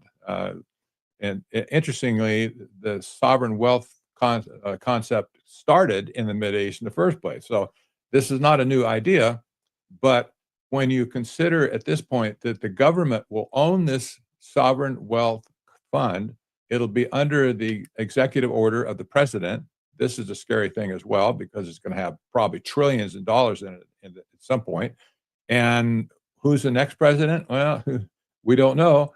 But this is a huge weapon to wield, and this will buttress all of this talk about the Bitcoin national reserve, Tether type of reserve as well.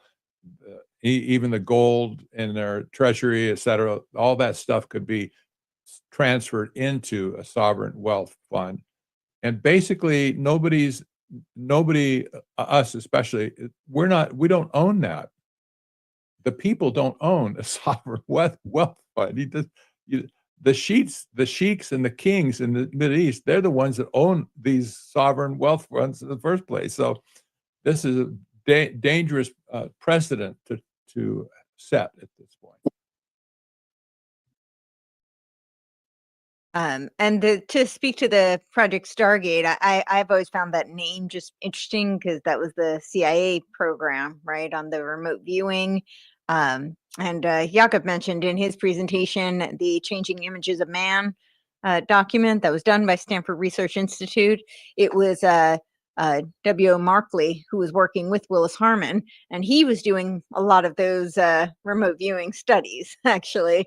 And this is all about changing man's consciousness, right? Changing man's perception of himself, I guess, so that we could change into this super organism of humanity and become the transhuman man, right? That's essentially what they're saying. Can you explain what remote viewing is for our audience, please? Sure. Yes. So this was a project that they were doing back in the 70s, and the idea was that the people were had kind of like psychic powers, that they would be able to envision and see into the future, or see into a remote area, and they would be able to envision what was happening. And a lot of people like to do little exercises with this. They might draw a picture and then ask you, what to remote view and see what that picture is. There's a lot of discrepancy about how much of this was legitimate, how much of this was more of building narratives.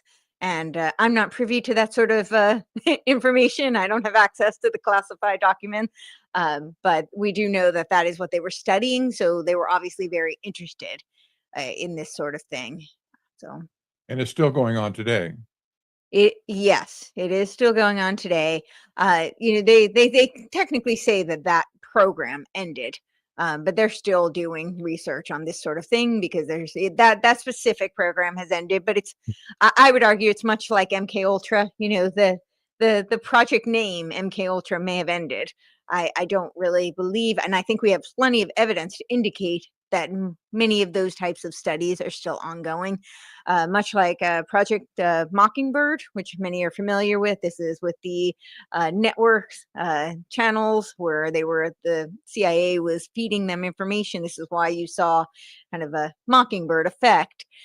Now I call it the indie media, which is doing very similar things. And we have a lot of evidence that there is funding being funneled through those sources. So what they typically do is they might end the program officially. So the name ends, right? It's between a very finite period of time, but oftentimes they rebrand, they go underground, they become classified. But a lot of these studies continue and they morph into other studies because they've now learned from that research and they're able to build upon it. So, yeah. So, all right. Does anybody else want to add to that, or should we go to the next one? Let's go on. Good, next one. All right. We've got, where do the globalists and their agenda fit into this? Will the nanotechnology be linked to this AI system to control humans like Neuralink? So I think that's actually a dual question because the nanotechnology isn't just like Neuralink is a chip. So that's actually a little bit bigger.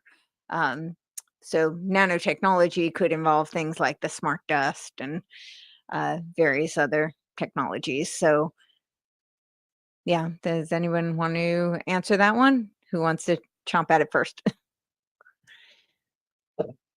Well, I think if anyone's really interested in this kind of technology, they can look into the literature surrounding the NBIC paradigm, nano bio info cogno paradigm. Plenty of literature.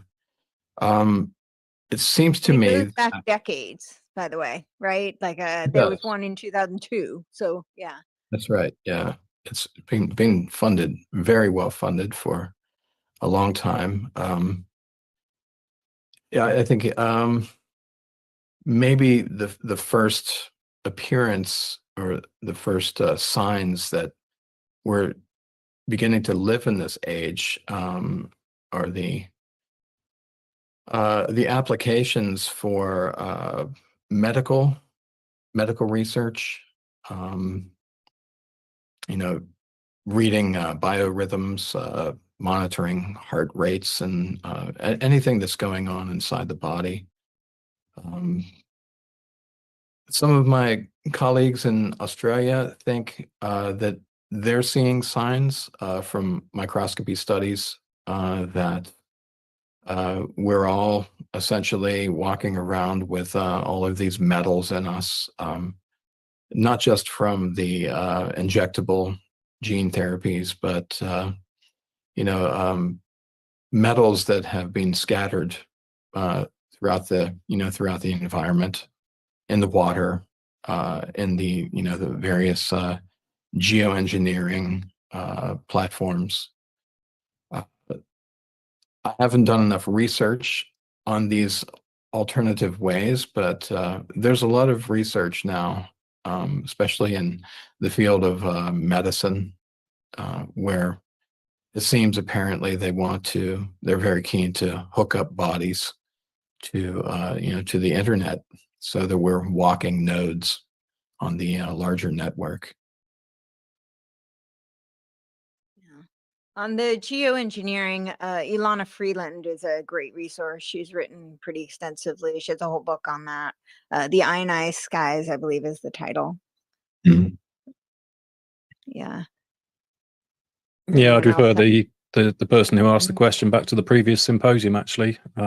Battle for the Brain, we got into these issues fairly extensively there, and also the 4-part transhumanism series that Dan and Melissa Johnson and I produced last year. There's an awful lot of information there to corroborate the possibility, at least, that these horrendous sounding developments are actually taking place. A lot of people just dismiss it off the bat, this idea that there could be nanotechnology being weaponized essentially and deployed against the population. It is the stuff of nightmares. However, we do know that the relevant technologies have been extensively funded. They have the backing of international organizations and very powerful foundations. It all makes sense from a military perspective. It's a very coherent picture, unfortunately, when you build it up, but there's an awful lot of material to look at. Yeah, and there's also around the world, they're training people in, the field of nanobiology, right? The synergistic biology. So that doesn't necessarily mean they've deployed it on the masses and on civilians, but I think it's worth questioning, why are they grooming a whole generation of professionals in this industry? So that there's definitely a lot of information there to look into. It's interesting to me to see the attitude and the mindset and the worldview of the technocrat class, who apparently at this point think that we're just resources to be managed on the face of the planet. We're just like the cattle in the field for them. They don't see humans, they just see resources on the planet. So they didn't have any problem somehow injecting 72% of the world population with this concoction we know is based on DNA, or mRNA, but also contain in some batches nanotechnology as well. They didn't see any problem taking that to the whole world. Just imagine who has the influence to create a worldwide program like that and get all these people to be shot. It's incredible. But it also just demonstrates these people don't care about the humans involved. What their purpose is to change the nature of the herd. And we're the herd at this point. We're just like the cattle in the feedlot. This is very disturbing. It's a very bad attitude that people have.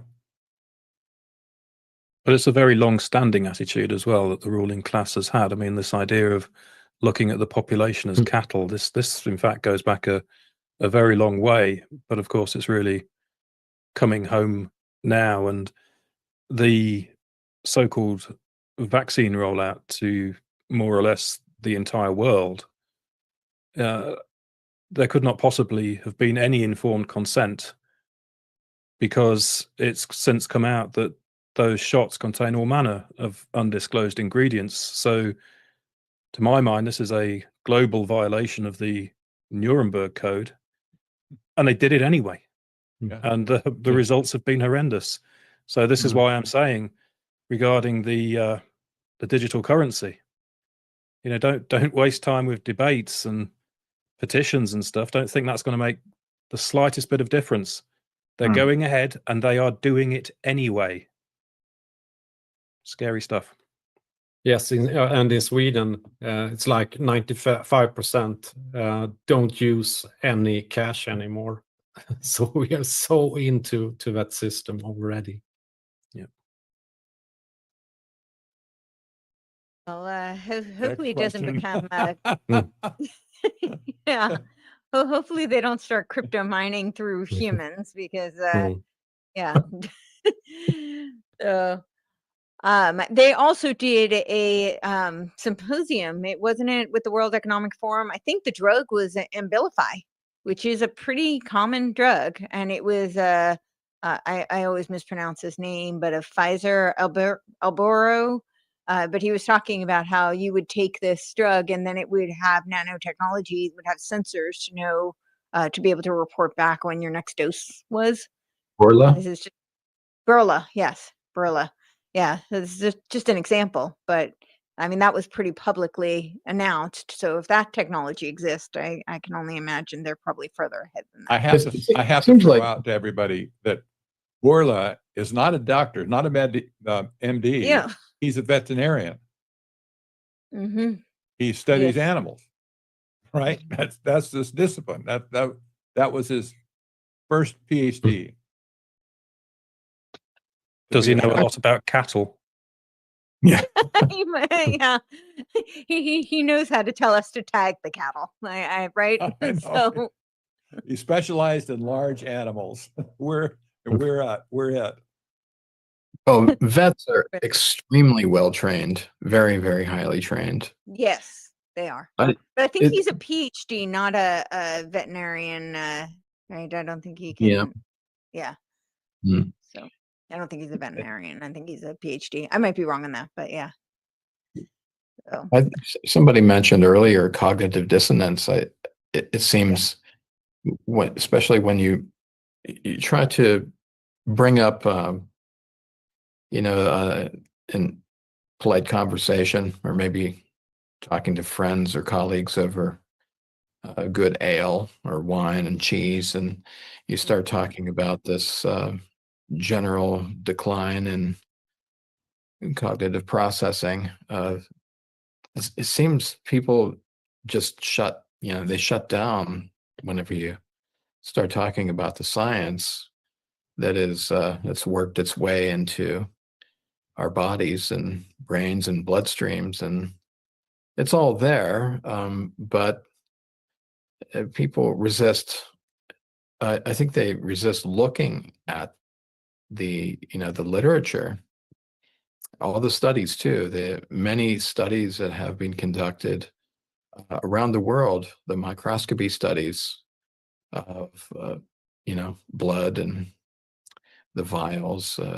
People can access that freely, but to talk about it, I think there's a very high level of cognitive dissonance that seems almost impossible to overcome. And one thing about that is it's not merely a psychological phenomenon that can be blamed purely on propaganda and psyops. One of the fascinating things for me when I proposed the topic of this symposium, the digital attack on humanity, was that both Jacob and Dan immediately took a kind of religious or spiritual approach to the topic. And at first that surprised me, because I thought, hold on a minute, we're dealing with digital technologies. And what does this have to do with religion? But actually it came through very strongly in the presentations. And I have a sense with the cognitive dissonance, it's almost like a spell has been cast upon people. I didn't used to think this way, but the deeper you get into it and the more you see the spiritual component, you do have to wonder. I absolutely agree with that. Right. That's why I call it the technological immunization of the eschaton. And just to clarify for people who are not familiar with the term, I know in the religious circles that immunization of the eschaton might be more familiar, but it's a political concept that means to bring the end time so we can have heaven on earth. But anybody who has read the Bible knows that heaven does not exist on earth. So this is kind of a fallacy. But I call it the technological immunization of the eschaton, because I think these are people who do believe it is kind of a Gnostic worldview, as they've illustrated, and they believe that they become the gods. And so they are going to be the creators of the architects of reality. And so they're going to create essentially a simulacra, right? They'll terraform the earth to make it a simulacra. For those who are not familiar with that term, it's it has the essence of something real, but it's the imitation of it. So it would be like orange candy that doesn't really have any orange juice in it. So it has the essence, it's kind of orangey, but it's not really orange juice. So that's what they want to do. And they think that that's going to be creating a heaven on earth, right? Some of these people like Kurzweil think that the transhuman version of man is the best version of man. But I think, unfortunately, for those of us who might be more realistically oriented, that it's going to be a dystopian hellscape, not necessarily the heaven on earth. But I think there absolutely is. And when you look into, certainly as Yaka pointed out in his presentation, so many of these characters are very steeped in the esoteric, in the occult.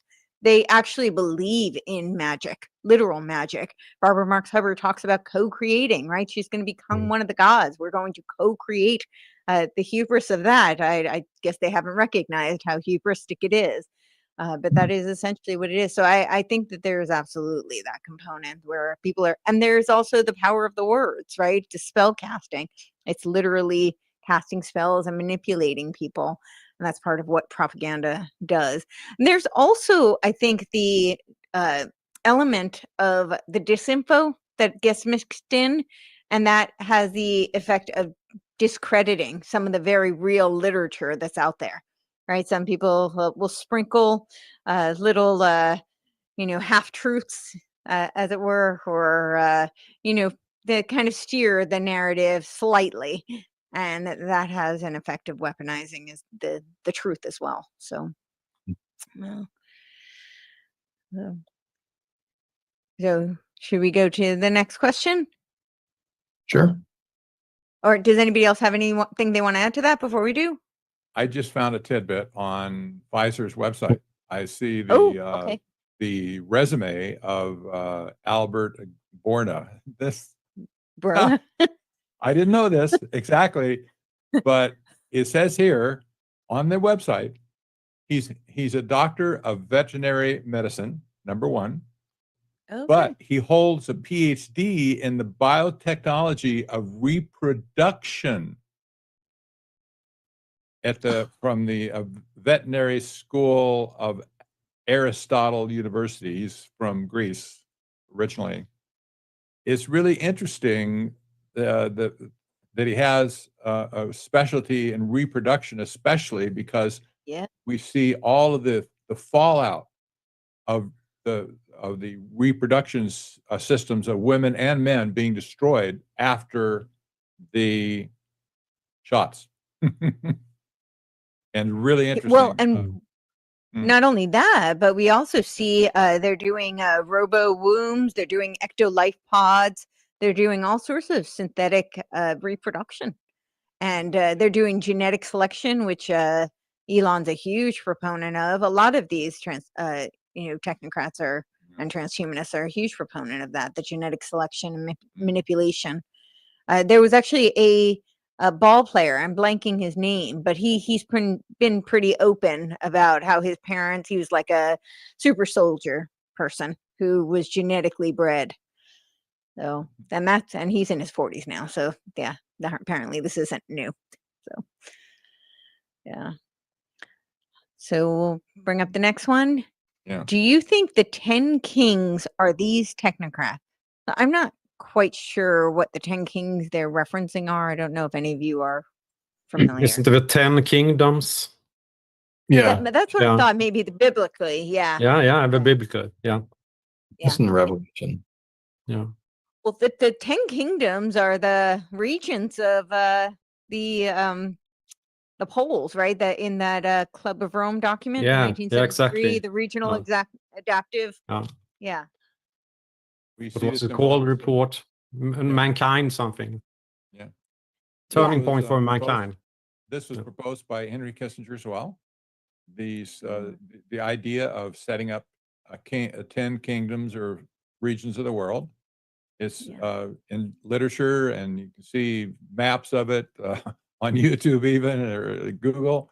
And this parallels, of course, this plays into the Christian doctrine of the end times, that there will be a 10 kingdoms set up on earth that'll answer to the Antichrist. They'll be destroyed in the end, but nevertheless, they will be the ones that answer to the Antichrist. And at that point, it looks like there will not be any nation states per se. It's based on 10 kingdoms. This dovetails into Curtis Yarvin's idea of setting up sovereign corporations. He calls them SovCorps, where he says there'll be based on regions. He doesn't explicitly say, well, 10 regions, but he talks about the SovCorp owning everything in that region outright. And it'll be managed by one CEO, and that's basically the king at that point. So you can see, yes, there's a play at this point, a play into Bible prophecy for sure. Yeah, and I think European Union will be one of those regions, maybe. And a lot of planners for the future. I've read this report by the Rockefeller Brothers Fund that talked about the future of governance, and they said that now we have the European Union, and the rest of the world will be modeled after that, and that's basically the goal. So where you can see the 10 kingdoms. I think the person who posed the question might be alluding to President Trump's early talk after his inauguration to buy Canada and South America. Well, and that would be the region of the Technate, and that was one of the 10 of the Club of Realms in their 1973 document. It was one that's what I was. That's what I was thinking. That question might be related to that talk early on in his administration. Yeah, I think so. It was the 1974 document, the 10 Kingdoms. But yeah, you can find, I know in Bill Cooper's book, he had the map. So you can find that online. So if anybody's interested, they can go and look for that online. And to bring up the GovCorp, which was Nick Land's concept, SovCorp, which is Curtis Yarvin, it's also what the network state concept is. It's just that creates a broader tent. But in Balaji Srinivasan's book, he actually says that the purpose is the dissolution of geographical nation states, so that they would be replaced by ideological cyber network states. So, yeah. So, all right, should we bring the next one? Is why do we get pictures of human plastic uterus before we do any other animals? This is pure hype. Must be discarded at first blush. Interesting. I don't know. Maybe the thoughts on that? The question might be a reference to one of the slides I showed, perhaps. Oh, maybe. Okay. Seems to be legitimate business. Yeah. The source is reliable. You can, go to these sites and read about the artificial wombs. MIT Review has also done not research. They've written articles about artificial wombs. Now there's a tech startup. So.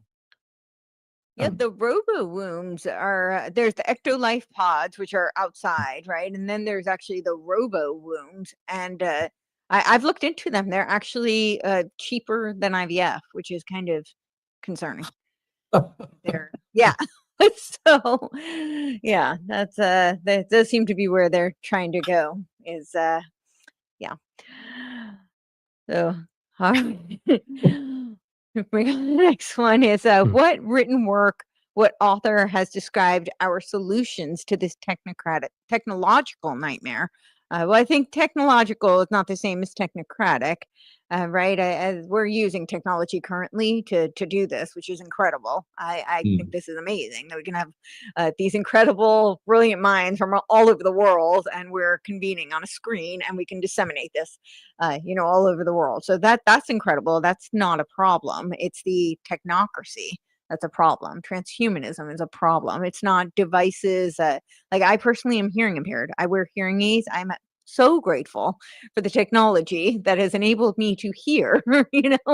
I don't think this makes me transhuman. This is, I'm very grateful for the wonderful, brilliant minds that have put these things in my ears. So yeah, I do want to make that distinction. And I also want to, bring up Pat's point again, that it's incumbent upon us, right? I know everybody wants to outsource these solutions, and I think that that's part of how we got to this problem, is that we have outsourced so many of our problems. I know here in the United States, our government was structured as an experiment of self-governance, and most people did not take on that responsibility.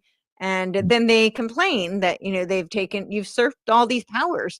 Well, when did we redress our grievances? Right? We did that in the revolution, and have we done that since? So, but you know, I'm sure that many of you can speak to all of you have done great work in this regard. So if you want to talk about that, you can. But I think those were points worth making. So. Patrick Wood has written extensively about this for many. Yes. I'm sure he For has. sure. When he unmute his mic and weigh in. And then, oh yeah, you muted? Well, unmute him. I took care to add a section in all of my books about solutions. Maybe some of them were half-baked, but you know, you got to try, right? So I offered whatever was on my mind at the time. It hasn't really changed. At this point, the change is not going to be dependent on me, especially, like in particular, but all the people who take charge and take the challenge to do something in the community. And in America especially, apparently people just don't want to go to their community leaders to express themselves. They're numb to it. They could, but they won't. So one challenge I have locally is to encourage people to be active in their community. Tell anybody you can, especially your leaders. You have all kinds of boards, and most cities also have like a water board, the animal board, or whatever. There's people that serve you in that area. All these people need to be educated because they switch positions. You know, somebody sits on the water board, for instance, you say, well, that person's not important. Who cares about the water board? Well, someday that person might be sitting on the city council, but you have an opportunity to reach him when he's on a lower echelon of society, you know? So if we don't take that type of initiative, you can't play at this point. You just can't play. It's not just sending out emails, for sure. It's not just sending out videos, for sure. We could do that, but our video here is not going to change anything by itself. We do it because we have to. We're compelled to do it. But this itself was not going to change anything. The people that hear us, they can go into their communities and make a difference. But I can't go into your community for you. I can't do it. So, ripple effect. Yeah, I'm kind of. I guess I've become more and more biased toward my my spiritual roots over the past 5 years, especially. I have always been fascinated by human beings generally. My dad used to call me a social butterfly. I didn't hit the books as hard as I should have when I was in college. I was more interested in attending good parties and mixing and making friends and developing social networks, because I always found human beings so amazing. And I think this natural love for human beings, it really intersects with my religious beliefs, especially the command to love your neighbor as yourself. And I think if people who hold to that belief, that that's a very serious thing, even to love your enemy, that's a command as well. If you can maintain that, and you can see also the problems that are beset, that societies are beset with these sorts of problems, then I think you can really get through to people in your circles, in your social circles, or at the community level. I think that's a really effective way. When people see that you really have a genuine heart for them and for their families, and then you can really have, I think, a real impact, and really wake people up to what's happening. Right. What is that saying? They don't care what you know until they know that you care. So, Yeah, I definitely agree with that. In a sense, there's no blueprint, is there, for what we should be doing? I mean, humanity has never before been faced by an emergent global technocracy. The nature of the challenges that we face is consistently hidden from us to the maximum degree possible, so that we don't realize what's going on. This time last year, if you would have said that one of the key dangers threatening humanity is the agentic state, then all of us would have said, what is an agentic state? But they've been obviously planning this behind the scenes for a very long time. Now it's in the policy documents and it's being rolled out at speed. Yeah. And so it's very difficult, coming back to the original question, to say, well, here's a book that you should read and it will give you the answers that you need. It will give you the solutions and it will tell us exactly what we need to do. Because the problems are unrolling faster and faster. And more is coming out that's evidently been in the pipeline for quite a long time. And we've never had to deal with a situation before where every government on earth essentially is ignoring the will of the people and implementing the will of transnational technocrats.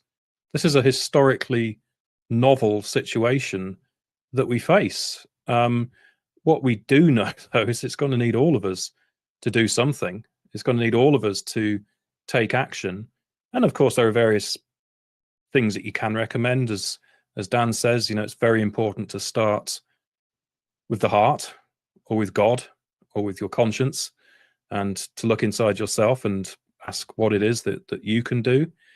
There are various kind of practical measures that you could take. I list a lot of them at the end of my report for Solari, Omniwar, exposing and ending the invisible attack on humanity.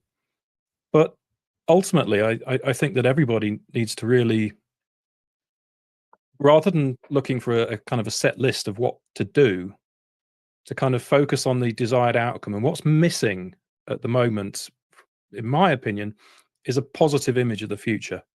We need a positive vision. We are drowning in these dystopian World Economic Forum, technocratic, hellish 2030 visions. And we're kind of mired in them. And that in itself is a form of control through narrative. Whereas if we could come up with a positive vision of where we could be instead by 2030, that would galvanize people. That would get people really wanting to work towards that vision and getting up and active and doing things and coming up with ideas. And then we're all moving together, and then things can change. But we've got to formulate that vision. Yes, I totally agree. I thought it was brilliantly put, David, because that's what I've also been thinking of. And upon writing my latest book as well, Temple of Solomon, because we are so into these dystopian scenarios all the time. It's everywhere, and it's like we're creating this hell for ourselves. I mean, we still have the power. We have given away the power of our lives to these technocrats and the sorcerers that manipulates us. But we can do a lot, and formulate a vision.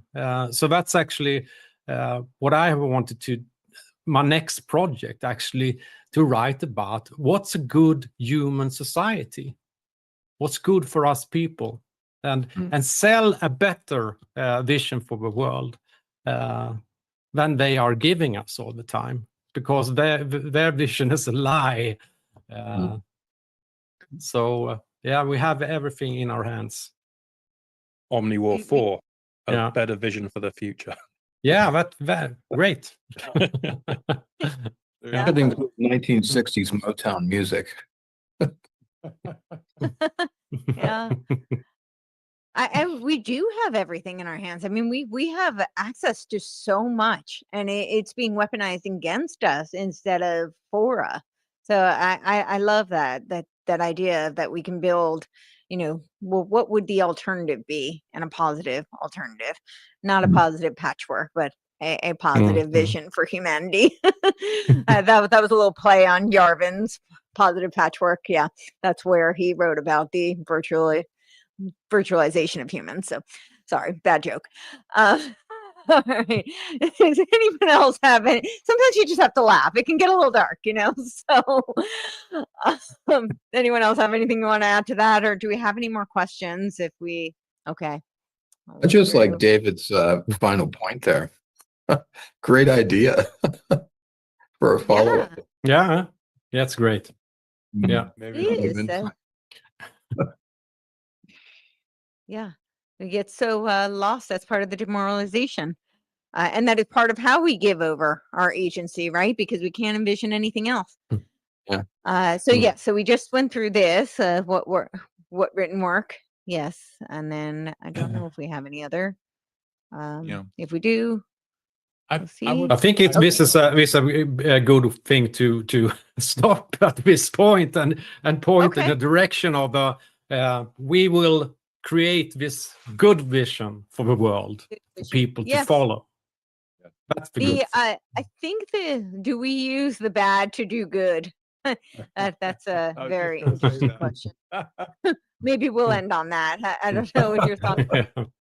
Well, I don't think we use bad to do good. I think there's enough good to do good. But I don't know if anybody else has thoughts on that. I don't know. I think there's enough good that we can use to do good. But the only legitimate use for AI, in my opinion, is to use it to destroy AI. So yeah, I'm just saying.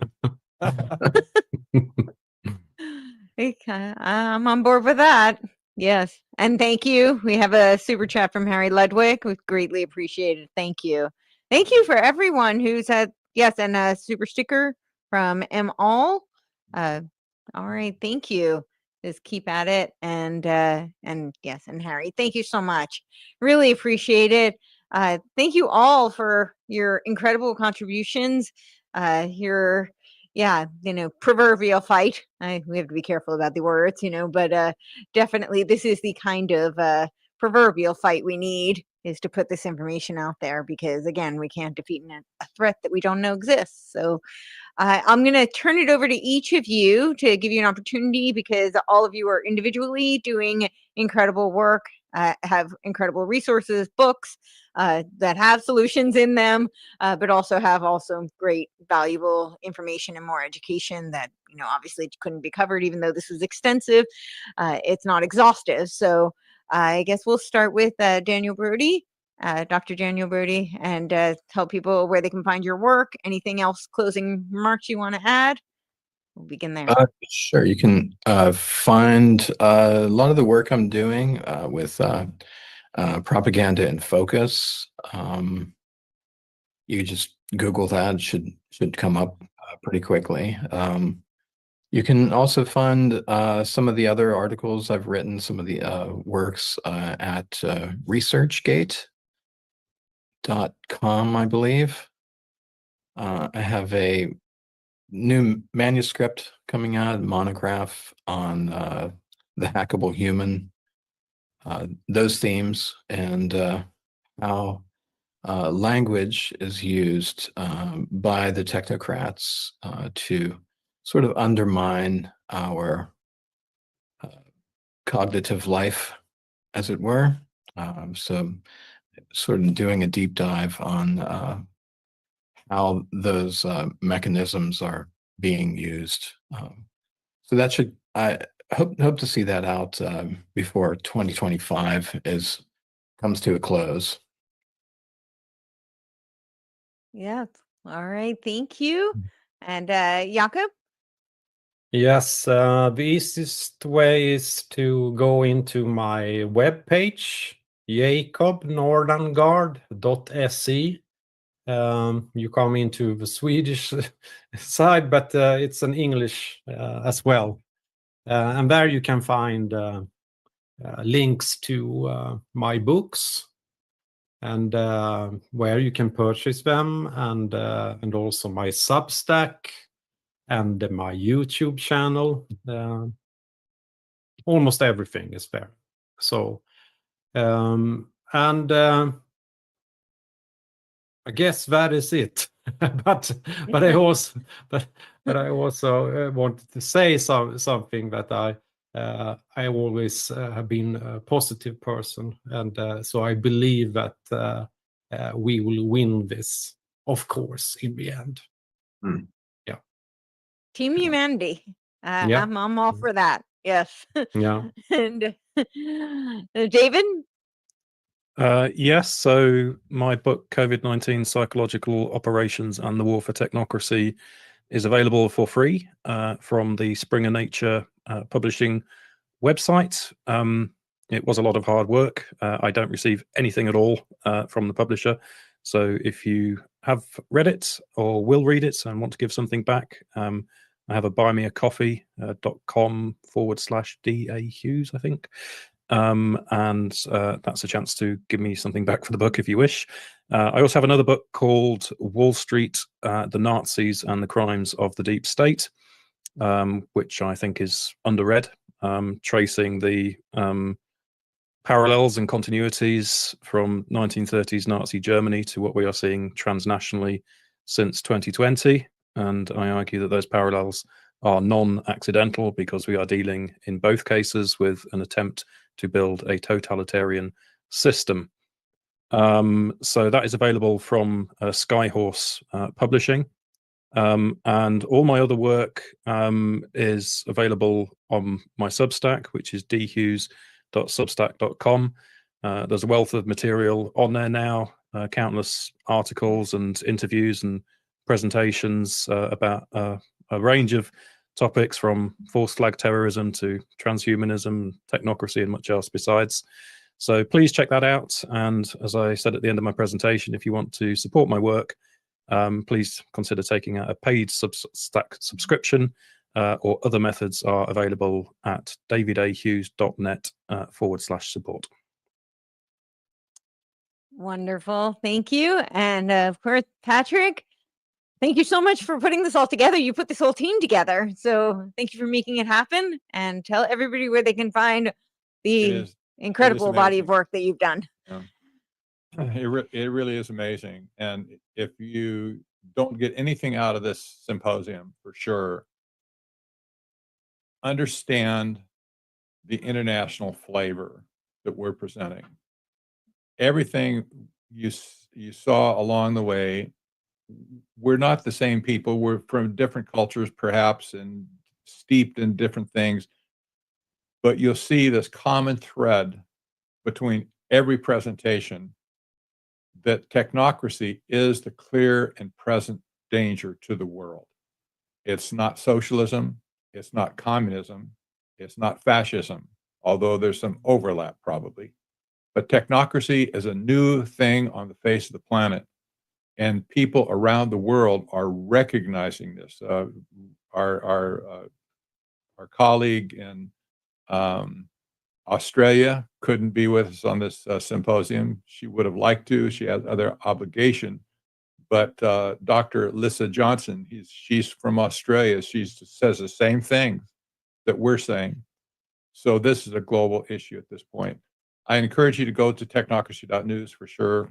That's where I keep all my material, and probably it's not going to be there forever. I've been so censored by Google. You can't, in fact, if you go to Google, search for the word technocracy, you won't see technocracy.news until you got like page 12. So they buried me deep in their algorithm. You know why? Because I've been nailing these people for so long. They just don't, I'm sure they hate me, but they just don't want anything to do with what I have to say about technocracy. Now, all of you can be censored as well. Like all of my colleagues can be censored now themselves. And you know what? I don't care at this point. I really don't care. They've been censoring me for 50 years, and I'm still here. Excuse me. I'm still here. I still sounded the alarm. So there is hope. I have to say, you know, even if we don't get along with this world, we still can have hope in our spiritual roots, our hope in the Bible, the hope in God, etc. That's another subject, I realize, but we have to move forward with some measure of hope. Otherwise, we lose heart and we just wither and die. That's not acceptable to me on any front. So having said that, I want to just commend all of my colleagues here. Great job, including you, Courtenay. I can't be prouder of this whole group at this point. We've sounded the alarm, we've said our piece, and now it has to be responded to. That's not our problem, that's your problem now. So how will people respond to us? I don't know, but we've said our piece, and this has been an academic exercise from the get-go. These are not wingnuts. These are not people that are spewing conspiracy theories, right? We're talking about certified academics at this point who've reasoned through the whole thing. They reasoned through the literature. They understand how to think critically about an issue. And they're coming to you to give their findings. This is so critical. Even if we seem a little bit dry, you know, we don't get on a rant and we don't shake our fist and, you know, get all emotional stuff. Maybe we're just a little dry once in a while, but this is what you need to hear. Nevertheless, we'll say it very slowly for you. Wake up. So having said that, this has been really great. I've enjoyed every minute of it, and I'm so glad we did it. If you have anybody has suggestions, drop them in the comments below, or contact the contact form on Technocracy News. Give your 2 cents, please, and we'll consider where we go from here. Absolutely. And again, just a reminder to please like, share this with everybody. And thank you, everybody, for your contributions, the presentations, and for everybody who is part of the chat and joined in. Yeah, and it's been an honor, really, truly an honor to be a part of this group. So thank you. Thank you, Courtenay. Thank you, Courtenay. Thank you. Thank you.